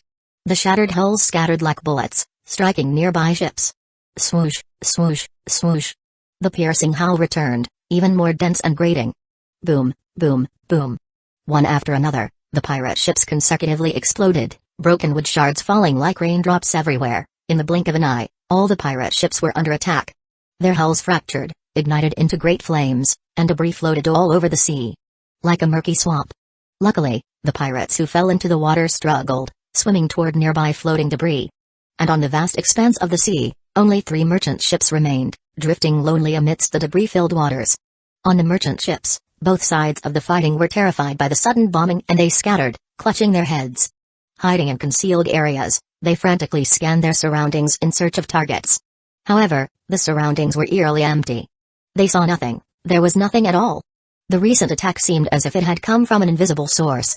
Damn it, throw down the ropes and pull us up, someone yelled. Kill them all, pull us onto the ship, another shouted. Below the ship, the cries of other pirates echoed. The pirates on the ship instantly responded, rushing towards the edge of the deck. The captain of the merchant ship also shouted, stop them. In an instant, both groups clashed once again. Aboard the escort ship, the dwarf deputy deacon, Godane, and the members of his small squad stood on deck, faces filled with astonishment as they watched the thick smoke rising in the distance.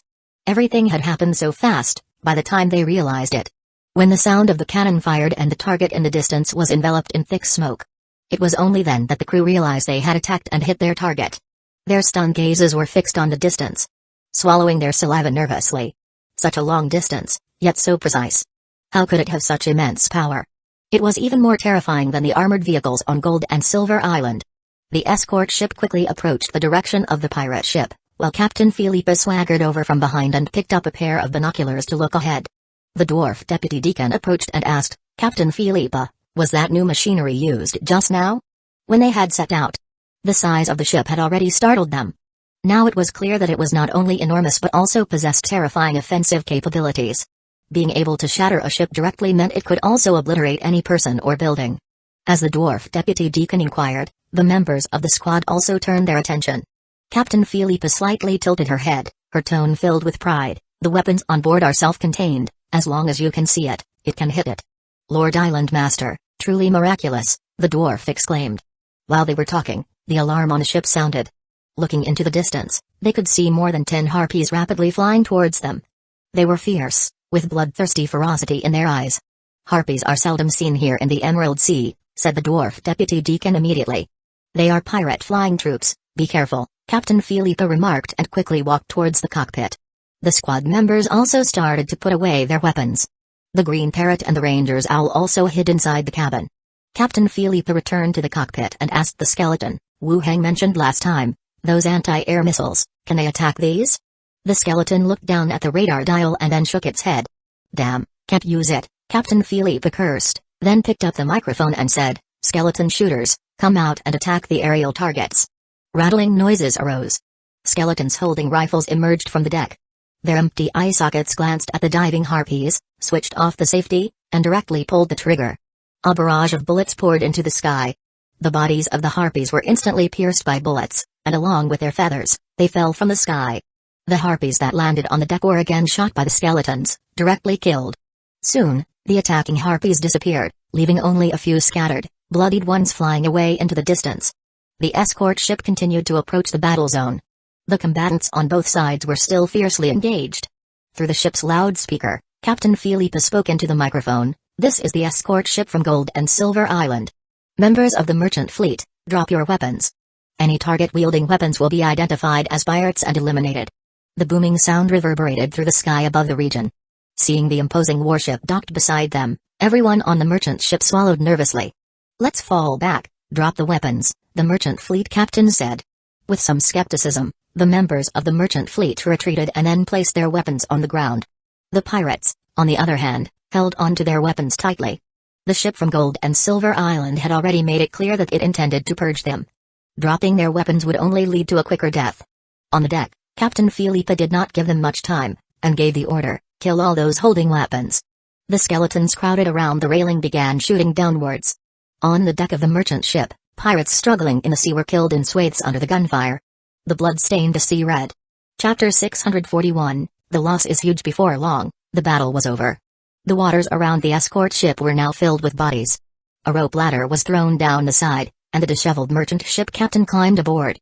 With cautious eyes, he scanned the skeletons around him, and as soon as he saw the group of people in the middle of the deck, he quickened his pace and walked up to them. He bowed in gratitude. Thank you, lords, for your rescue. Philippa looked at his disheveled appearance and asked, which merchant fleet are you with? The Lame Commerce Guild. Heading to Gold and Silver Island? Philippa continued. Yes, our destination is Gold and Silver Island, the captain continued. Philippa went on, the ones chasing you were the Storm Pirate Group, originally not from the Emerald Sea, but they were attracted here recently because there have been more merchant ships. We've been capturing them along our journey. You were just unfortunate to have caught their attention early on. The captain also spoke. Fortunately, we encountered the lords here who rescued us. Once I return, I will immediately report to the guild and send a letter of thanks to the island lord's mansion. Philippa smiled and clapped his shoulder, promising. Don't forget to write one to the association as well. These are all people from the association. Understood, understood. Head back now, make some quick repairs, and then continue on to Gold and Silver Island. The rest of the route is safe, we just came from that direction, said Philippa. Thank you, Captain, thank you, lords of the association, the man said with another thank you, then climbed down the rope ladder. After some emergency repairs, the merchant ship bid farewell with a wave and slowly drifted away. Philippa then continued to give orders. It's our turn now. Salvage the treasures and goods from the sunken ship, and bring up all the bodies as well. Splash splash. The skeletons leaped into the sea, beginning to salvage any valuable items. Gold and Silver Island, Island Lord's Mansion. Once Philippa had confirmed the destruction of the pirate ship, Wu Heng immediately left the room. The weapons aboard the escort ship were not many, but they still represented an absolute advantage in this world. There would be no problems. Master, there were no issues with Philippa's side, right? Minnie asked as she saw him come downstairs. Nothing to worry about, just a routine maritime patrol, no danger, Wu Heng said. That's good. Wu Heng casually took a coat from the rack by the door, draped it over his shoulders, and said, Minnie, I am going out for a while. Will you be back for dinner? I'll be back, just prepare the usual. All right, master. Wu Heng put on his coat and used the illusion veil to change his facial features, then walked straight out of the island lord's mansion. He headed for the area where the factories were being established. On Gold and Silver Island, Wu Heng had set up 3 factories in total. The first was a clothing factory, which mainly undertook 2 businesses. One was the production of regular clothing, which is to say clothes sold to ordinary residents for daily wear. The second business was the production of stab-resistant clothing, still using the method researched by Kaiang Tsai, which involved inserting metal sheets into the clothing to provide upper body defense.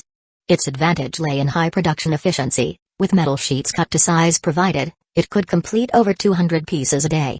Gradually, they began arming the skeleton warriors from the zombie world. Wu Heng arrived at the factory area. In the dimly lit factory, a vast number of skeletons were operating sewing machines to make clothing. The sound of clicking and clacking filled the air. After looking around the factory area, Wu Heng left the clothing factory and continued on to the next one. The second was a fountain pen factory. Upon entering the factory, the machinery had been fully installed and was already running.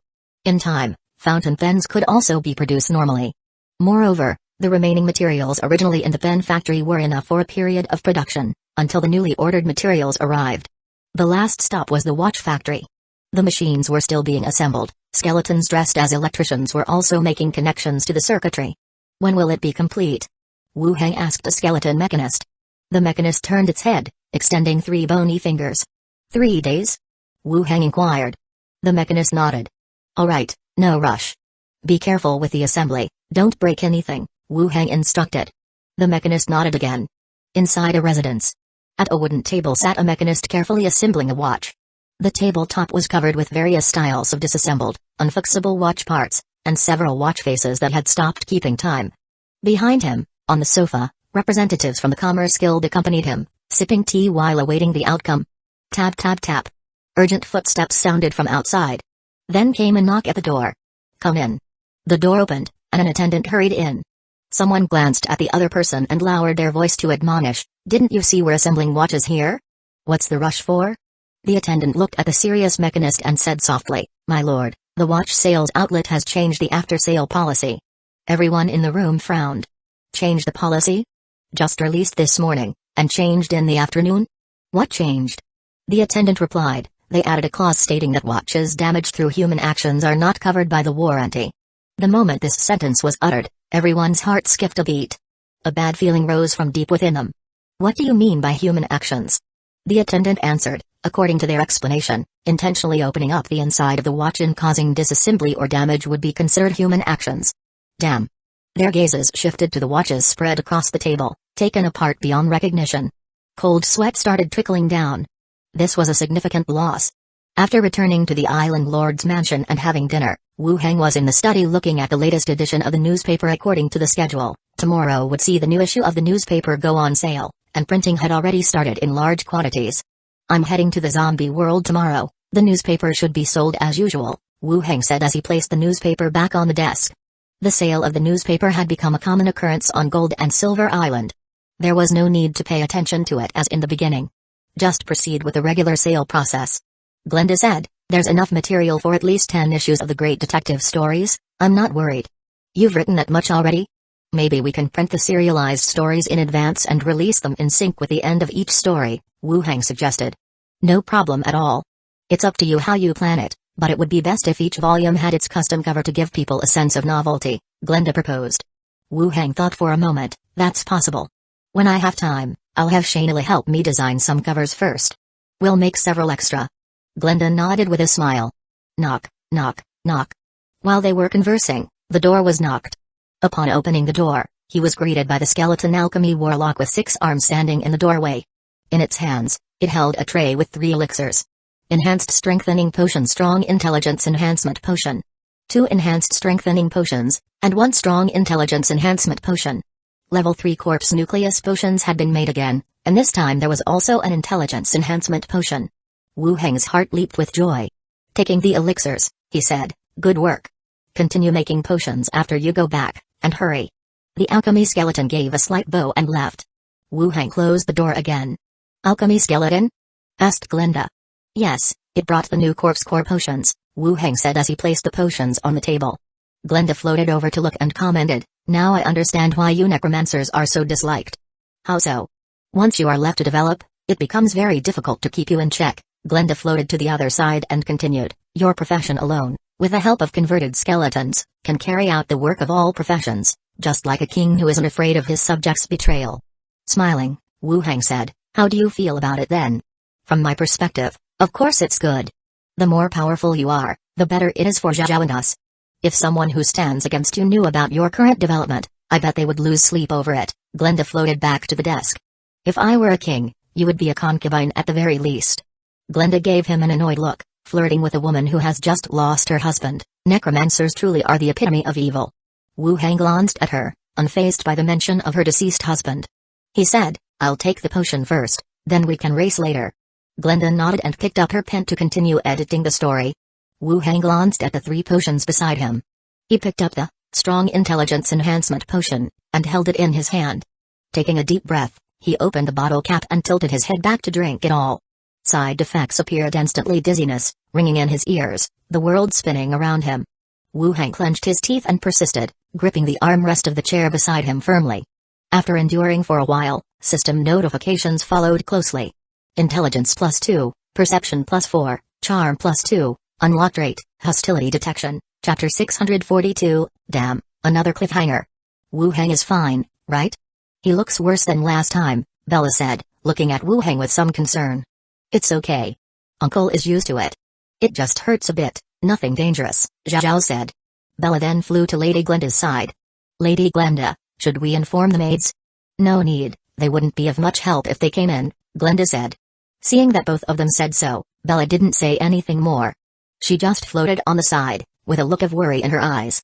The dizziness that made the world spin gradually subsided, and Wu Heng also slowly came to.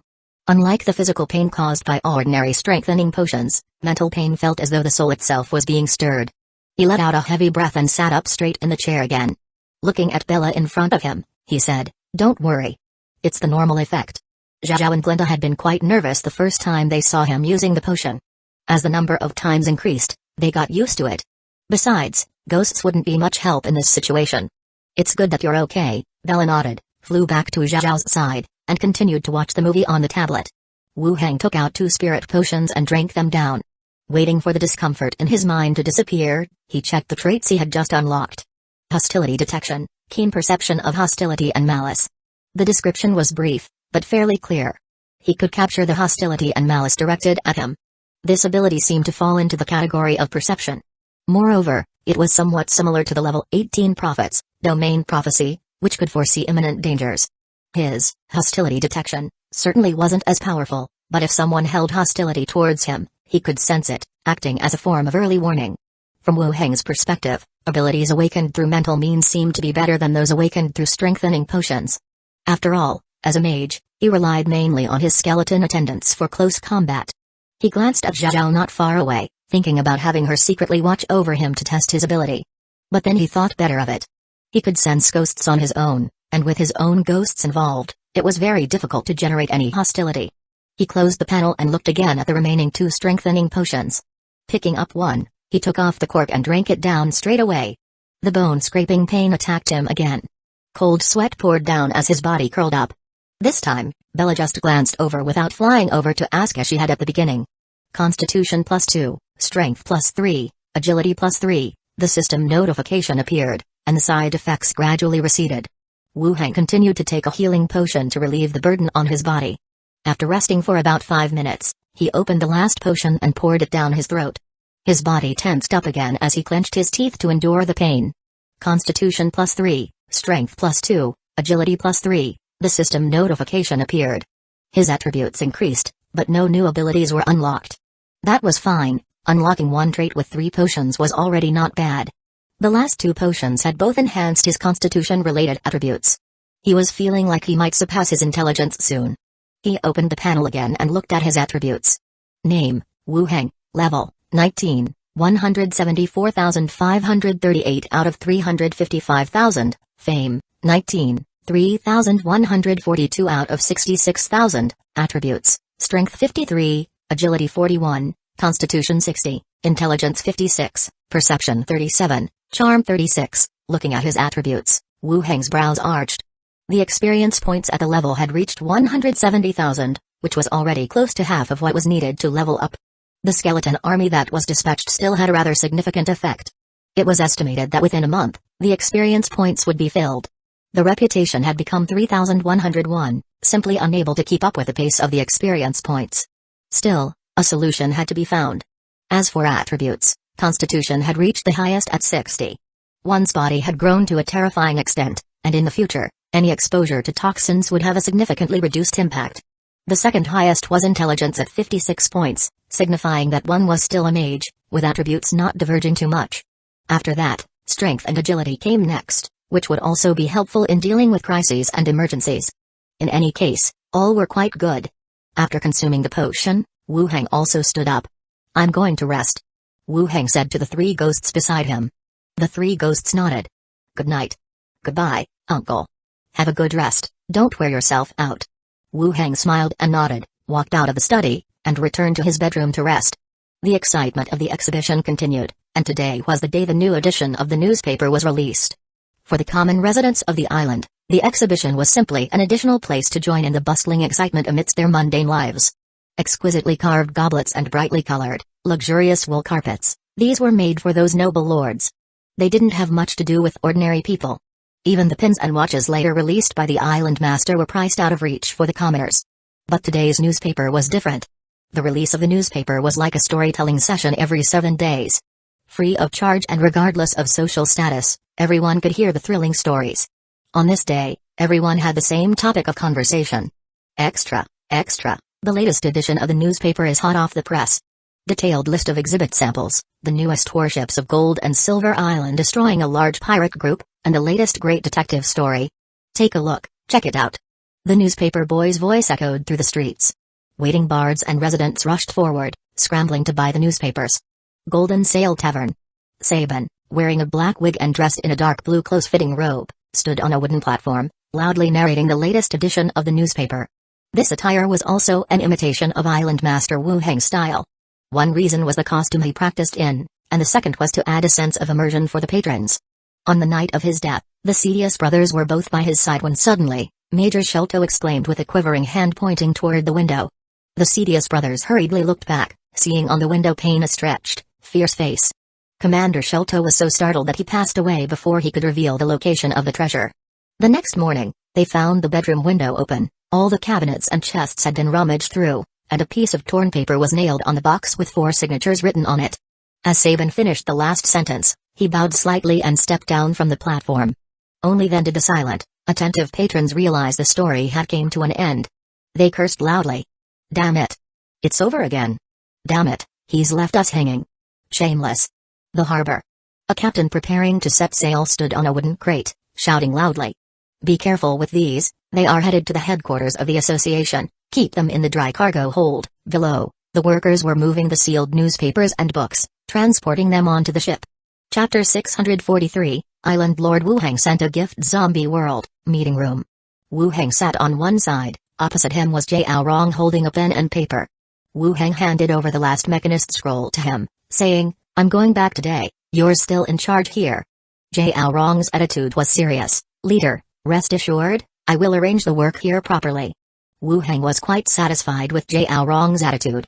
He then said, I have a few tasks for you to carry out. Please tell me. Jiao Rong picked up his pen, ready to take notes. Have Danzō Group continue the research and development of the remaining weapons production. Machine cannons, machine cannon ammunition, and machine guns should be prioritized for research and development. Jiao Rong nodded and recorded it on paper. Wu Heng continued, those research institutes in Russia, remember they were developing things related to electricity? Have them continue their research in this area, focusing on the power systems for vehicles, cars, ships, and even airplanes. In the future, we need electricity to replace fuel. Tell them that if there is a technological breakthrough, we will provide them with professional scrolls.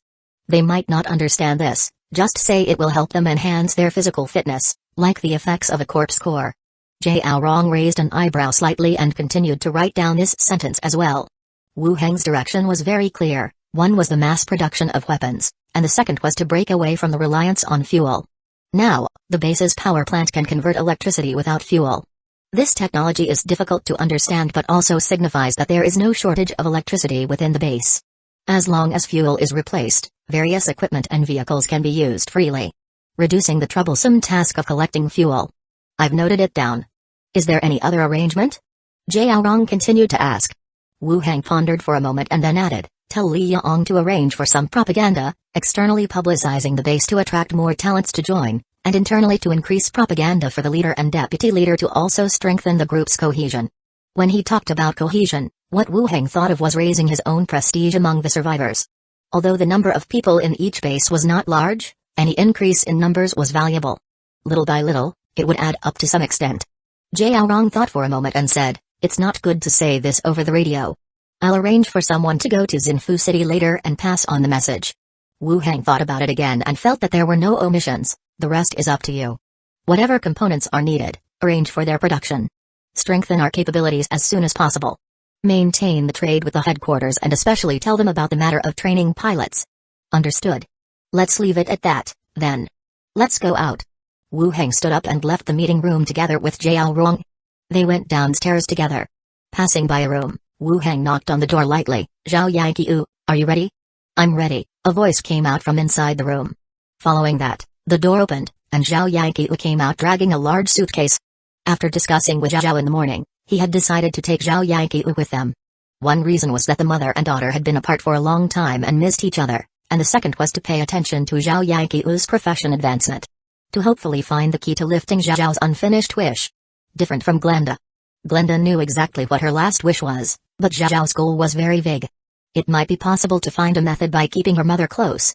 Leader, Manager Zhao Yanqiu immediately greeted them. Wu Heng grabbed her luggage and promptly stored it in the space ring. Then he said, "Let's go, the car is waiting outside."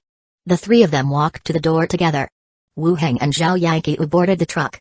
After bidding farewell to Zhao Rong, the truck departed for the train station, heading to Seaside City. 3 days later, at noon, Wu Heng, along with Zhao Yanqiu and the skeleton attendant, arrived at Shanfu Port.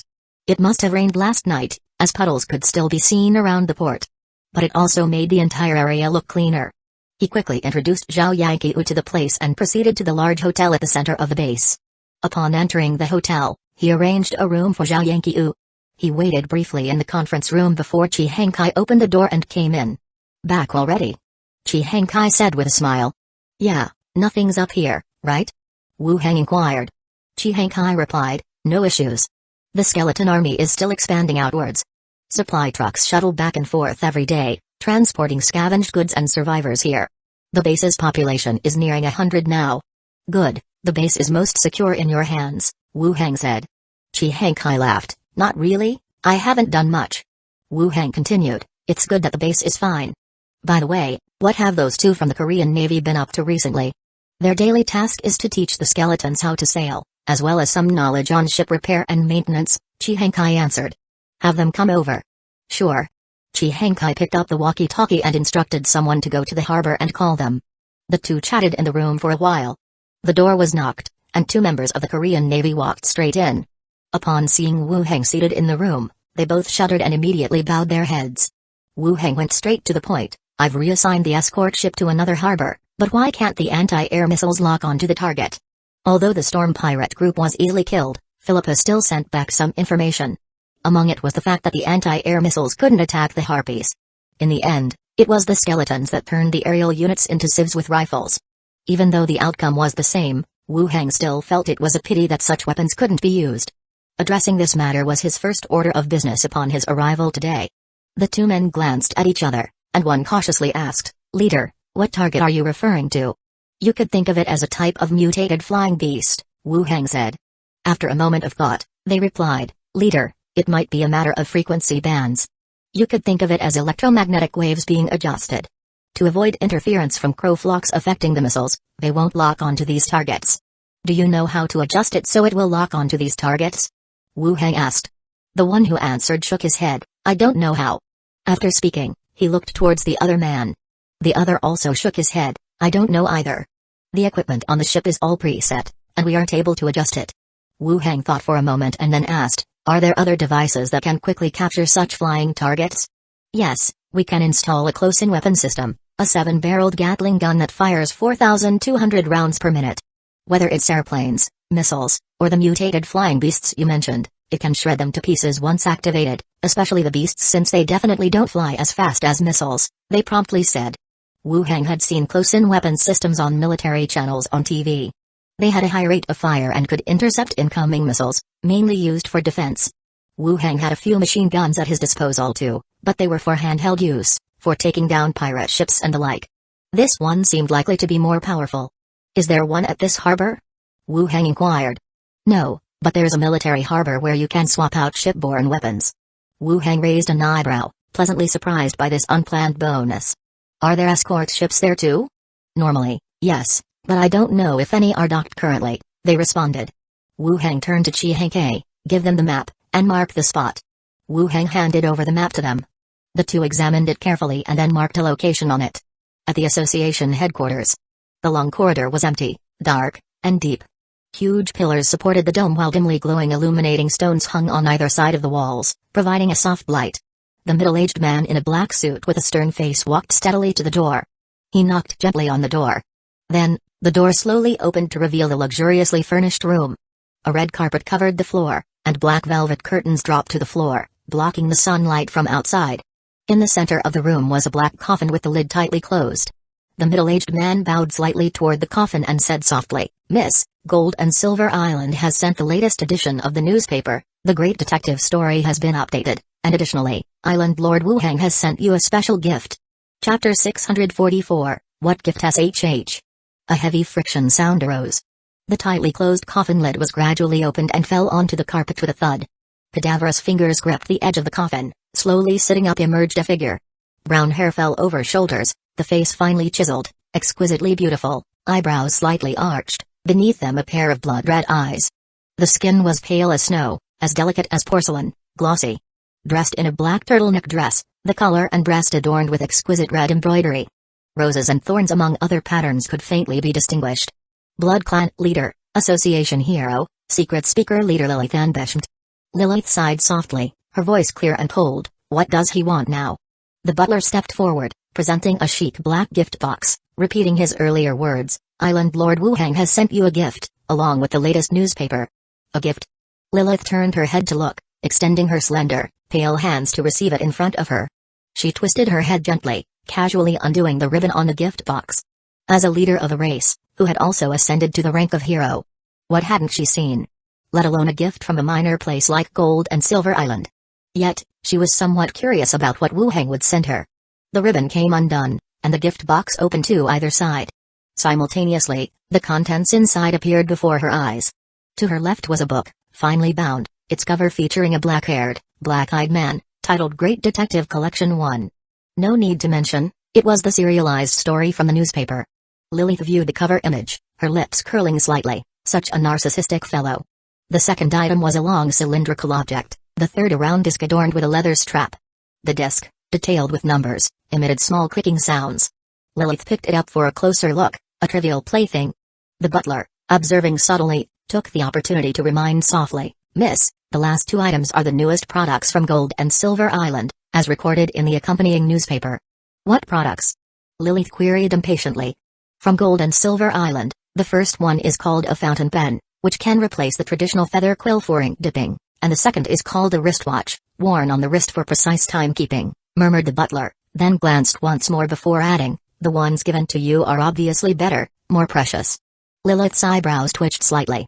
Upon hearing this brief description, she already comprehended the two items' functions. A newly appointed mage managed to craft these? Was he really that smart? The butler spoke again. According to the newspaper, Gold and Silver Island also created an elixir that could directly enhance physical attributes. Lilith's gaze sharpened. The newspaper, let me see it. At the association training grounds. The elf Moya stepped briskly into the training area, Emilio sheathing his sword, also stepped forward. Moya said, Wuhang has sent you a gift. A gift? Emilio's expression remained unchanged, he should focus on improving. Please take a look first, it's actually quite good, Moya said, handing over the gift box.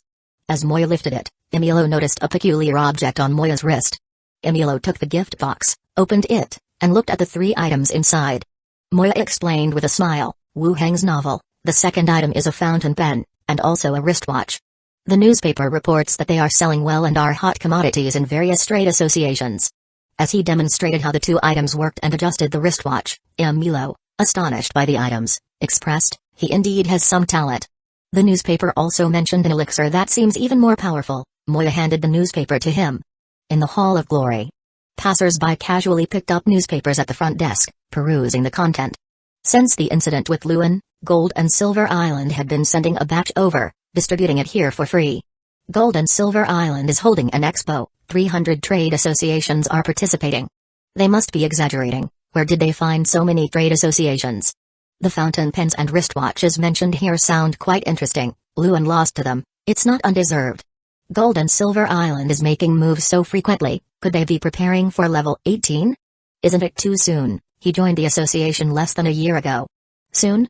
Luan is level 15, this kid must also be above level 15. So true.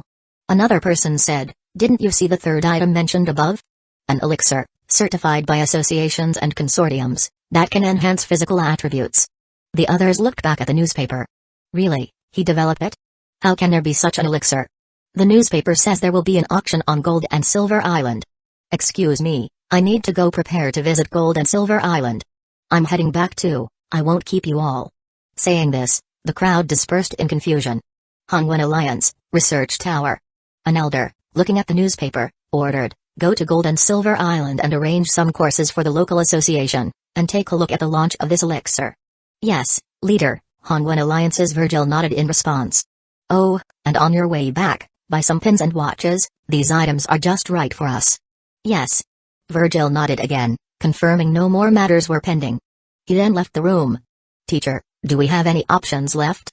Luan asked, his expression crestfallen.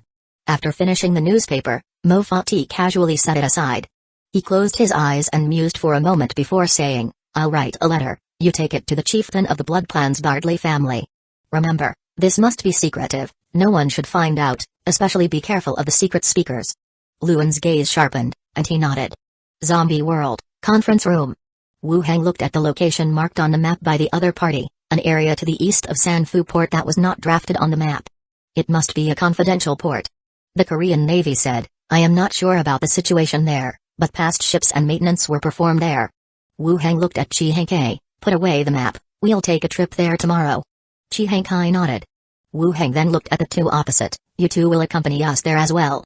The two were startled, abruptly lifted their heads to speak, but seeing Wu Heng's gaze, they choked back their words and then nodded, indicating agreement.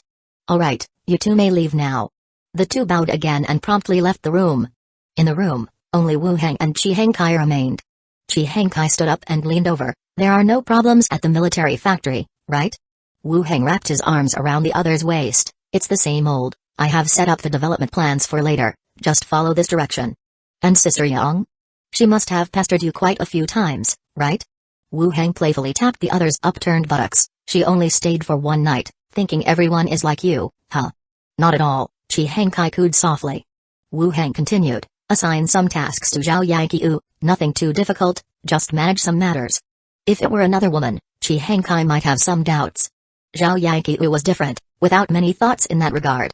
It's not to say Zhao Yanqiu wasn't good looking, on the contrary, her appearance was quite pleasing, giving off a gentle ladylike air.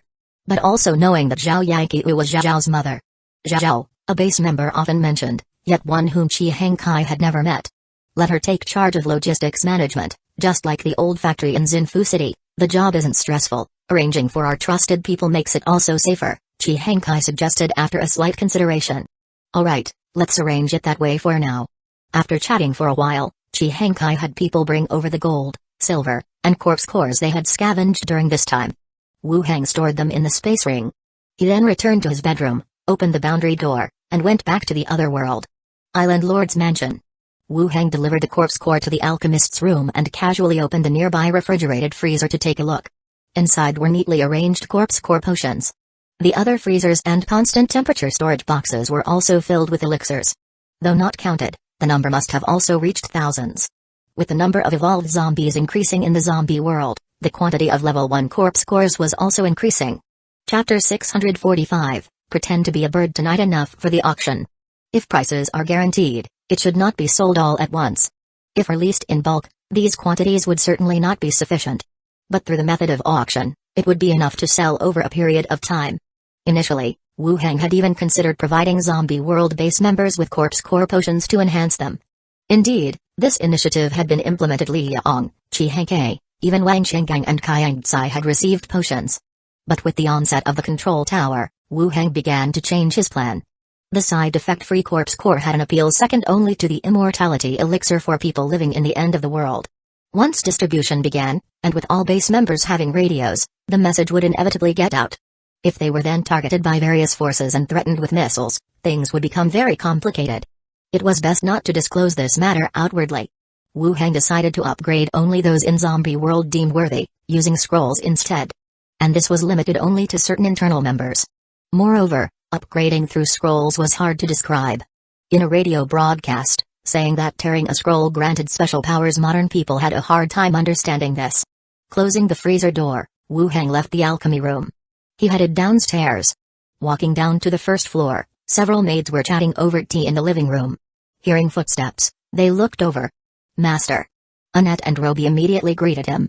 Many directly said, Master, Captain Philippa came by earlier, asking you to go to the port. The bodies that were brought back are still there. It had taken him 2.5 days to travel from the military factory of Zombie World to Shanfu port. Philippa had already returned.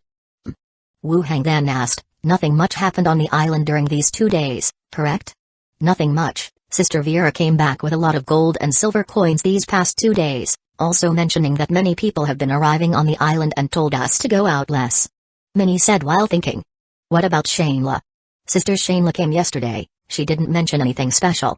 Wu Hang nodded. I'll check out the port area. Will you be back for dinner? I will be. Okay. Minnie smiled and waved her hand. Wu Hang, accompanied by his skeleton attendant, left the island lord's mansion. On the way in the carriage, he picked up Philippa and together they reached Port 2. Stepping onto the escort ship's deck, they saw corpses neatly laid out across the deck. The equipment on the bodies had already been stripped clean. If not for the skeletons standing guard around them, it could have attracted some carnivorous bird flocks to come and peck at the bodies. The morgue couldn't hold so many bodies, so we left them here for now, Philippa shrugged and explained. Wu Hang didn't say much and asked, where is the leader's body? This way. Philippa led him aside. A body riddled with sawdust laid on the ground, resembling a hedgehog. Did you have the coroner confirm the identity? Philippa replied, checked it, a level 17 pirate leader, 2nd grade merit, along with 4 key members also listed on the wanted notices, 3rd grade merit, those accompanying us from the associations also got their share. It seemed the bodies were sent to the associations, then Philippa took them back. Wu Hang faced the body and directly released the bone manipulation skill. The flesh fell off, and the skeleton slowly stood up. Skeleton swordsman, level 17. The intelligence was accurate, just shy of 18, a pity. A swordsman, huh? I don't know, he was killed by a cannon on the ship, didn't see him make a move, Philippa scratched her head. Alright then. Give him a name, Wu Hang said. Me? What kind of name? It's up to you, something simple, easy to remember. Wu Hang walked aside. Philippa scratched her head hard. How about Iron Shark? The shark from Shark. That works. Wu Hang said to the skeleton swordsman, from now on, you're called Iron Shark, responsible for her protection. Hearing she'd have a level 17 swordsman as her bodyguard, Philippa's eyes instantly lit up. Damn, a level 17 guarding me? That's awesome. Wu Hang continued on. Philippa, from her space ring, took out clothes and weapons to dress her skeleton attendant, then hurried after him again. Looking at the bodies on the ground, she then said, I checked the harpy for you, looks too scrawny, kinda frightening, and the teeth are serrated, you can't use it, so I didn't save any alive ones for you. Wu Hang frowned, seeing her simper, he knew she was teasing him again. Glancing at her, he said, it's fine if you didn't keep any, tonight you put on feathers and play bird with me. Philippa's eyes widened, are you serious? What, Captain Philippa, are you scared? Philippa threw back her head, scared of what? I'm just worried you won't be able to handle it. Wu Hang smiled and transformed the harpy in front of him. Skull Belgam, level 9. Not many skills were left. Only basic attributes and the ability to fly were retained. He continued to release, corpse battlefield, turning all the corpses on the boat into skeletons that stood up. Clean this place up, Philippa ordered. The skeletons began cleaning the deck, tossing the transformed filth into the sea. Once everything was settled, the two of them rode a carriage back to the island lord's mansion together. Night fell. Inside the bedroom, Wu Hang lay on the bed while Philippa squatted at his waist, spreading her arms, mimicking the flight of a bird. After doing it twice, she said, the motion is just like this, and the cry is quite unpleasant. It's not that I didn't bring one back for you. Does a harpy sway her waist like this too? Wu Hang supported her waist. Philippa turned her head away, a bit shyly, how would I know? Perhaps those beldams are friendly with the pirates on board, unlike me who is only close with you. Wu Hang gently patted her thigh, come here. Philippa leaned in, sticking out her tender red tongue and whispered softly, Daddy, you smell so good, I love you so much. The next day, morning. After breakfast at the island lord's mansion, Philippa took her new attendant back to the tavern. In recent days, more ships were coming to the island. Ships from Gold and Silver Island were also dispatched, patrolling along the set routes. To avoid any pirates appearing and compromising the maintained route safety. After wrapping things up here, Wu Hang also headed to the zombie world. He had a rendezvous with Chi Hankai today to inspect a hidden military port. Upon arriving in the zombie world, Wu Hang came downstairs and found the convoy and skeletons already waiting at the base's entrance. He opened the car door, sat in the passenger seat, and said, let's go. Chi Hankai also picked up the walkie-talkie and said, depart, and let those two Koreans show the way. The convoy started, driving out of the base's main gate, heading towards the distance. Inside the military port, several figures sat around a round table, starting a discussion. The leader, a Western face wearing U.S. military uniform, said, Shanfu Port has been quite lively recently. Indeed, it's lively. The radio broadcasts rescue information every day, acting as if they are our countrymen, said the person below. It's not without benefits. I had someone check, and those skeletons have cleared the roads outside. They do possess some strength, another person added. Their strength is commendable, they will discover this place sooner or later. What, you guys want to join them? The Western military man glanced around the others and reminded, no matter how many skeletons they have, can they really take down our place? The outer machine guns and cannons are enough to smash them into piles of bones. That's true, the rest agreed. As they spoke, a deep voice came through the walkie-talkie. A large number of skeletons spotted, escorting trucks closer to the base. Those who had been calm just moments ago suddenly stood up from their seats, surprise and doubt flickering in their eyes. Speak of the devil.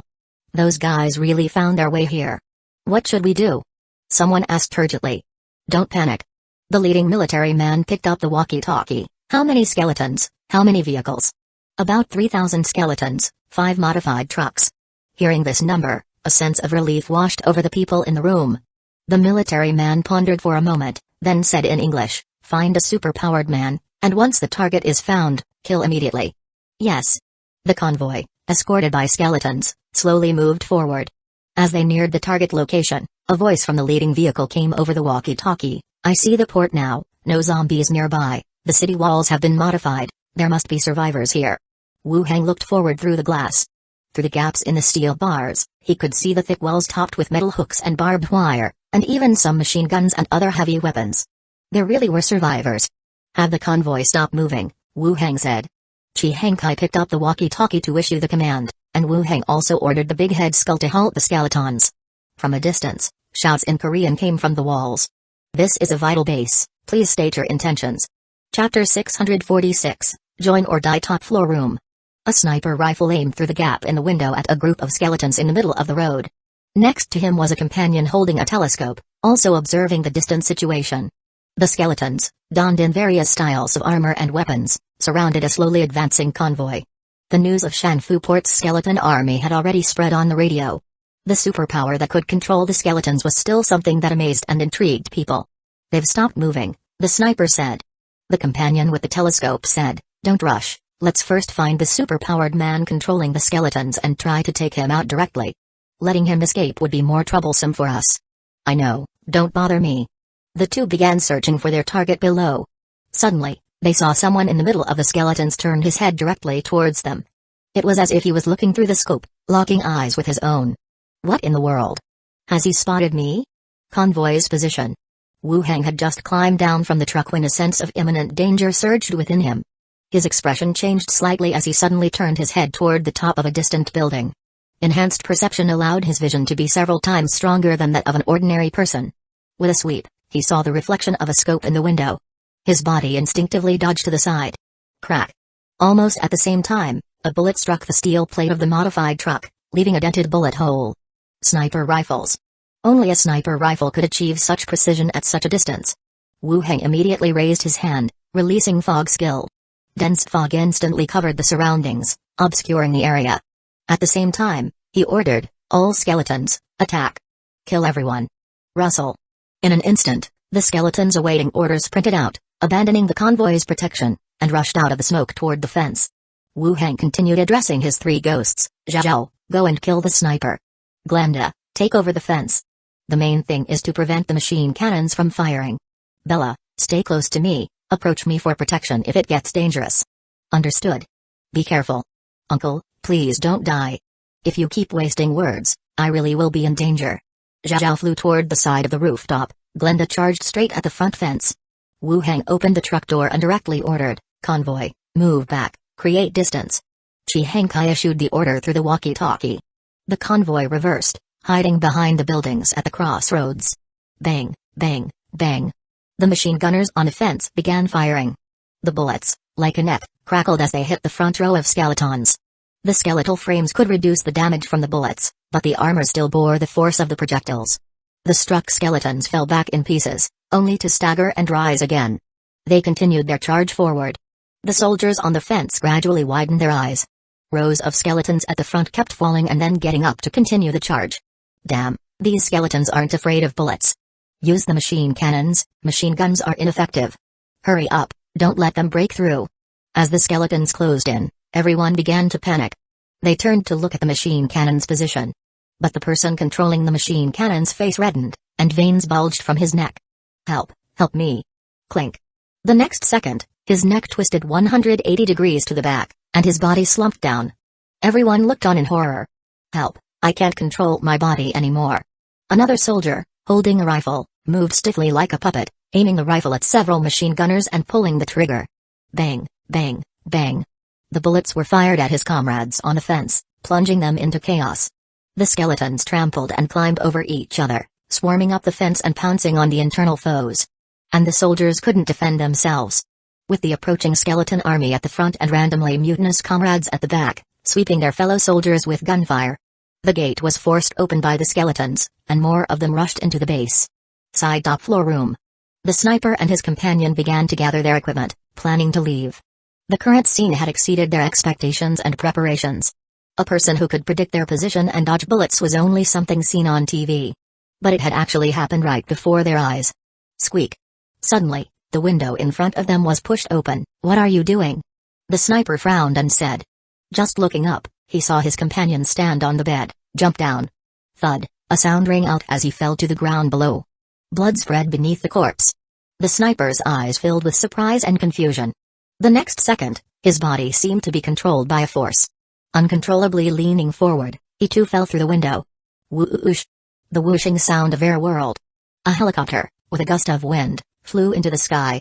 Just as it had ascended, the pilot's neck suddenly twisted back, the headphone cord wrapping around his neck. The helicopter began to spin in the air. Eventually, it crashed to the ground with a boom. The battle didn't last very long. Glenda's voice came in Wu Heng's ear. The base has been taken over. I've checked the rooms and corners. There are no survivors. It's secure. Wu Heng nodded slightly and turned his head toward Chi Hengkai. The battle inside has ended. Let the convoy move in. Chi Hengkai picked up the walkie-talkie and commanded. The convoy restarted, turning the corner and heading directly toward the camp's direction. Along the way, a few scattered skeletons could be seen. Even if the skeletons had characteristics that somewhat protected against bullets, there were still damages incurred. Chapter 646, Join or Die. But there weren't many, judging by the number of shattered bones, probably around 5 or 6 corpses. Passing through the camp gates, the convoy drove straight in. Skeleton warriors had already begun cleaning up the battlefield, with close to 40 bodies laid out flat in the open space in the middle. Wu Heng got out of the vehicle. The surviving members behind him also got out of the vehicle. Chi Hengkai issued an order to check the surroundings, while simultaneously calling over the 2 Korean Navy members who had guided them. Seeing the bodies on the ground, the 2 men looked serious, and their eyes were somewhat vacant. They hadn't expected it to turn out like this. To have wiped out this place and killed every single one without sparing any. Let's go, head to the port, said Wu Heng directly. The 2 men led Wu Heng all the way to the coastal port. Leader, this is where ships dock at the port.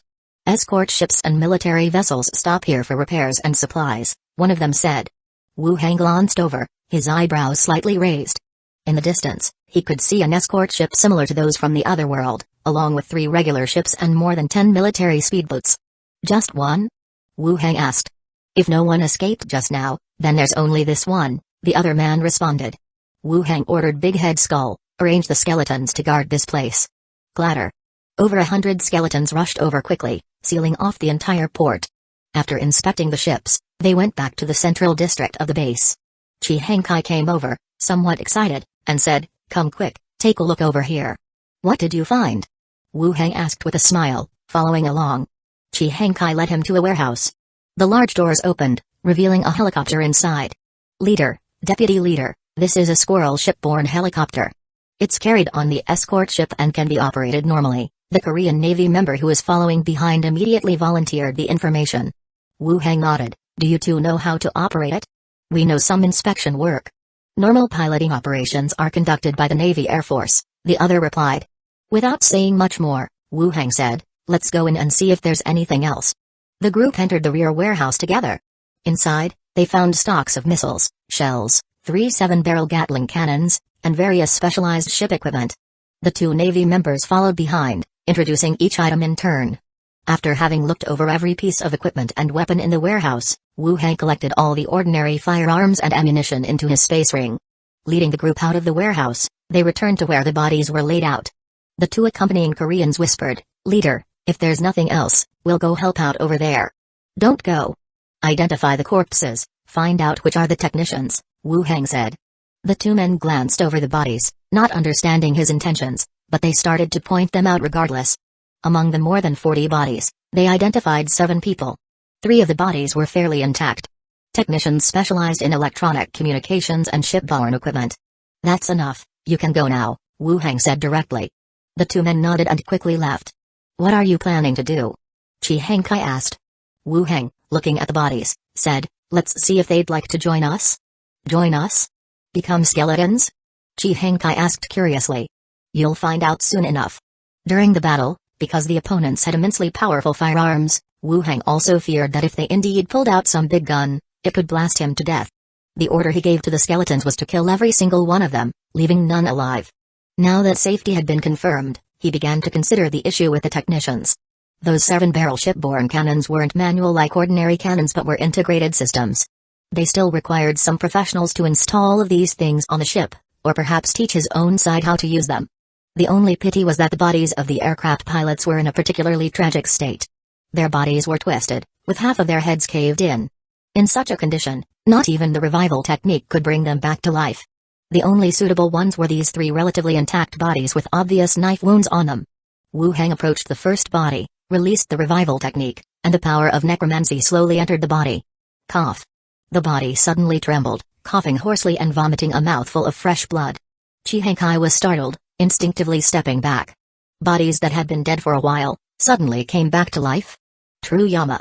He had control over life and death. Wu Heng continued to release the life extension technique, maintaining the person's life status. The technician, just revived but still in a state of severe injury, looked at them with a face full of fear, blood still spilling from his mouth. Wu Heng said, "We are from Shanfu Port Base. You should know about it. I'll give you a chance. If you want to live, join us and work for us. If not, death is the only other option." The technician's pupils contracted, hesitating and grappling with the decision before finally nodding with difficulty. "Welcome to the team. You don't have to die anymore," Wu Heng said, taking out a healing potion, forcing open the man's mouth and pouring it in. The wounds visibly healed, and even with the life extension technique removed, he wouldn't die. Wu Heng applied the revival technique to the second person. After transforming them into a critically injured state and maintaining their life status with the life extension technique, he directly asked, "We are from Shanfu Port Base. You have 2 choices, join us and work for us, or die." The second person glared at him angrily. Glancing at the bodies around him, he looked away silently. Chapter 646, Join or Die. "I respect you," Wu Heng said as he undid the life extension technique. Blood gushed from his mouth in large amounts, and gradually, there were no sounds left. Wu Heng approached the third person, a woman whose temples were somewhat gray, appearing to be close to 50 years old. At such an age, it was no small feat that she had survived until now. He cast revival technique and life extension technique in succession. He said, "Join us, or die." The woman frowned at him. "You just answer the question," Wu Heng said directly. I will join," she said at last, with a sigh. Wu Heng opened an elixir and had her drink it, which noticeably improved her injuries. "There are medical personnel with us, right? Have them come over and treat these 2, Wu Heng said to Chi Hengkai. Chi Hengkai nodded, picked up the walkie-talkie to give instructions, and immediately 2 people, a man and a woman, both elders from the original base, came running. "Take them to the medical room, keep an eye on them, and notify me if there's any danger," Chi Hengkai ordered. "Yes, Sister Chi," the 2 responded, fetched stretchers, and after 2 trips, carried the 2 critically injured people into the medical room inside the base. The rest of the corpses, Wu Heng converted them all into skeletons using Battleground of Remains. They joined the ranks of the skeletons. In a spacious conference room, Chi Hengkai said, "The equipment here is much more complete than at Shanfu Port. Garage, medical room, conference room, dormitories. Different function rooms were all prepared in advance, but some rooms, due to the end of the world, were abandoned or filled with clutter. But this place was still much better than Shanfu Port. As a military base, it definitely has more comprehensive facilities," Wu Heng said as he took out 2 bottles of mineral water and handed one to the other person. Chi Hengkai accepted it, took a sip, and said, "Shall we keep this place?" "We'll keep it for now and later see how to coordinate these 2 ports," Wu Heng said. Shanfu Port and this military port served similar functions and were close in distance. Moreover, with not many people around, keeping both didn't have much use. "We'll discuss it later." "All right," Chi Hengkai nodded. Wu Heng continued, "Keep a close watch on those 2, and don't let them go out to avoid any problems. I will have someone look after them. There's nothing else, you can handle the rest, Wu Hang said. Chi Hangkai smiled and nodded. Shall we go pick rooms? Wu Hang chose a room, and Chi Hangkai picked the one next door. They settled down on this side. Leaving the remaining matters to Chi Hangkai, Wu Hang opened the boundary door in his room and returned to Gold and Silver Island. At the island lord's mansion, Wu Hang waited downstairs for a while, and then dinner was served. A few people gathered around a dining table, eating and chatting about the situation on the island over the past few days. The fountain pens and watches sold on Gold and Silver Island were not as hot sellers as at the start, but there were still many people lining up every day to buy them. Furthermore, the fountain pen and watch factories began production. In the future, the cap on the number of items merchants could buy would also be lifted. Master, do you remember the Bard Sabin? Andre Willow asked, looking up. The one who adapted the great detective story? What of him? Wu Hang asked in return. He still had some memory of that name. At that time, when a person introduced himself, Wu Hang thought of a video before the end of the world, one that mentioned Saban, and that's how he remembered it. Andre Willow said, their team has prepared, and they will be performing at the Gemflower Opera House, inviting you to watch. Is it a public performance? No, it's a performance especially for you. It seems they want to gauge if you are satisfied before considering whether to perform for the public, Andre Willow said thoughtfully. They had considered it thoroughly. Then let's go tomorrow morning. We'll all go have a look, and Wire, if you can, join us, Wu Hang said straightforwardly. Minnie, Annette, and several others' eyes lit up with excitement visible on their faces immediately. Andre Willow also nodded in agreement, of course, Master. After dinner, they chatted in the living room for a while, and just as Wu Hang was about to go upstairs to assemble the electromagnetic cannon, the doors to the courtyard were knocked sharply. Minnie went to open the door and upon returning, was followed by Zai Ligui decked in battle armor with a long sword hanging at her waist. Seeing her visit at this hour, Wu Hang was rather surprised. Zai Ligui had never came to his residence looking for him at this time. Have you eaten? Wu Hang asked. I have, Zai Ligui answered casually as she sat down on the opposite side. She took off her helmet and a sword at her waist and placed them aside. Minnie brought over tea and pastries, then she ran off to the training room, leaving the two alone. Is there something you need? Wu Hang asked the stunningly beautiful elf before him, puzzled. Zai Ligui picked up the teacup and took a sip, then quietly said, do you remember the merchant representative you killed last time? He was a member of the secret cultivation hall. She was referring to Glinda's ex-husband. I remember, did his merchant association handle it? Wu Hang asked curiously. Zai Ligui said, there's no trouble with the merchant association. After the association informed them, they've been vehemently disassociating themselves. What I wanted to talk about is the Cat and Mouse Association. The Cat and Mouse Association? Do you have any information? Chapter 647, Kirin Road. The matter concerning Glinda's ex-husband had actually come to an end as far as Wu Hang was concerned. The relentless pursuit was mainly to resolve Glinda's unfinished wish. Discovering the affairs of the Secret Cultivation Hall and the Cat and Mouse Association was an unexpected gain. It was just unanticipated that Zai Ligui would also conduct a focused investigation. After pondering for a moment, Zai Ligui said, the headquarters has sent us some relevant materials. Wu Hang didn't speak, listening intently. 11 Ligui continued, according to the intelligence, the establishment of the Cat and Mouse Association predates the Secret Cultivation Hall. Gangs, merchant caravans, thief organizations formed a force in private, later incorporated as a subsidiary power by the Secret Cultivation Hall. Through some archival records, many members of the Cat and Mouse Association don't know they are working for the Secret Cultivation Hall. The contacts from the Secret Cultivation Hall are all from the upper echelons managing the Cat and Mouse Association, like the Magno you killed. During the last inquisition of her ex-husband Magno, some suspicions were confirmed through conversation. As a member of the Secret Cultivation Hall, he was in charge of managing and relaying orders. The composition of the Cat and Mouse Association below him was quite complex. Not knowing the Secret Cultivation Hall was quite normal, as long as they could receive a commission for missions. Is there any threat to us? Wu Hang asked. Both himself and Zai Ligui belonged to Gold and Silver Island. They couldn't handle issues in other places. It was fine as long as there weren't any problems on their side. Gold and Silver Island has always been pirate territory. It might not be possible for them to infiltrate here, Zai Ligui commented and then added, the intelligence also vaguely mentioned another secret plot of the Secret Cultivation Hall. Wu Hang's brows furrowed. Another secret plot? Does the Secret Cultivation Hall do nothing but concoct these schemes all day? What do you mean? Zai Ligui seemed pleased with the reaction and smiled slightly, then continued, the Kirin Plan, also known as Kirin Road, used to incite local revolutions and support their people to ascend the throne, gaining the right to speak. You're talking about the Hueco kingdom? Wu Heng blurted out reflexively. Simultaneously, he also immediately recalled his own understanding of the secret cultivation hall. A group of wealthy individuals in pursuit of immortality, ceaselessly aiming to gain greater influence through money, by instigating political coups, encouraging neighboring countries to wage war, all to secure their own interests. Now, it seemed there was a definitive plan. And recently, the events that had unfolded pertained to the Hueco kingdom. That's what I suspect, too. The fifth princess you met last time also mentioned external interference with the throne's succession, Zai Ligui stated directly. Back then, the fifth princess mentioned an evil cult as the reason, wanting the association to intervene. But it wasn't ruled out that it was the doings of the secret cultivation hall. Indeed, that's possible, Wu Heng said. Not only that, but the powerful fear death even more. It's uncertain if leaders from some country won't secretly collaborate with the secret cultivation hall to survive, Zai Ligui commented with a knowing look. Wu Heng nodded in agreement and then looked straight at his companion. Any actions from the headquarters? They will probably instruct the local association to investigate. We'll wait for the news, Zai Ligui answered. Let the association handle matters there. We just need to keep an eye on Gold and Silver Island. Wu Heng leaned back on the sofa and smiled. Zai Ligui also lost his serious tone. You're the island master, don't let yourself be bought off when you're older.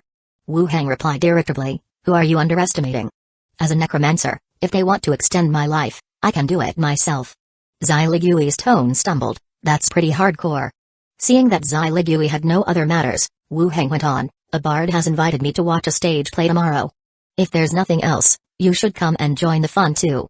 The one with the fifth princess? No, a bard named Sabin who adapted the story of the great detective, Wu Heng explained.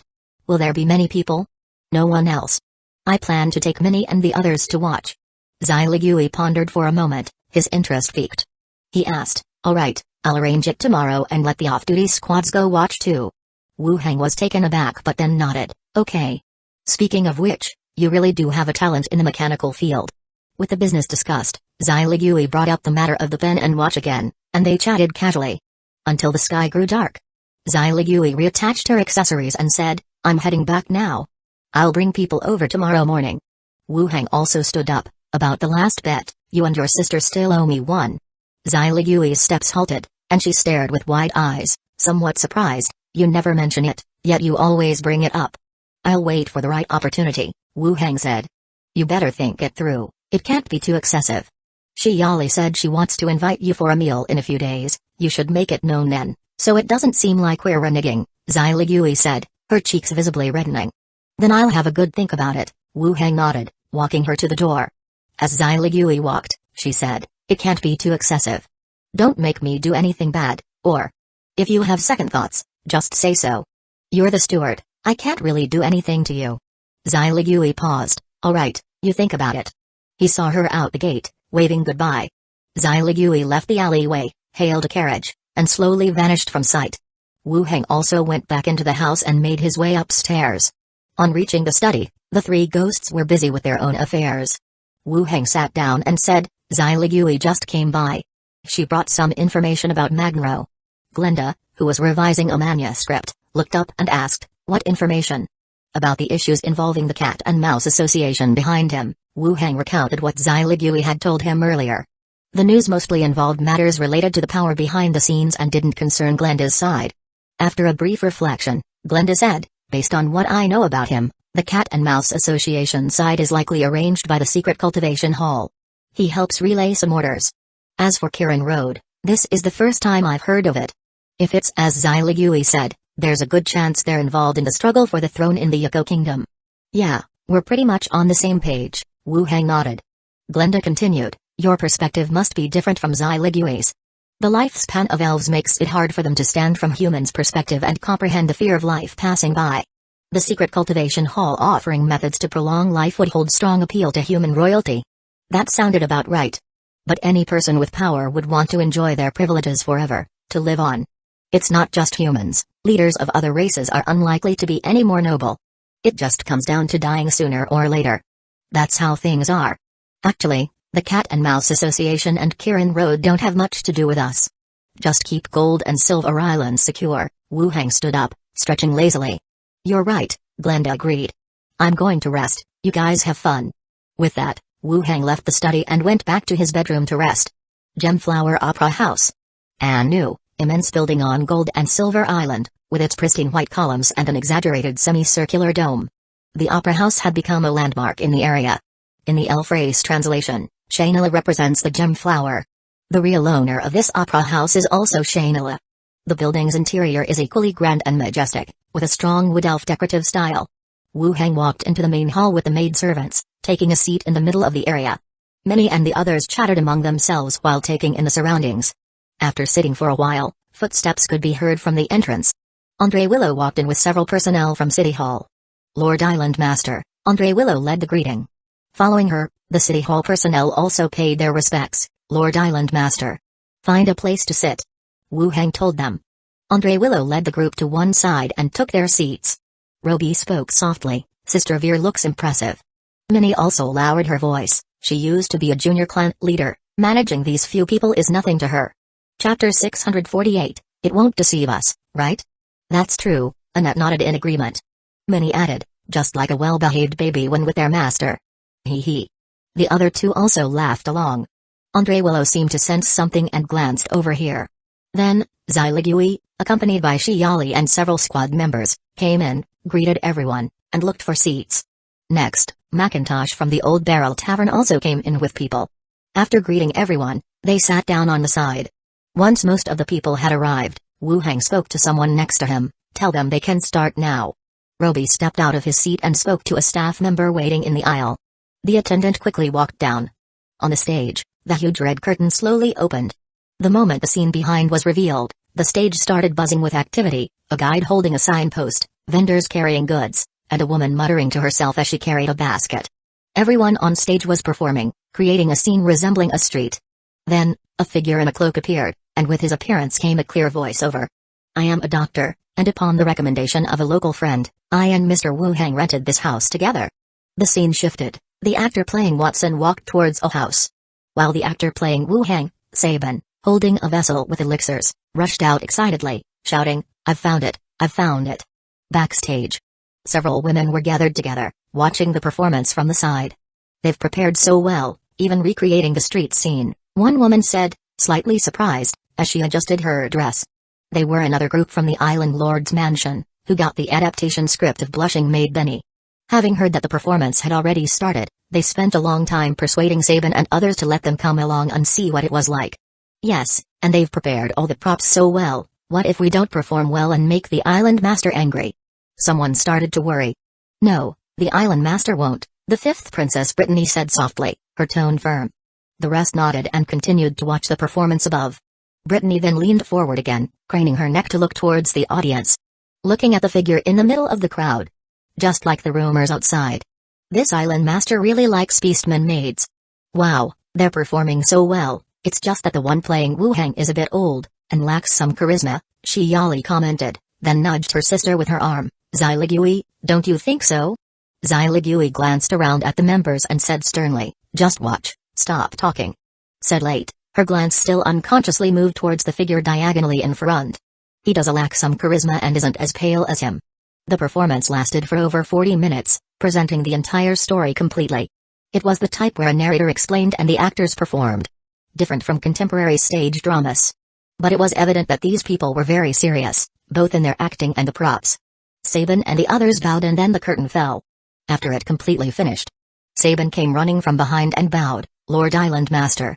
Not bad, the story was performed quite well, Wu Hang praised. Even though there were shortcomings, some things improve while doing, nothing is perfect immediately. Hearing the Island Master's praise, Sabin looked pleased, thank you, my lord. Keep up the good work. Wu Hang encouraged again, and stood up with the others to leave. As they approached the exit, loud cheers erupted from behind. Along with exclamations like we were able to perform. Walking out of the theater, Xiligui led her squad back to their rotation, and others greeted each other and headed to their respective offices. In the afternoon, inside a tavern. The bard, having finished the story from the newspaper, gently sipped his tea on the stage. Unlike usual, he did not step down to rest during the break but stayed on stage. After a slight cough, the crowd below immediately fell silent. The bard said with a smile, everyone, I have some news for you. This morning, our stage play received the approval of Lord Island Master. It will be performed at the Opera House in 3 days. The audience furrowed their brows at first but soon became noisy again. The stage play is coming out so quickly. It's been almost half a month, not too short really. I'm actually quite looking forward to the effects of the stage play. Lord Island Master is really different from those nobles, allowing adaptations of the play and even going to watch it personally.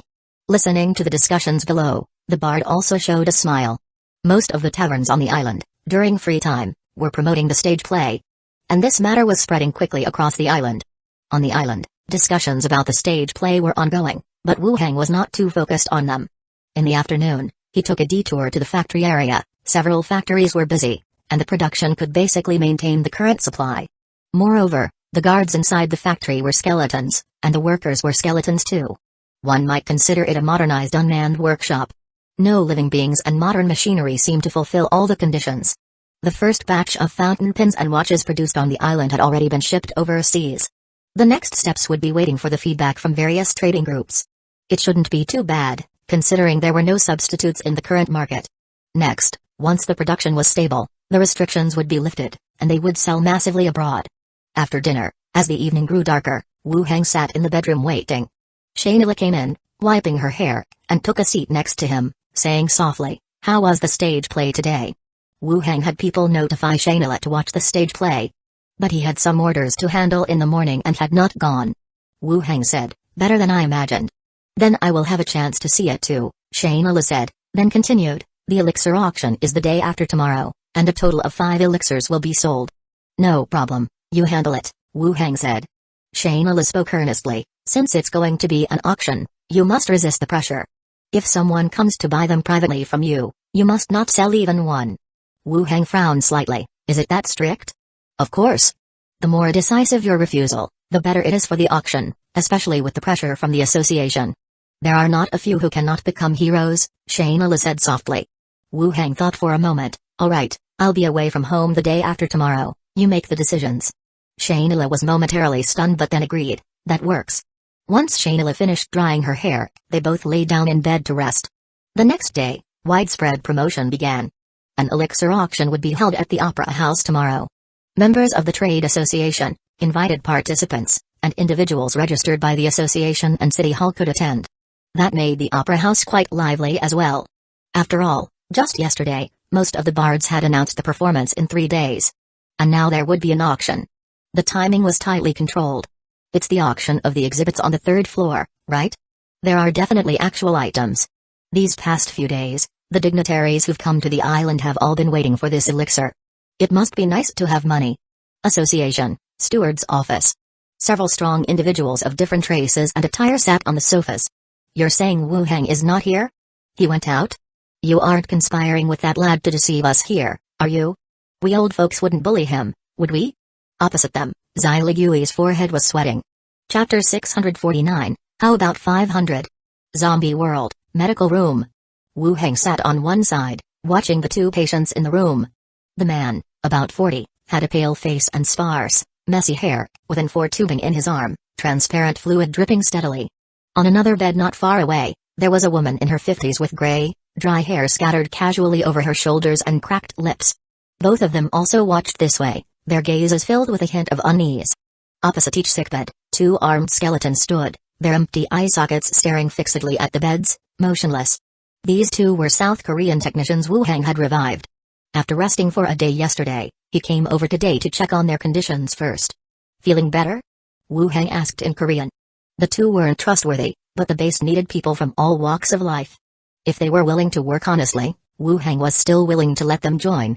The man answered, "I've recovered some. You should have learned something about the base by now, and my attitude is simple. In the environment of the end of the world, we should help each other to survive, rather than harming each other because of race and factional views. What do you think?" Wu Heng said evenly. The 2 looked at each other, and it was the man who spoke again. "You're right.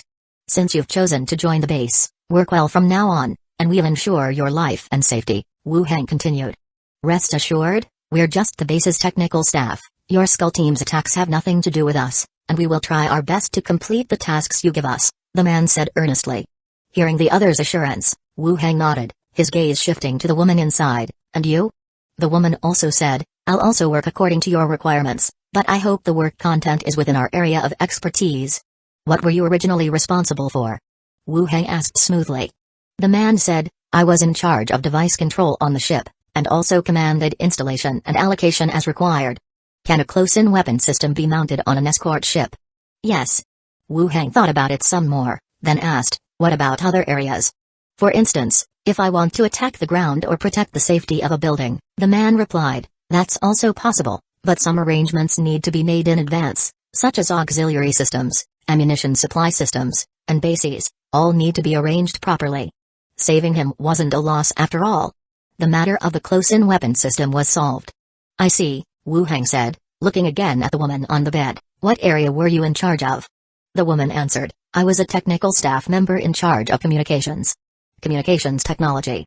Wu Heng thought for a moment, then asked, with the current environment, is it possible to set up an independent communication system, such as between several bases?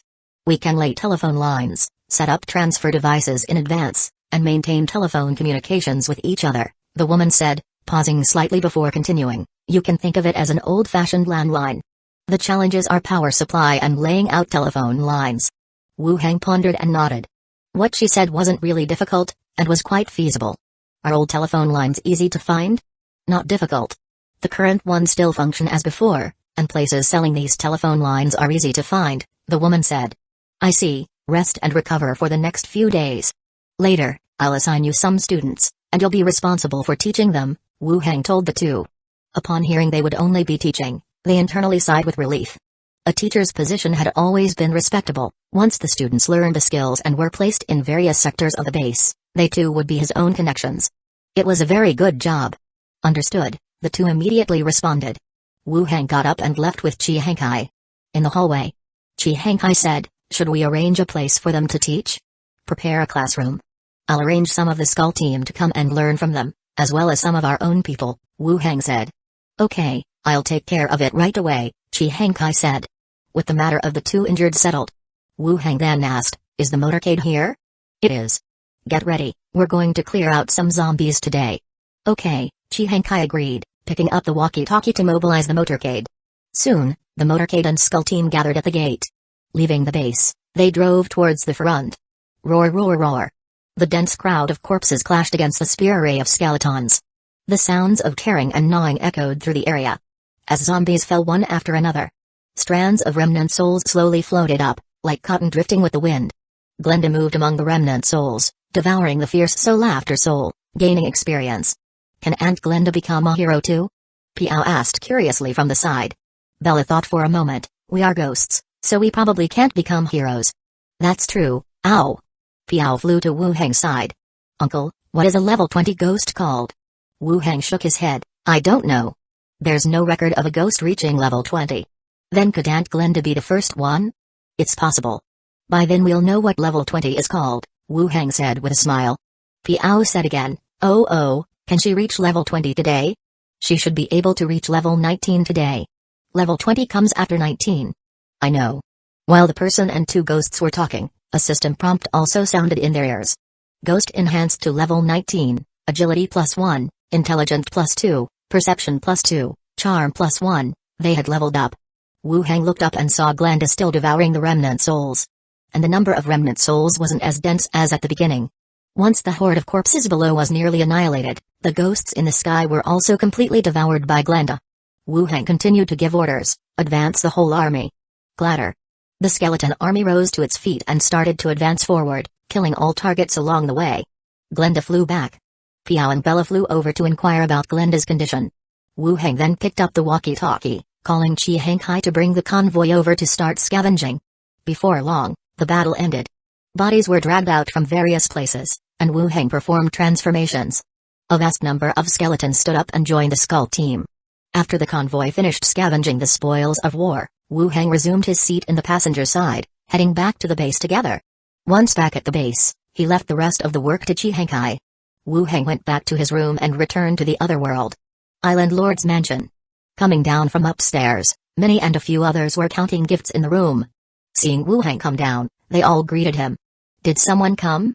Minnie said, a lot of people came. Andre Willow's steward arranged for people to come over twice, asking if you were at home. Is it all because of the auction event?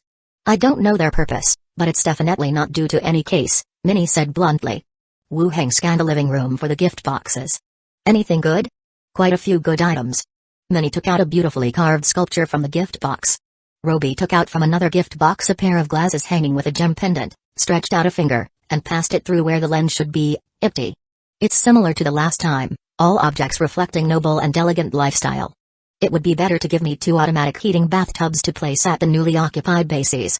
See where it's suitable to place them, those that are not needed, store them first, Wu Heng said. Yes, master, Minnie nodded. The 3 maids opened them one by one, their faces full of excitement as if opening blind boxes. From time to time, they let out exclamations, boasting about the gifts they recognized. Wu Heng sat aside watching the maids select gifts, a smile also on his face. Sometimes people would came to visit outside the door. Minnie would use Wu Heng's absence as an excuse, asking them to come back another day. As dusk neared, Andre Willow and Shayla also returned from outside. They sat together at the dining table, sharing dinner. After eating a little, Shayla picked up a handkerchief, gently wiped the corners of her mouth, and spoke softly. Today, when you were not here, a lot of people went to my place. Wu Heng said with a smile, I feel like we could maintain a living just by selling these gifts in the future. Without your current status, who would send you gifts? Shayla glanced sideways at him.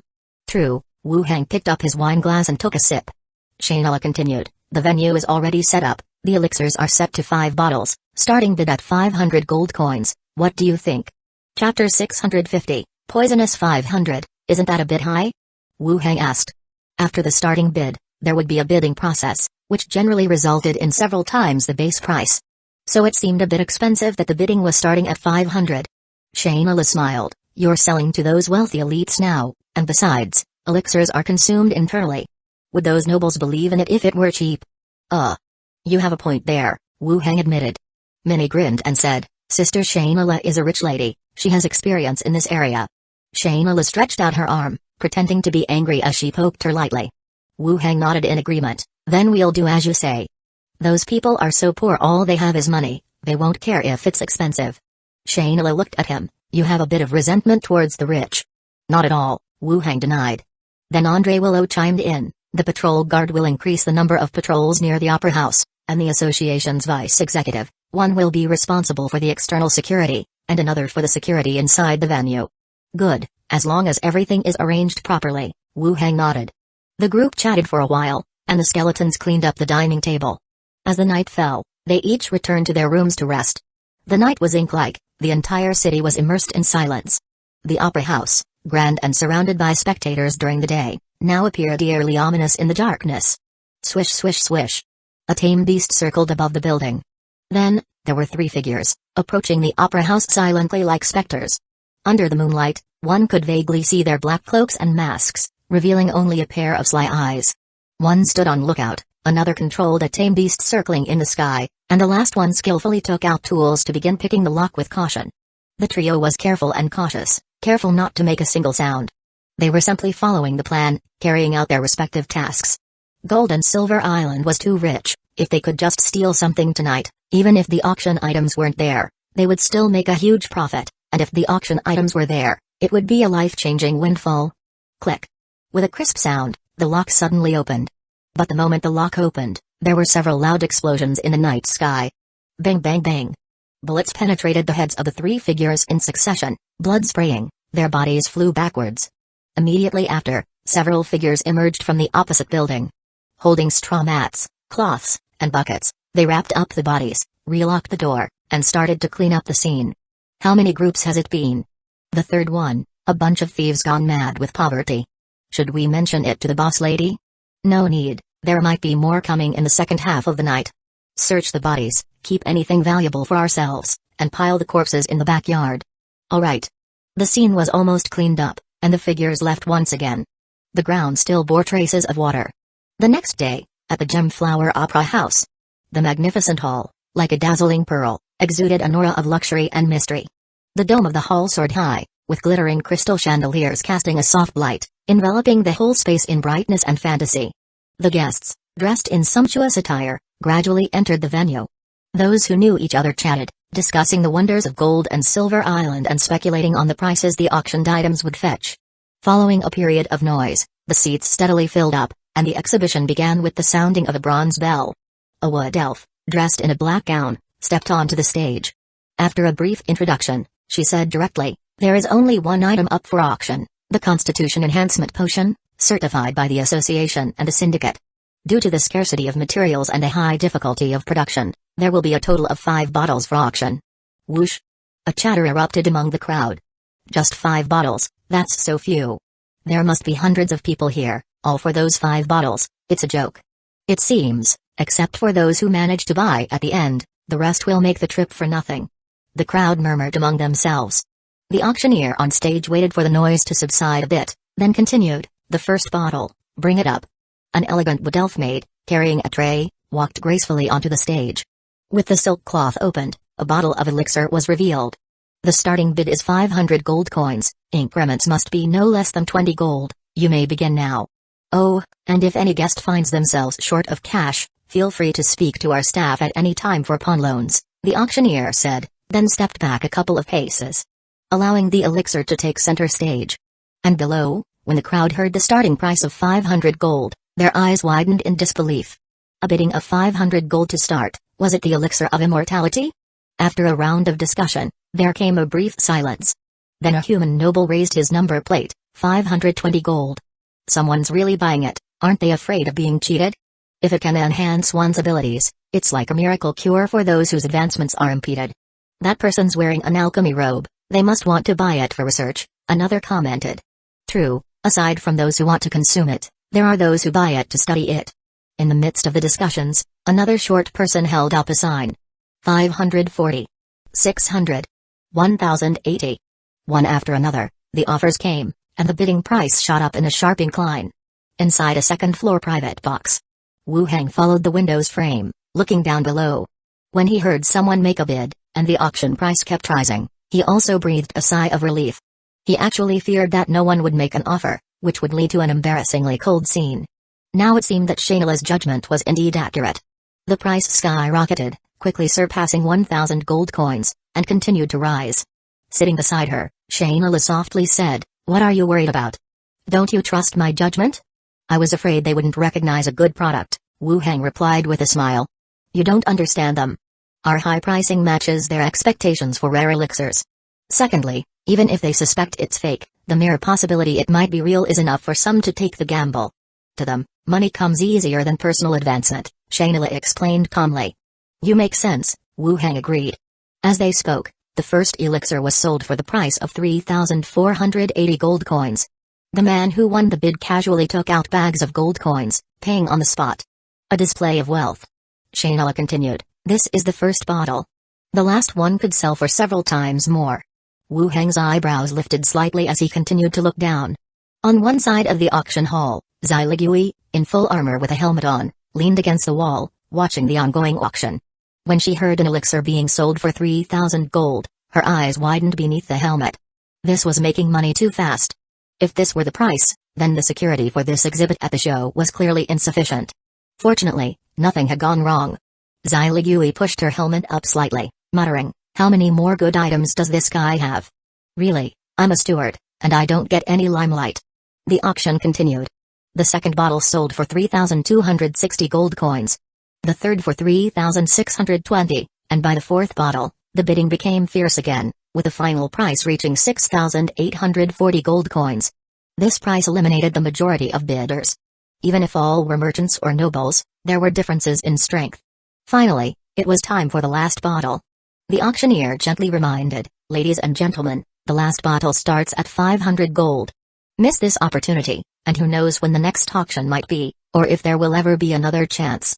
Please begin." The entire venue was silent for a few seconds, followed by someone speaking up. "Gentlemen, I am of old age, so please give me some consideration. I bid 520 gold coins. Who's young? I bid 600. If we continue to quarrel this way, it will only benefit that young island master. I bid 3,500, let me check if the elixir is real or fake first." On the second floor, Wu Hang's brow furrowed. "Buy something, and why bring me up? 4,000, if you disagree, bid higher. Staff, I have several golden items here. I'd like to exchange them for some gold coins from your side. I just bought an estate from the city hall yesterday, I'll mortgage the deed. You're really sick, I bid 5,000. For a moment, the entire hall was filled with people cursing that anyone who bought it was sick and that anyone who bought it would make the island master a cheap deal. Yet, one by one, they started bidding again. The price skyrocketed. The auctioneer smiled. Wu Heng and Shayla also wore broad smiles on the second floor. At home, they had thousands of such elixirs. 32,860 gold for the first time. The second time. Thump. The hammer fell. Congratulations to client number 465, the elixir is yours. Damn it, the person called out gritted his teeth, without a trace of happiness. Most of the items in his space ring had been mortgaged. He was still unsure whether the elixir would work or not. The elixir was sent down. People began to leave the venue, discussing the exorbitantly priced elixir. Inside a mansion, after the auction dispersed, many followed here. Everyone sat in the hall, their eyes on the old man leisurely drinking tea in the center. Mr. Otma, stop keeping us in suspense. Use the elixir now and tell us about the effects, someone said. Exactly, let us have some closure, to know whether it works or not. Stop drinking water already, what if you can't down the elixir later? The old man looked over the crowd. With a smile, he said, are you treating me as a medication test stone? Keeping the elixir with you is dangerous too. By having you use it now, we can bear witness and save you from a lot of trouble, someone softly reminded. Only if you consume it will it truly be yours. Keeping it on your person would always make others envious. The old man nodded, taking out the elixir. A few alchemists nearby were also ready for rescue operations, along with several healing scrolls.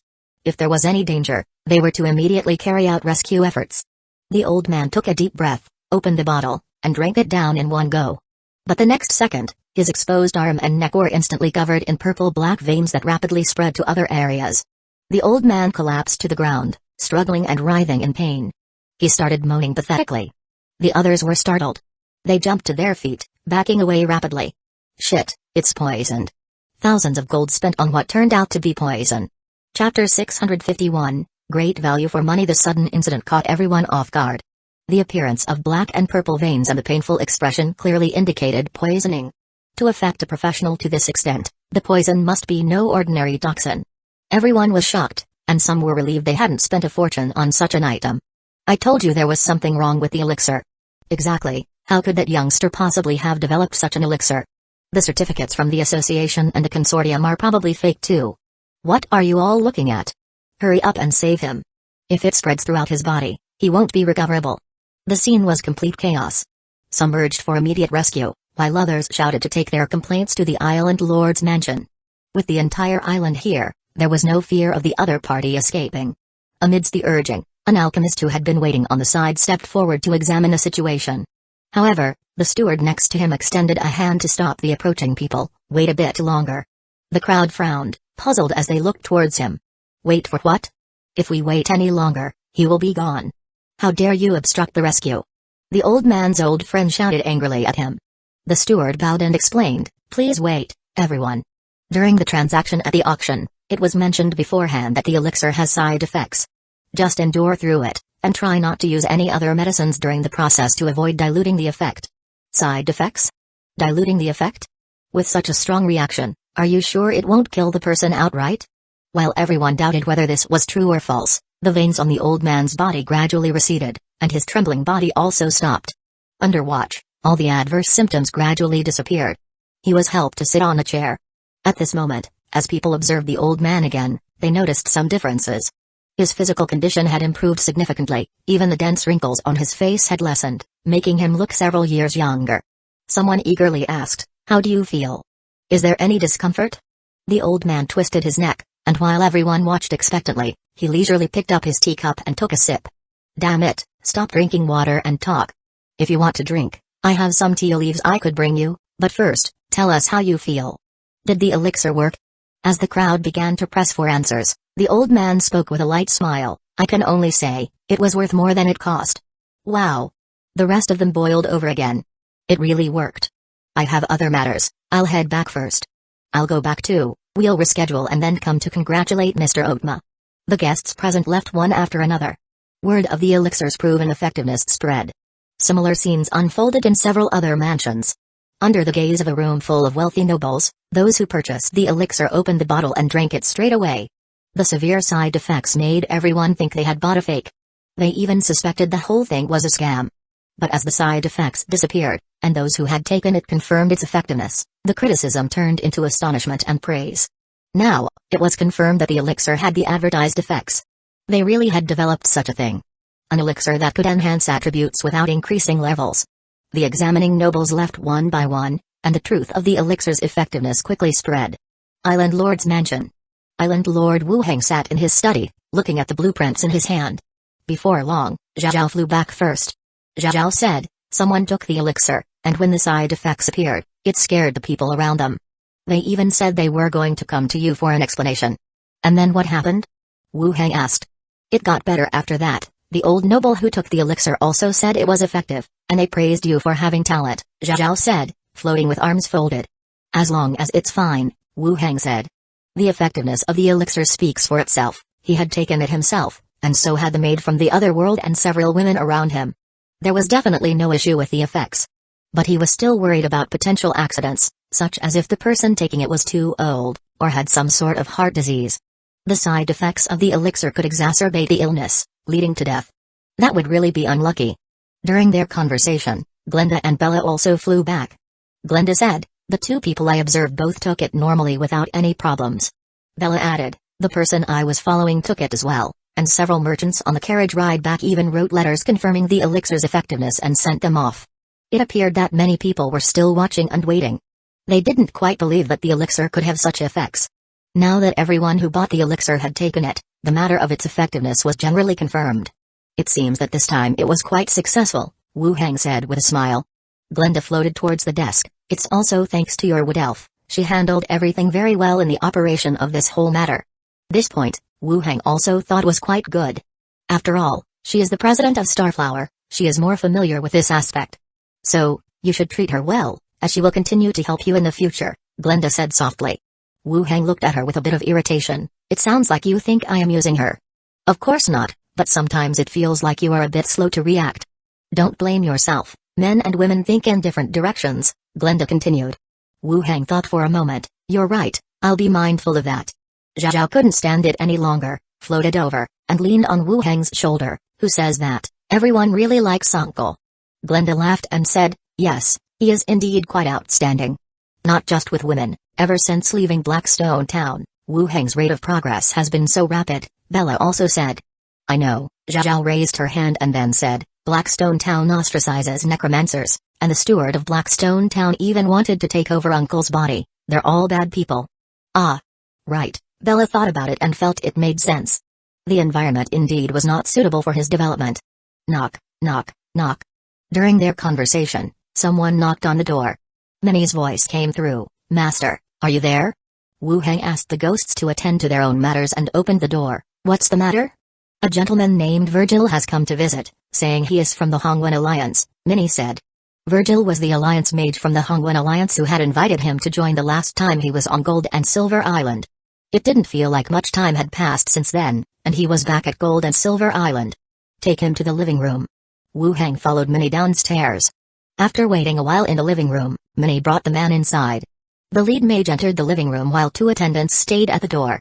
Island Lord Wu Heng. A ruddy-faced man in a mage robe entered.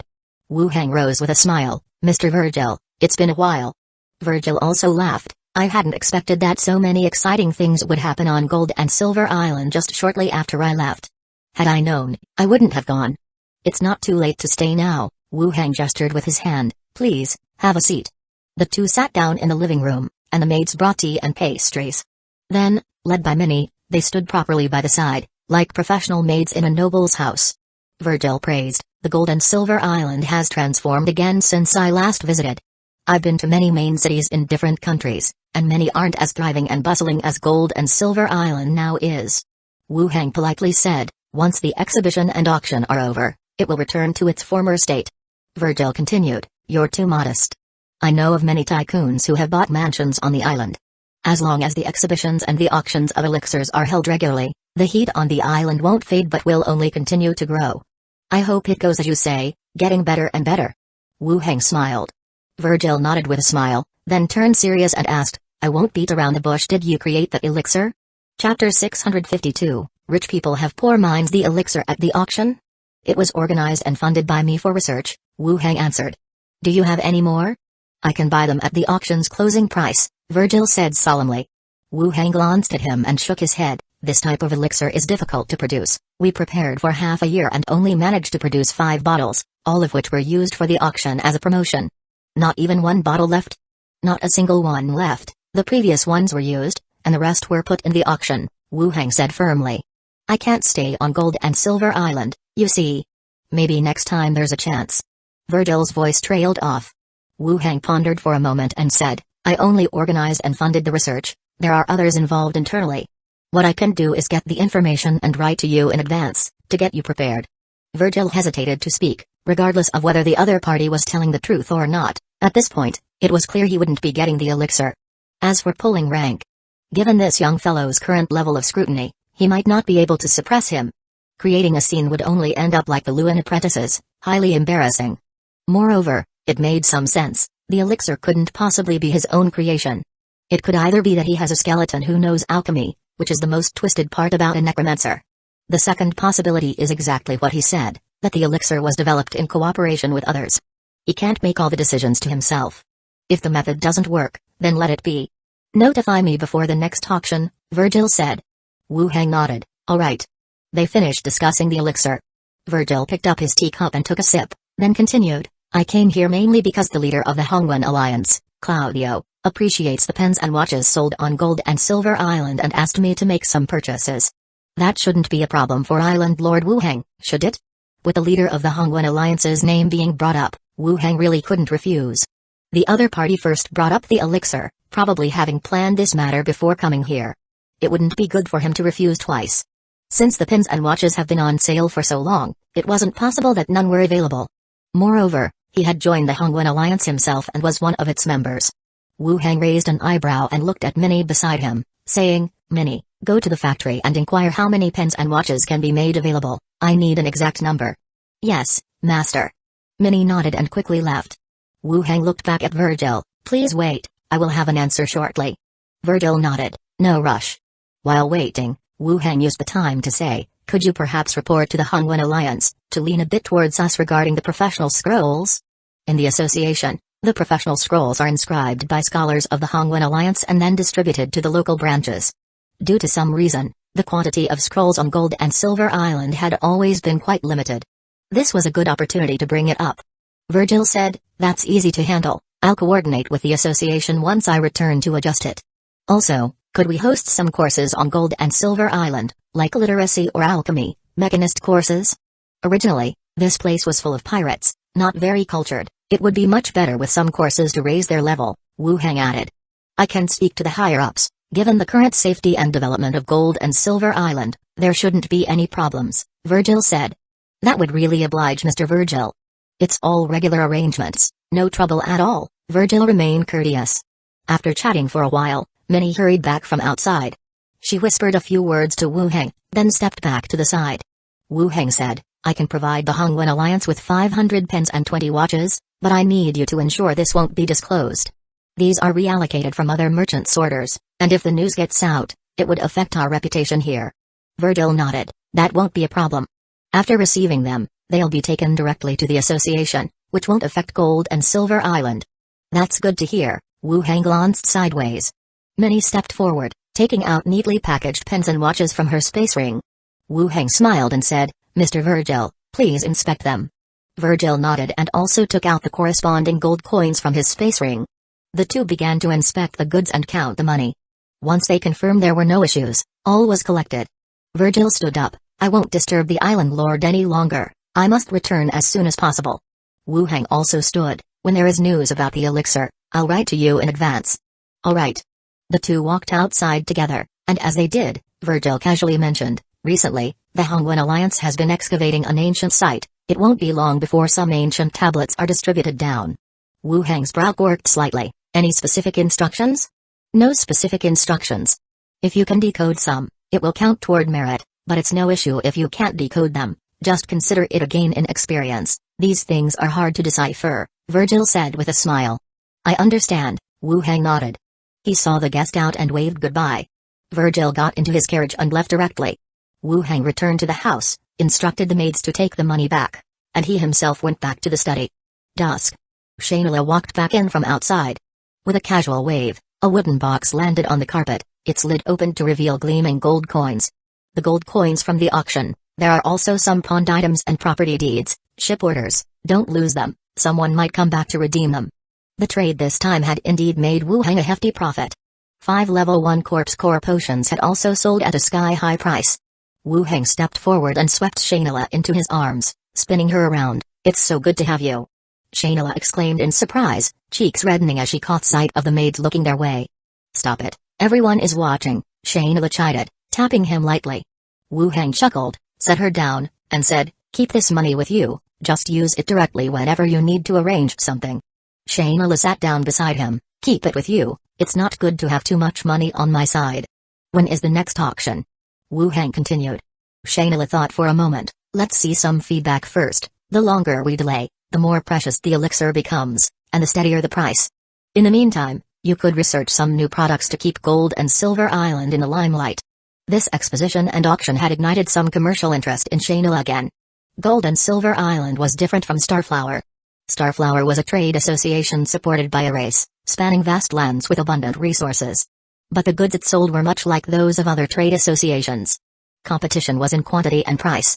Gold and Silver Island was different. The 3 products it launched were revolutionary, unique, and very practical. The earnings from these past few days at Gold and Silver Island had matched what big trade associations made in a year. Unless Wu Heng died, Gold and Silver Island was destined to become a commercial hub. Her own status in the business world would also increase accordingly. Wu Heng scratched his head. I'll go back and think about it, see what else could be popular. No worries if you can't come up with anything, these are already impressive, Shayla said with a smile. After chatting for a while, the evening drew on. Wu Heng picked up Shayla and headed upstairs. The maids followed, teasing them from behind. Shayla said, what are you doing? I'm going back to rest today, I have to go to the opera house in the morning. Get up early tomorrow, it won't cause any delay. With that, they entered the bathroom, sat together in the bathtub, and chatted with laughter. Daybreak, Golden Sail Tavern. Today, there was a new young bard in place. He told a story from the newspaper, then slammed the desk. The tycoon, after consuming the elixir, had his veins bulging out a ghastly blue, his skin turning a blackish-purple hue, rapidly spreading across his body, making the others around him stand up and step back in alarm. Through the symptoms, everyone concluded the elixir was a poison, alleging the island lord had set a trap to swindle money and take lives. They gathered a crowd, heading to the island lord's mansion to demand an explanation, and also to report to the association. Amidst the chaos, the tycoon who had taken the elixir stood up from the ground, yelling, hold on. As everyone turned around, they saw the tycoon already standing, the blackish purple and blue veins had faded, and his wrinkles lightened, making him look over a decade younger. At that moment, the tycoons and magnates present realized what kind of treasure they had missed, but it was already too late. This was what happened after the elixir auction. With the bard's narration, everyone seemed to see the tycoon falling down after taking the elixir, then transforming from old to young. This elixir was actually effective. It could even make people younger. So, selling it for thousands of gold coins seemed not too expensive. But those tycoons who were still skeptical of the island lord were regarded as naive foreigners by the island's residents. After all, that was the great detective. The one who saved Miss Penny, went alone into the evil cult to avenge her. Would he scam you for this? Even ordinary people knew the facts, yet doubted the Lord Island Master. Indeed, rich folks aren't necessarily wise. Zombie world. Wu Heng stood outside the classroom, watching the female technician, still bandaged on the head. Standing in front of the blackboard, she taught a class of over 20 gleaming skeletons. The scene was somewhat horrifying. The voice of the female technician trembled as she lectured. Chapter 653, Finished Killing. Wu Heng and Chi Hengke, at the exterior corridor of a window, looked at the female technician whose movements were stiff and who spoke with a slight tremble. They exchanged glances and both revealed mildly amused expressions. However, teaching skeletons was no longer a novelty in the original base. But here, it would still take some time to get used to. The issue wasn't significant, everyone would gradually accept it. If they could accept the end of the world, why not accept teaching skeletons? Let's go, let's check out the next one, Wu Heng said. The two continued on to the next classroom and looked inside through the window. Another male technician was standing at the podium, holding a device component and explaining its function and use. His demeanor was more natural than that of the female technician. Only his actions were a bit sneaky, and his gaze furtive and cautious. They've made the classroom quite nice, much better than the old base, Wu Heng whispered. Chi Hengkai, standing by his side, said, these were originally classrooms here. They probably had some instructional needs regularly, so they just tidied up the rooms and used them directly. There are a few more behind that can also be utilized. We'll see what else we need in terms of manpower and then arrange the courses, Wu Heng said. While they were talking, Chi Hengkai's walkie-talkie crackled to life. Sister Chi, the convoy is ready to go. Okay, I'm coming down now, Chi Hengkai replied after pressing the walkie-talkie, then looked to her side. The convoy has arrived downstairs. Let's go, let's head downstairs. The two headed downstairs together, and the convoy was already waiting at the entrance. Chi Hengkai took over the position of a truck, and Wu Heng, accompanied by the skeleton attendant, followed them onto the vehicle. Once everyone was ready, the convoy started. Heading out from the base. The convoy left the main road and continued on a side path. The skeleton army would proceed along the main road, continuously advancing and killing zombies. The nearby area had already been cleared quite thoroughly. Therefore, if Wu Heng wanted to kill zombies, he needed to go to some remote villages and towns. This also served as a place where he could continue leveling up his ghost. The convoy moved away from the main road for a distance. Soon, aimlessly wandering zombies could be seen in the distance. Wu Heng disembarked and said to the big head skull by his side, let the skeletons move forward, prepare for battle. Clatter clatter. The skeleton army neatly advanced to the front, squatting down with their spears pointed forward. Let the skeleton hunting dogs lure the monsters, Wu Heng said. At the back of the line, a skeleton hound wearing a simple vest charged quickly out of the formation. Approaching the position where the distant zombie horde was located, a shrill noise emanated from the sternum's loudspeaker.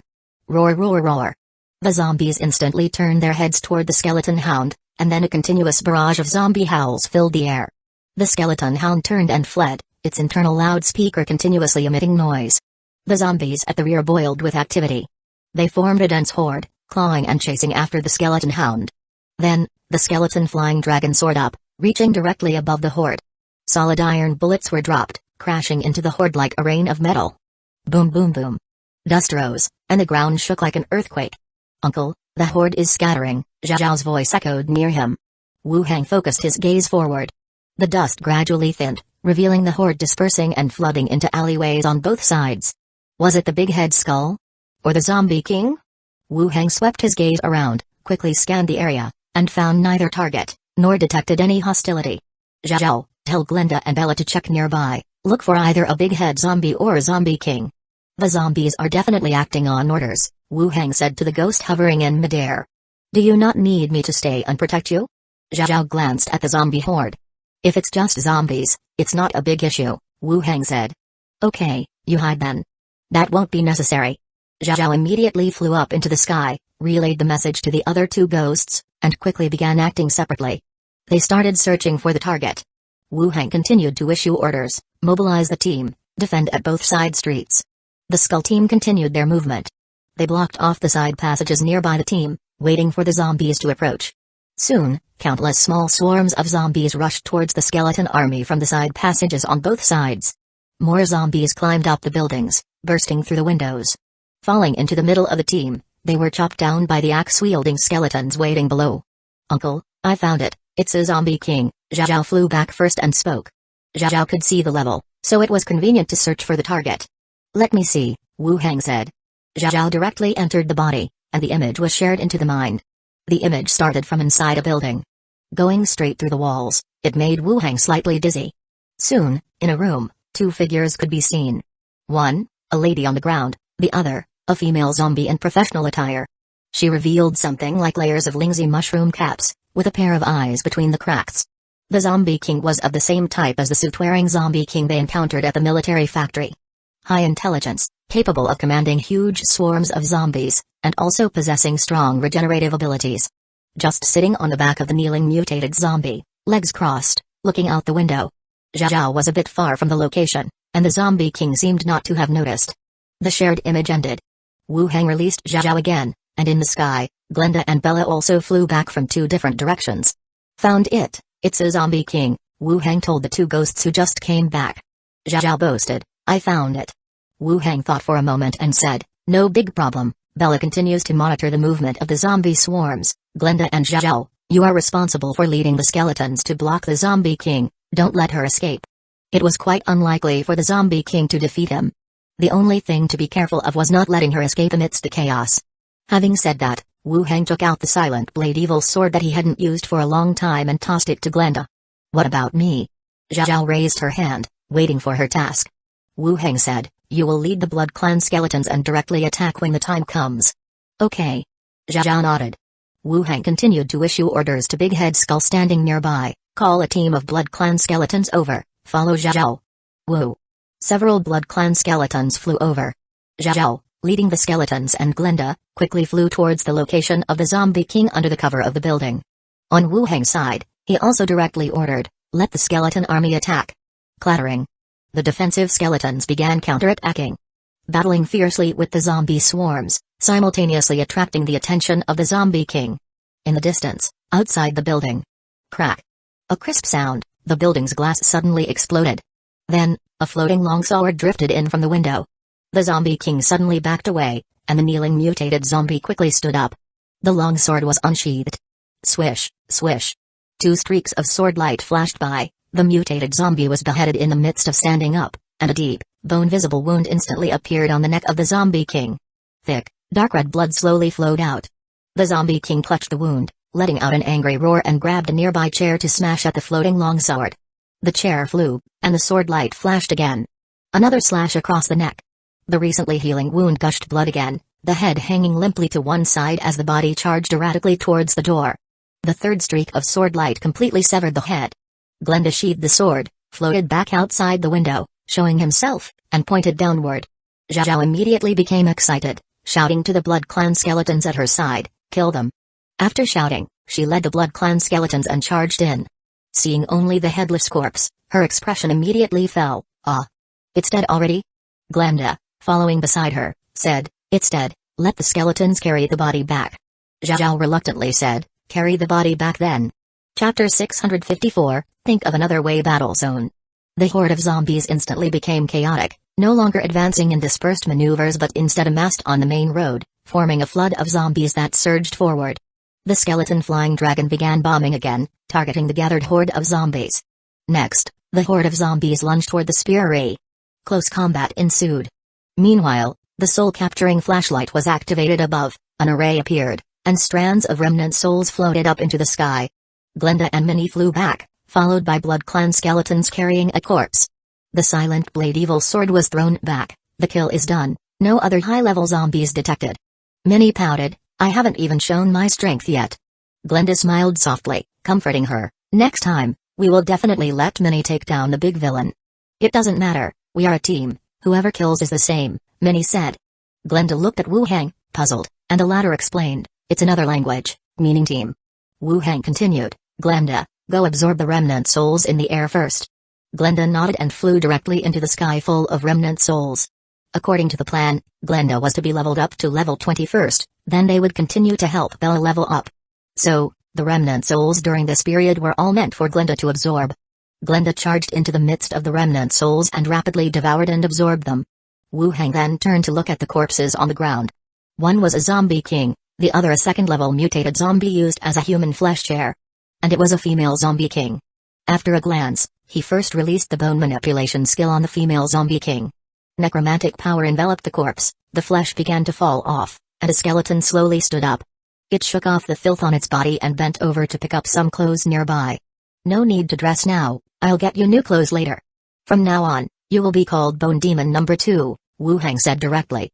The skeleton straightened up and moved aside to stand by. Skeleton Demon, level 18, Wu Heng checked its attributes, which were not much different from those of the last zombie king in a suit. Then, Wu Heng bent over to search for the corpse core, furrowing his brow slightly. "Is there something else?" He took out an iron sword and poked it out. A turquoise corpse core appeared, along with 2 sizable brass implants. "Damn, I thought it was 3 corpse cores." Wu Heng stored the zombie king's corpse core and continued to release the bone manipulation skill on the other second-level mutated zombie. After transforming into a skeleton, he stored its corpse core. Meanwhile, at the battlefield, the skeleton army began to advance, and Glenda had absorbed all the remnant souls in the sky. Then, it was time to clean up the battlefield. Chi Hengkai arrived with the fleet for a quick loot and map marking, while Wu Heng released Corpse Battlefield to transform a large area into skeletons. As dusk fell, the fleet returned. Returning to the base, as they descended from the vehicles, Wu Heng said, "This is the newly transformed Bone Demon number 2, to help guard the space." Chi Hengkai looked at the somewhat delicate new skeleton. The name Bone Demon number 2 indicated it was a skeleton transformed from the Zombie King. Then, Wu Heng said to Bone Demon number 2, "When I'm not here, she is the boss of the base, assist her in guarding the base." Bone Demon number 2 nodded. Wu Heng continued, "Bone demons possess high intelligence. Take it to find some clothes you like, and I'll leave the rest to you." Chi Hengkai nodded, showing no fear toward the skeleton. Directly said, "Come with me, you pick." The Bone Demon followed and left. Wu Heng also went upstairs, returning to his dormitory. Island Lord's mansion. After delivering the obtained corpse cores to the alchemy room, having washed up in the bathroom, he walked down the stairs. Descending to the hall, he saw Shainala and Minnie sitting on one side of the living room eating fruit while chatting about the theater. On seeing Wu Heng come down, Minnie obediently called out, "Master." Shainala blinked playfully, which counted as a greeting. Wu Heng walked over, sat down between the two women, and hugged one on each side. "How was the opera house today?" "Not bad, the story of the great detective was decent. Mainly, the story is good, the thrilling case-solving scenes really captivated the audience. That alone made up for many flaws in the performance," Shainala analyzed. Wu Heng hadn't seen many stage plays, but Shainala had seen quite a few. She naturally could make some judgments. But Shainala had been a chairman before, and she watched top-tier actors, so the actors temporarily assembled on Gold and Silver Island definitely couldn't compare. Can this opera house make money? Wu Heng wondered. Shainala smiled and said, "Many elites have settled on the island, so there must be places that suit their tastes, and besides, the opera house isn't just for stage plays. Future auctions and some significant meetings can also be held there, so it definitely serves a purpose." "That's true, it could be used as a cinema later as well," Wu Heng said. "What is a cinema?" Shainala asked in return. Minnie was also curious and looked over. "It's a place where movies are played." "It seems you haven't seen one before, I'll build one for you later," Wu Heng said with a smile. The idea of filming and spreading movies popped into his mind again. After chatting for a while, Andre Willow came back with a white owl perched on her head. Dinner was ready, and they all sat down at the dining table to eat. After dinner, Shainala went to the courtyard to play shuttlecock with the maids, while Wu Heng went upstairs to his study. In the study, Glenda was still revising the manuscript. Zhao and Bella had run off to play somewhere. Wu Heng poured himself a cup of water and sat down on a chair nearby. His gaze followed the window towards the gradually darkening night sky, and he began to contemplate future plans. In Zombie World, he had obtained an escort ship as well as some modern ships. He could set up a fleet to protect Gold and Silver Island, which was a good point. Moreover, once the skeleton communications personnel were trained, he could lay phone lines on Gold and Silver Island, making contact much more convenient. The next direction is still to acquire equipment, and ideally, move the shipyard to Gold and Silver Island, he said. And also, continue to enhance Glenda's experience and reach level 20 as quickly as possible. On the side of Gold and Silver Island, the successful hosting of exhibitions and auctions hallmarked the completion of all previously set goals, and the outcomes were even better than expected. Fountain pens and watches, widely favored by the people of this world, had also become the pillar industries of Gold and Silver Island. As for the strengthening potion, due to the need to comply with Shainala's business plan, it could only be auctioned. The result was already very good, he shouldn't be too greedy. It's just that his reputation hadn't seen any significant improvement. At the current rate, it would take him another year and a half to reach level 20. Still need to come up with a solution. Wu Heng muttered softly. Glenda drifted over from not far and asked, "What's with the sighing?" Wu Heng joked, "Seeing you about to hit level 20 makes me envious." Glenda rolled her eyes and said irritably, "Are you trying to cause trouble at home?" "I'm thinking of ways to increase my fame so I can meet the conditions sooner," Wu Heng said, then picked up his teacup to drink water. Glenda thought for a moment and then said directly, "Achieving fame isn't difficult, it just depends on what price you are willing to pay." "What price?" Wu Heng looked at her. "For example, agree to the 5th princess's request now, using helping her restore her kingdom as an excuse to intervene in the Hueco Kingdom War. Within a month, all races and powers will start investigating you," Glenda said. Wu Heng's eyes narrowed, somewhat surprised. Becoming involved in a war was not a good decision. He owned Gold and Silver Island, and now that it had developed to this extent, there was no reason to get involved in this. With Gold and Silver Island developing so well, it's unnecessary to drag myself into this, and since the association doesn't allow interference in domestic affairs of countries, and I am the appointed flag bearer of the association, Getting involved would mean losing all advantages for the sake of fame, Wu Hang plainly said. Getting involved might not necessarily be effective, but the status of Gold and Silver Island and flag bearer would definitely be impacted. I was just giving an example.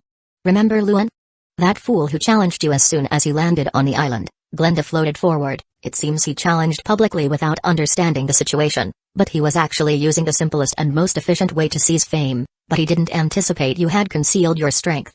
Luan challenged openly right after landing on the island, seeing his own high fame. Normally, anyone would feel provoked. But from Luan's perspective at that time, it should have been the most efficient method, especially since at that time, word had spread that his level was still 12. He had no reason to think he would lose. Is there another method? Wu Hang continued to ask. Direct participation in the battle was definitely out of the question. I'll think some more. I'll tell you if I come up with anything, Glenda said. Wu Hang nodded. All right.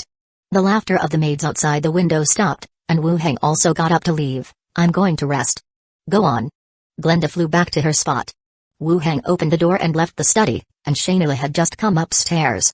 The two exchanged glances and entered the bedroom. Chapter 655, The Bat Zombie World.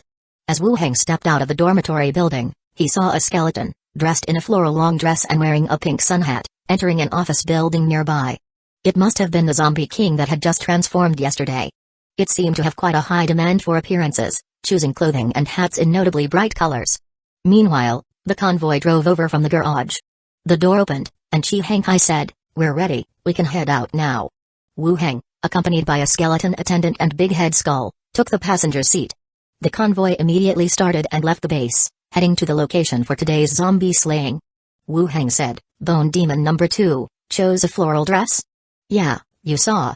Chi Hankai turned her head to glance and continued, "I didn't bring any clothes with me, just found these scavenging nearby shops. It just picked that one, and the sun hat too." Strutting right past me, Wu Hang said. Chi Hankai laughed. "Actually, it looks quite cute, not as scary as ordinary skeletons." "The undead dressed in bright clothes are even scarier," Wu Hang offered his opinion. "Are you scared?" Chi Hankai turned her head again. "It's my skeleton, what do I have to be scared of?" "Then I'm not scared either, it's my man skeleton." The convoy reached the target location. Zombies surged forward like a tide. The skeleton flying dragon conducted 2 bombings, then let the remaining zombies crash into the spear array. Roars, withdrawals, and the sounds of chopping flesh echoed through the area. Threads of remnant souls drifted upward. Glenda charged forward, beginning to devour the abundant remnant souls. With her current level, Glenda's efficiency in devouring ghosts had greatly increased. She swept through the opponent's remnant souls cleanly in one pass. It kind of felt like a scene from a movie where the evil cultivator chases life souls across the sky. The killing continued until 4 in the afternoon. As the zombies dwindled under the onslaught of the skeleton army, Wu Hang ordered to push forward, beginning to clear the remaining zombies along the road. Next was cleaning up the battlefield as corpses were piled to one side. Corpse battlefield, activated. Skeletons stood up, collecting corpse cores into the space ring. The convoy came to scavenge nearby buildings. Chi Hankai also walked over to Wu Hang. Wu Hang looked around and found a convenient hotel, saying, "Traveling back and forth wastes too much time. I'm going to stay here temporarily and won't be coming back with you." Chi Hankai frowned briefly but said, "I'll stay here with you then." "No need, conditions here aren't great, you head back to base," Wu Hang said. Chi Hankai nodded. "I'll leave a truck here, contact us by radio if you have any arrangements." "All right." The two continued into the hotel, starting to look for somewhat cleaner rooms. Chi Hankai helped tidy up, making it look much cleaner. Soon after the convoy finished scavenging, Chi Hankai left a truck. Quietly giving a couple of instructions, she waved goodbye and took the convoy away. After the convoy had disappeared, 3 ghosts also revealed themselves nearby. Glenda said, "There's really no rush, we can improve slowly. Whenever there's a chance for improvement, I'd like you to reach level 20 as soon as possible," Wu Hang said. "Thank you," Glenda smiled and said, leaning closer to him. Bella then said, "Lady Glenda might be recorded in history as the first ghost to reach level 20. "That doesn't matter," Glenda laughed. She was also looking forward enthusiastically to reaching level 20. Zhao thought for a moment, then leaned on Wu Hang's shoulder, saying, "Andy, when you reach level 20, can we take over the association headquarters then? They could help Uncle promote himself and raise his reputation." Wu Hang raised an eyebrow. "That makes sense. Once your Aunt Glenda reaches level 20, let her wield a sword and go on a rampage. We'll chop down anyone who disagrees." "Really? We shouldn't kill them all though, or else we wouldn't have anyone to work for us, Zhao seriously commented. Glenda glared at the two who had all her future actions planned out. If I do go, I'll also say you two were the masterminds. Wu Heng looked at Zhao. Give me some face, no attacking the headquarters. Zhao agreed. Then we won't attack, wait until we are all level 20. Glenda stared at Wu Heng. Look at the child you've raised. Bella chuckled on the side. The skeleton army outside the hotel began to adjust their formation.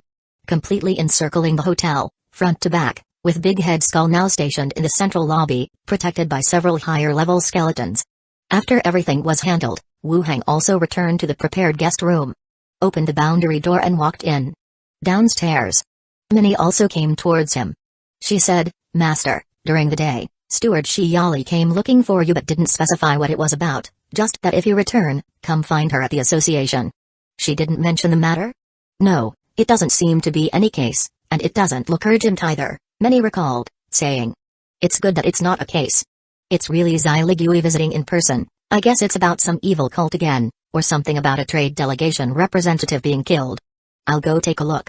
Wu Heng said, went back to his room to wash up briefly, and then left with his skeleton. Heading towards the association. Steward's office. Wu Heng knocked gently on the door before entering. Inside the office, only Xiligui was tidying up the documents, also preparing to leave work.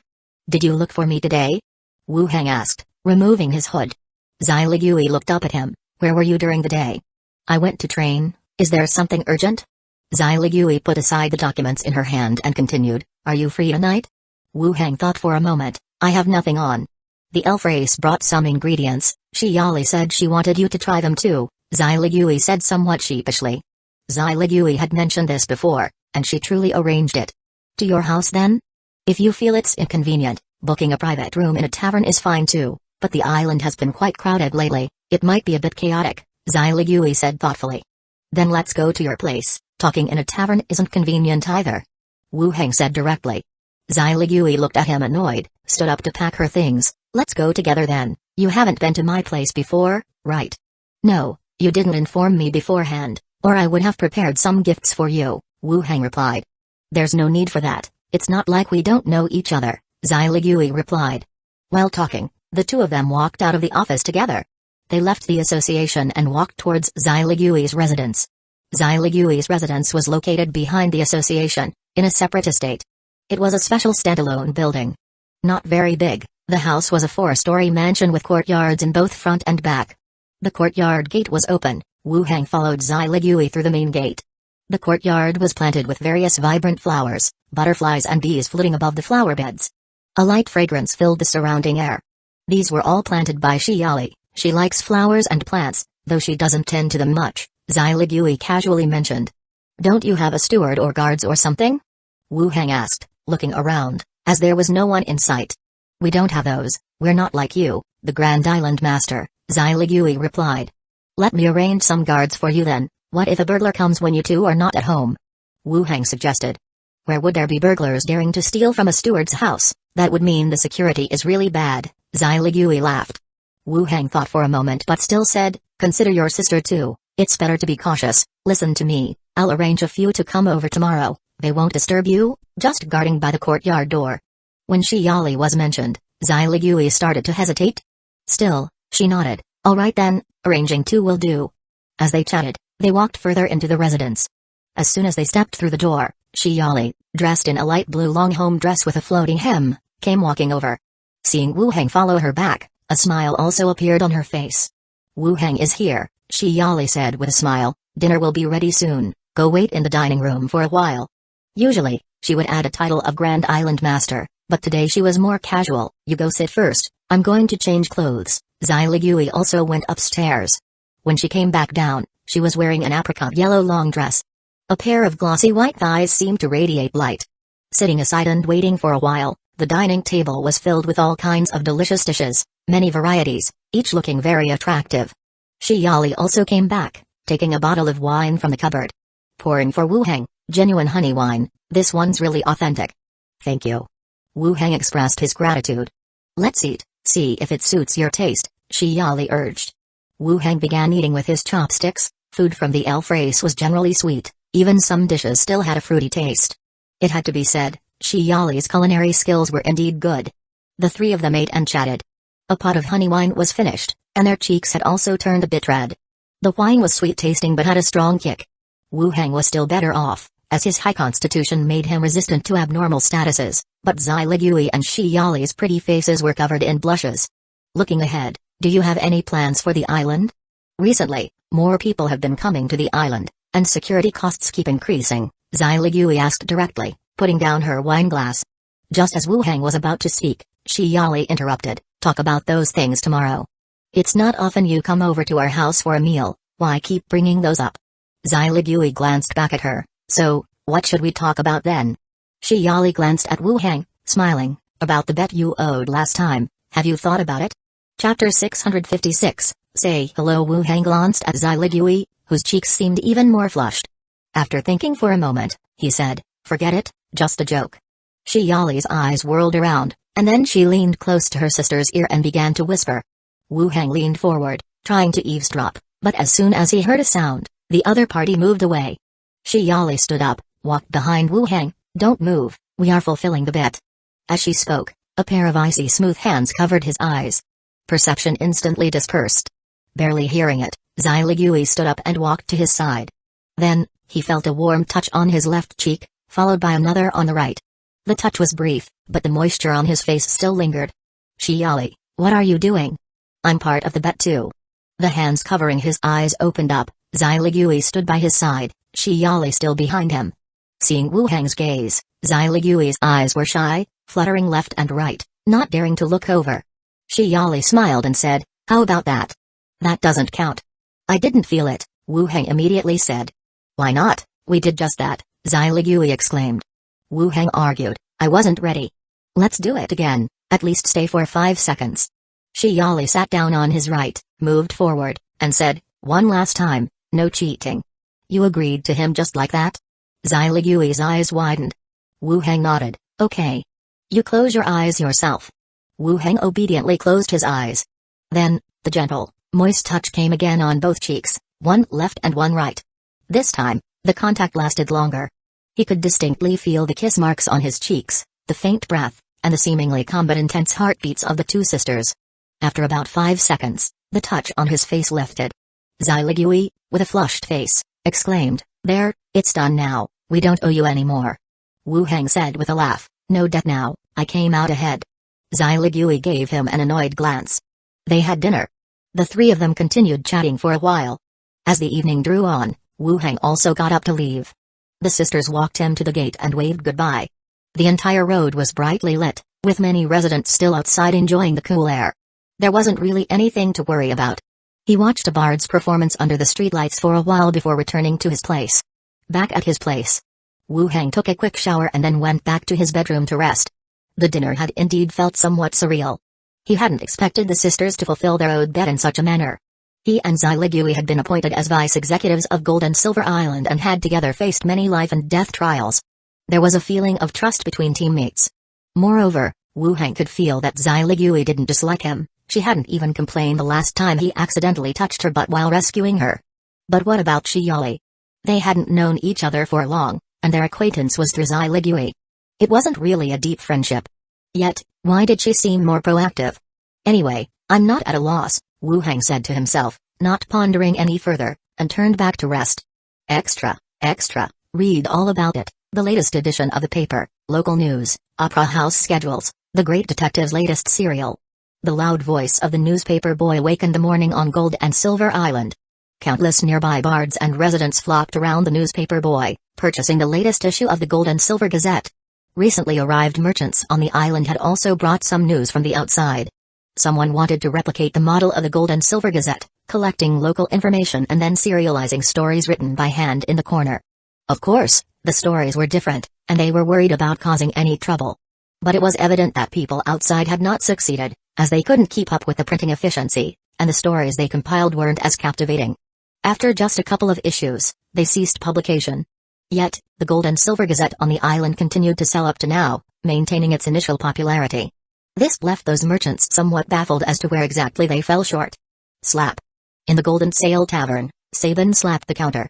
Animatedly narrating the latest issue's story, the patrons were listening intently, the bartender and maids leaning against the pillars as well. Watson, Here's a footprint and a circle of mud imprint, and there's another over there too. These are all good evidence. I looked and said, that doesn't seem like a footprint. Yes, it's a post's mark, and the one next to it is from a heavy boot with a wide iron shank fitted on the heel. It must belong to that man with a wooden leg on the right. It's a pirate. I know a pirate who swapped his leg for a wooden one. Could it be him? A patron immediately responded, speculating. The story's timeline, the island master hadn't even arrived at the gold and silver island then. Was he the only one with a wooden leg? Someone contradicted. Don't argue, let's keep listening to the story. I'll throw you out if you speak again, a short person beside them interrupted the two arguers, signaling for the bard to continue. Sabin's story resumed.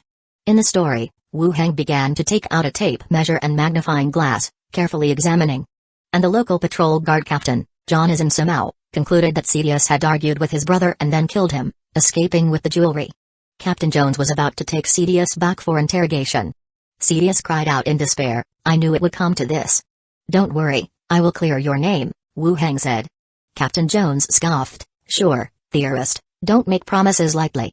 Wu Heng smiled and said, I'm not speaking lightly, the murderer is called John Aizen somehow, a middle-aged man with very tan skin, once a prisoner.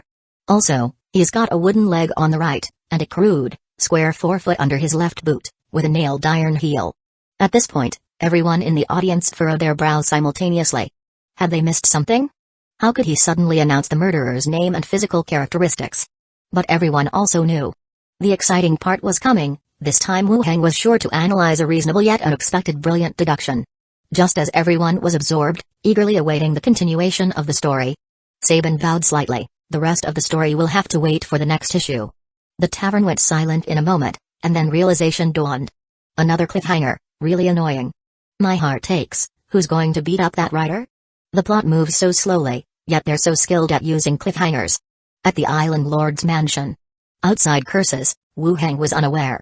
He went upstairs into the radio room, picked up the microphone nearby. Wen Mancha, can you hear me? Soon, a woman's voice came through. Master, wait a moment, I'll call the mistress. Shortly after, Wen Mancha's gentle voice came through. Come on, say hello to Daddy. A baby's babbling voice came through from the other side.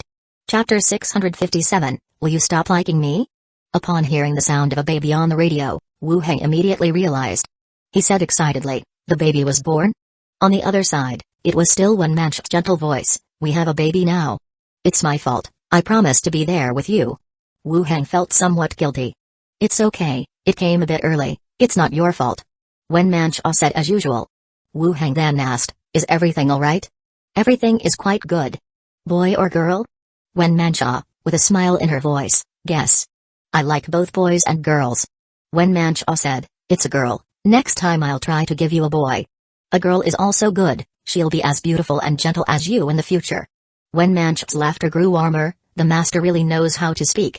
I hope she turns out to be as smart and visionary as you, capable of reading many books. Whichever they resemble, neither is an outsider. Wu Heng said, not continuing this topic, and then saying, I'll prepare these next few days, once everything here is arranged, I'll come back to see you. Recently, there has been a large influx of people into Gold and Silver Island. Mainly due to exhibitions and auctions, also because the environment in Gold and Silver Island is good and security is decent, many wealthy people have bought houses. As a temporary residence, Wu Heng has to leave, and he needs to make arrangements in advance to ensure that everything in Gold and Silver Island continues to operate normally after he leaves. No rush, just come back to see us mother and daughter whenever you are free. Wen Mancha spoke casually. It's fine, I can arrange it. Then when you come over, name the child. How is your recovery going?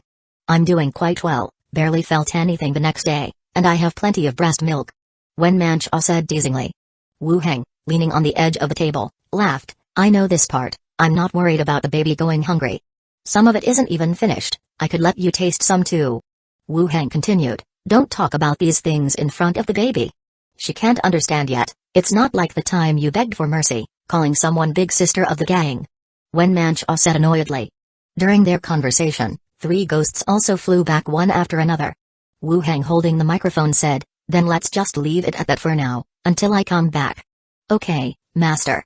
Wen Mancha replied with a smile. He hung up the microphone. He looked back at the 3 ghosts. How's everything outside? All is normal, the story is still popular. Glenda said.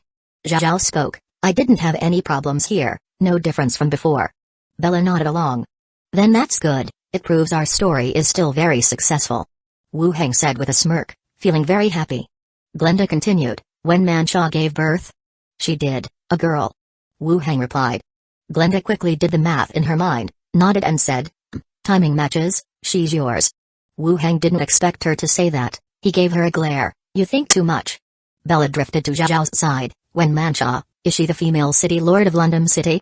Bella had been turned into a ghost in London City and left after staying for 2 days. She had some impressions of Wen Mancha, but not many. Zhao said, she's an aunt from London City, originally from a gang, later she and uncle were together. Oh. Bella nodded, then looked at Wu Heng with a strange expression in her eyes. Wu Heng explained, back then, this gang wanted to harm me. When Mancha was the gang leader's wife, she provided me with information. The leader's wife? She's married? It's not quite what you think, I'll tell you when we have a chance, Wu Heng said. Okay, Bella nodded with a smile. Wu Heng checked the time, it was already past 8 in the morning. He said directly, you all come back first, we're going to clean up the zombies today. The 3 ghosts immediately flew back to their bodies. Wu Heng went out, walked upstairs to enter the study, heading to the zombie world. Exiting the hotel. The skeleton army was still on standby all around. Densely surrounding the hotel, on the ground, there were several bodies of killed zombies visible. Zombies that had roamed over from who knows where. Behind the skeletons was a convoy scavenging for supplies. It was common to arrange large numbers of survivors to scavenge in areas that had been cleared by the skeletons. This was also the duty that most ordinary survivors had to undertake.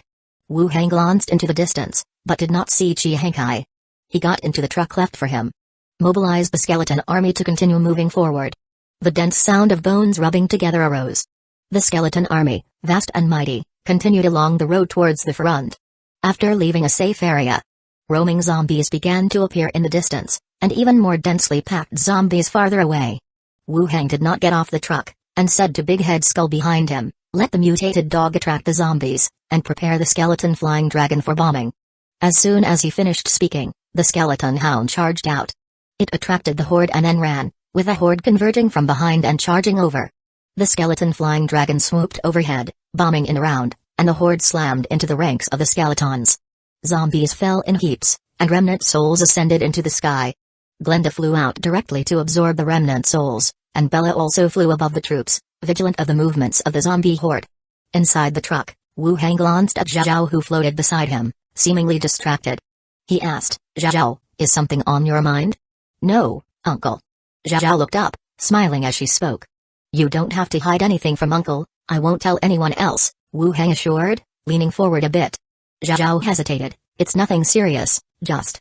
As she spoke, she looked up at him, saying somewhat coyly, Uncle, now that you have a daughter, does that mean you won't like Zhao anymore? Chapter 657, Will you stop liking me? Wu Heng was startled, not expecting Zhao to think this way. Fearing that his love would be divided, he felt somewhat uneasy. Always shouting about fighting and killing, at the end of the day, she was still a child. Wu Heng looked at her, and in Zhao's gaze, there was a hint of expectation. He softly said, Of course not, Uncle promised before that he will always treat you well. Not just one child, even if there are more, he will treat you well. Treat me the best? The best, Wu Heng continued. Besides, Zhao will be an older sister in the future, you must teach her what you have learned. Ah. I don't have much to teach. Zhao floated to the other side and softly said, Uncle, then will you be my dad? Wu Heng paused, thought for a moment and said, should we ask your mom's opinion first? If we decide on this directly, what if she gets angry? I'll go and talk to her, and if mom agrees, I'll start calling you dad. Zhao clearly became much happier. That would be great, having a smart and beautiful daughter like Zhao, I couldn't be happier. Uncle is so nice. Zhao affectionately came closer and then asked, and there's Sister Philippa, is she also your daughter? Wu Heng frowned slightly, her title is not that of a father and daughter, don't tell others, okay? Oh, I'll go outside and look around. Zhao clearly much more cheerful, said and then flew out directly. For Wu Heng, Zhao was his first ghost, and the two had always been companions on the journey. He knew her earlier than anyone else. Calling her a daughter somehow felt old, but in his heart, he truly considered her as a younger sister. As for Zhao wanting a dad, it didn't bother him. It was just a change of title after all. After a while, the battle ahead ended. Without directly cleaning up the battlefield, he continued to order an advance. After passing through a stretch of empty space, zombies appeared again in the distance.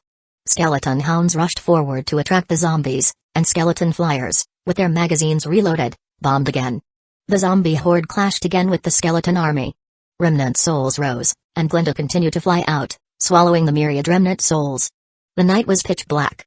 The skeleton army kept pushing forward to the end of the road. Across a dirt road was a dark wilderness. Withered yellow weeds taller than a person intermixed with fresh green leaves, the night wind blowing over the whole wasteland rustled ominously. "Uncle, there's no danger nearby," Zhao quickly flew over and said earnestly. Bella also flew over. "There are no buildings ahead." Ghost's vision was not affected by the night and could see farther. If she said there were no buildings, then it really meant the end. "We'll head back soon," Wu Hang said. Then, Glinda flew back. "No more remnant souls." Wu Hang nodded, ordered the big head skeleton, "Clean up the battlefield, have the trucks turn on their headlights." Click. The truck headlights turned on, illuminating the area ahead brightly. The skeletons began to clean up the battlefield, dragging the corpses of deformed and evolved zombies separately. Wu Hang began releasing "Battleground of Remains," and a large number of skeletons rose from the ground. Subsequently, the convoy returned under the escort of the skeleton army. They recleaned the battlefield along the way, collected corpse cores, and converted all bodies. In the morning, the army returned to the base. They rested in the dormitory for a while. Only when it was completely light outside did they head to the conference room. Wu Hang sat on one side, with Chi Hankai beside him, facing two South Korean technicians. "How is it? Are the recent classes going smoothly?" Wu Hang asked directly. The two technicians looked at each other, and the male tech with a stiff smile began, "Leader, in the classes, it's basically us teaching, and there's no feedback from below. Why not let some base members come for the study? Skeletons being taught, what kind of feedback is needed?" Wu Hang said, "We'll talk about other members later. These skeletons possess intelligence not inferior to humans, and you just try your best to teach. There's nothing they can't learn. Car repair, power plant equipment operation, skeletons can learn all of these. This also represents their capacity to learn knowledge. Actually studying theoretical knowledge might be a bit intricate, but just learning how to operate and install should be no problem." "Okay, alright." The male technician wiped the sweat from his forehead. Glancing at his colleague beside him, his eyes seemed to say, "I told you it wouldn't work." Wu Hang then asked, "Can your skeletons independently install ship equipment yet?" "Not yet, we just started squeezing out knowledge, and they still need to practice on the ship. It will take some time." The male technician shook his head again. "Make it quick." Wu Hang continued looking at the female technician. "How about you?" The female technician said, "My side hasn't reached the requirements yet, but we could lay out the wiring in advance. The later connection and equipment setup can be done afterwards. Later, go and get all the telephone wires sorted out from the warehouse. You don't need to do it yourself, just supervise and choose. I'll take it later," Wu Hang instructed. "Understood," the female technician nodded. "Alright, you can go now. Try harder with the teaching," Wu Hang said. The two stood up, bowed, and then exited the room. In the room, only Wu Hang and Chi Hankai were left. Wu Hang said, "When you have time, push them a little." "Okay." Chi Hankai nodded. Wu Hang also left the room and returned to his dormitory, heading back to Gold and Silver Island. Back at the Island Lord's mansion, Wu Hang had someone call Andre Willow back from outside. The four maids sat across from him, staring with big eyes, curiously watching him. Wu Hang said, "When Mangekyō has had a baby, I'll return." Chapter 657, Will You Stop Liking Me? Wow. It's been born, a boy or a girl? Is Wen Mangekyō's sister okay? Bring her over, so we can help take care of her. Several maidservants were saying this with some surprise. It's a girl, everyone's fine, don't worry, I need to make a trip to London City to see them, Wu Hang continued. Before I leave, I will arrange things here. The group grew attentive, waiting for his arrangement. Wu Hang went on, the rest of the work will proceed as usual. Wire, remember the release time for the next edition of the newspaper. The updated content is in my study, just publish it according to the serialization schedule.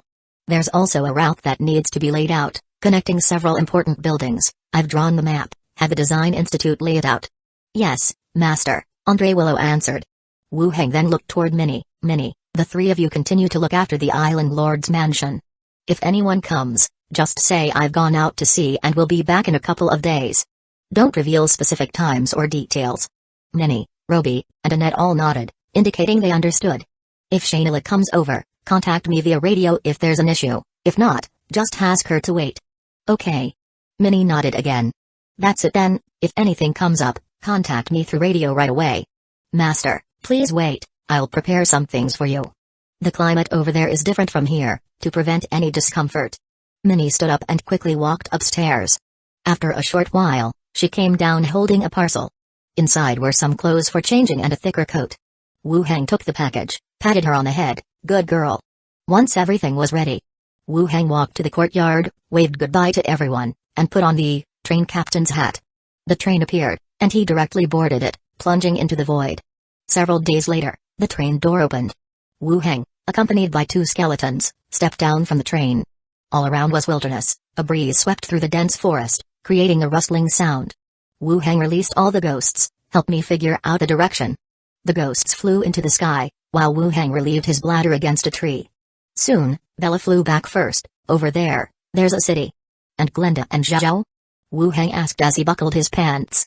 They just flew in that direction. Looked like they found something. Bella pointed in another direction.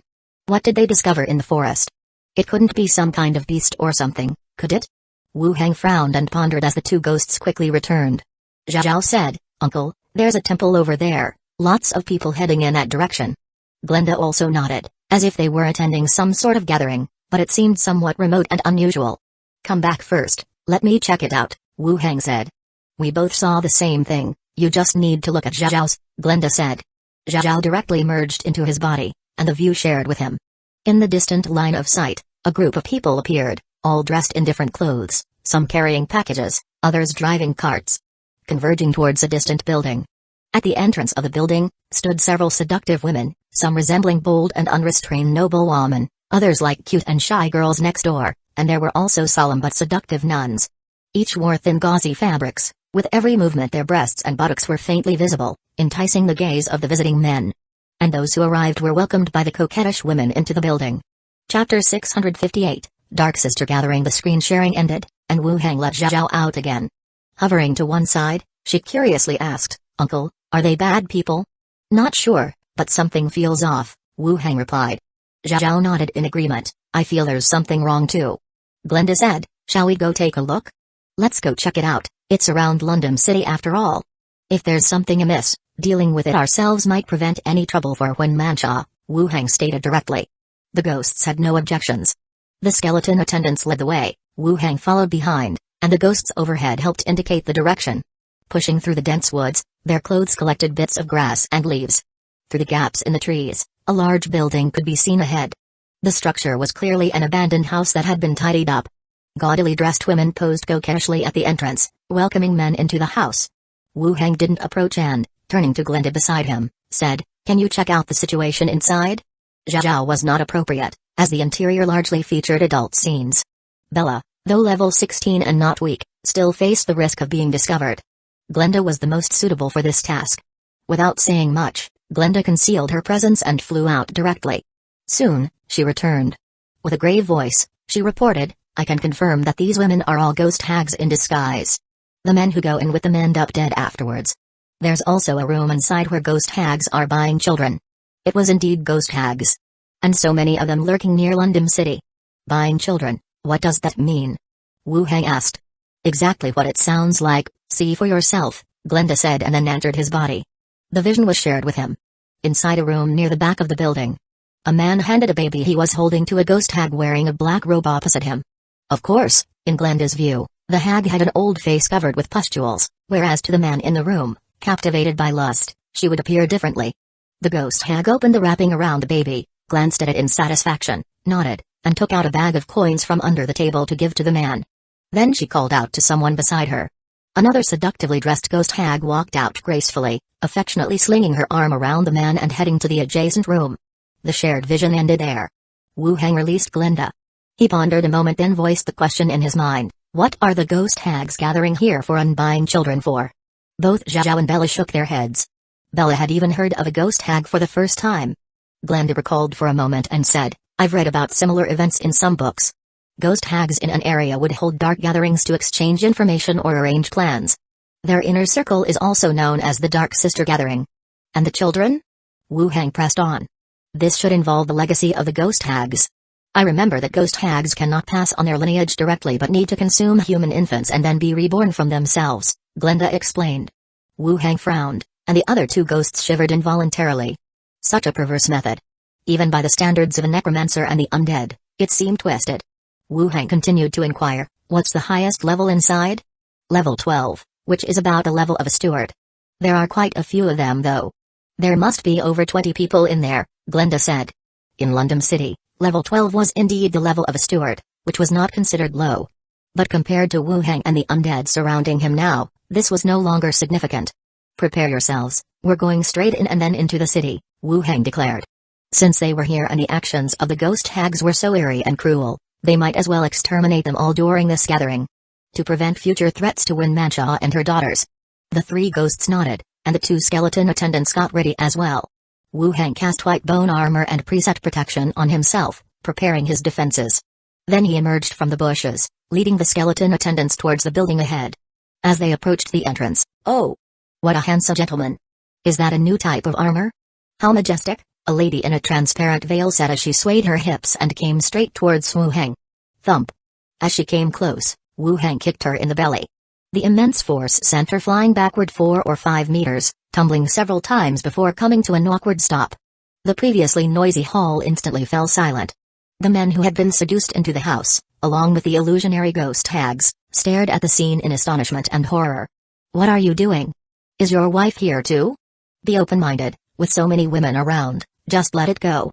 If you don't want to play, get lost and stop causing trouble, the men were the first to speak up. With a casual move, Wu Hang's lightning binding struck the woman he had kicked, and the lightning that danced across her body immediately killed the staggering ghost hag trying to get up. Her body went limp on the ground, the once seductive appearance changing to that of a short, hideous ghost hag. The complaints and curses around them ceased. Ghost hags, these are ghost hags, someone cried out, and the men began to scramble in all directions. The remaining ghost hags immediately reacted, bending forward slightly as they transformed from gorgeous young women into ugly ghost hags. The two nearest ghost hags waved their hands, unleashing 2 harmful energy beams toward them. Kaizayu stepped forward, blocking the beams. They had no effect. Then the 2 ghost hags grew sharp claws on their hands and once again charged over with a roar. Chapter 658, Dark Sister Gathering. Karim drew his long sword and walked out to face the enemy, killing his way across. Kaizayu, still sticking by Wu Hang's side, ensured his safety closely. Tap tap tap. The sound of rapid footsteps rose as the differently dressed ghost hags, all having changed into their ugly and ferocious forms, began to gather here. And in Wu Hang's perception, hostile gazes from all directions assaulted him, sharply clear within the confines of the building. Wu Hang turned his head and dodged an incoming arrow.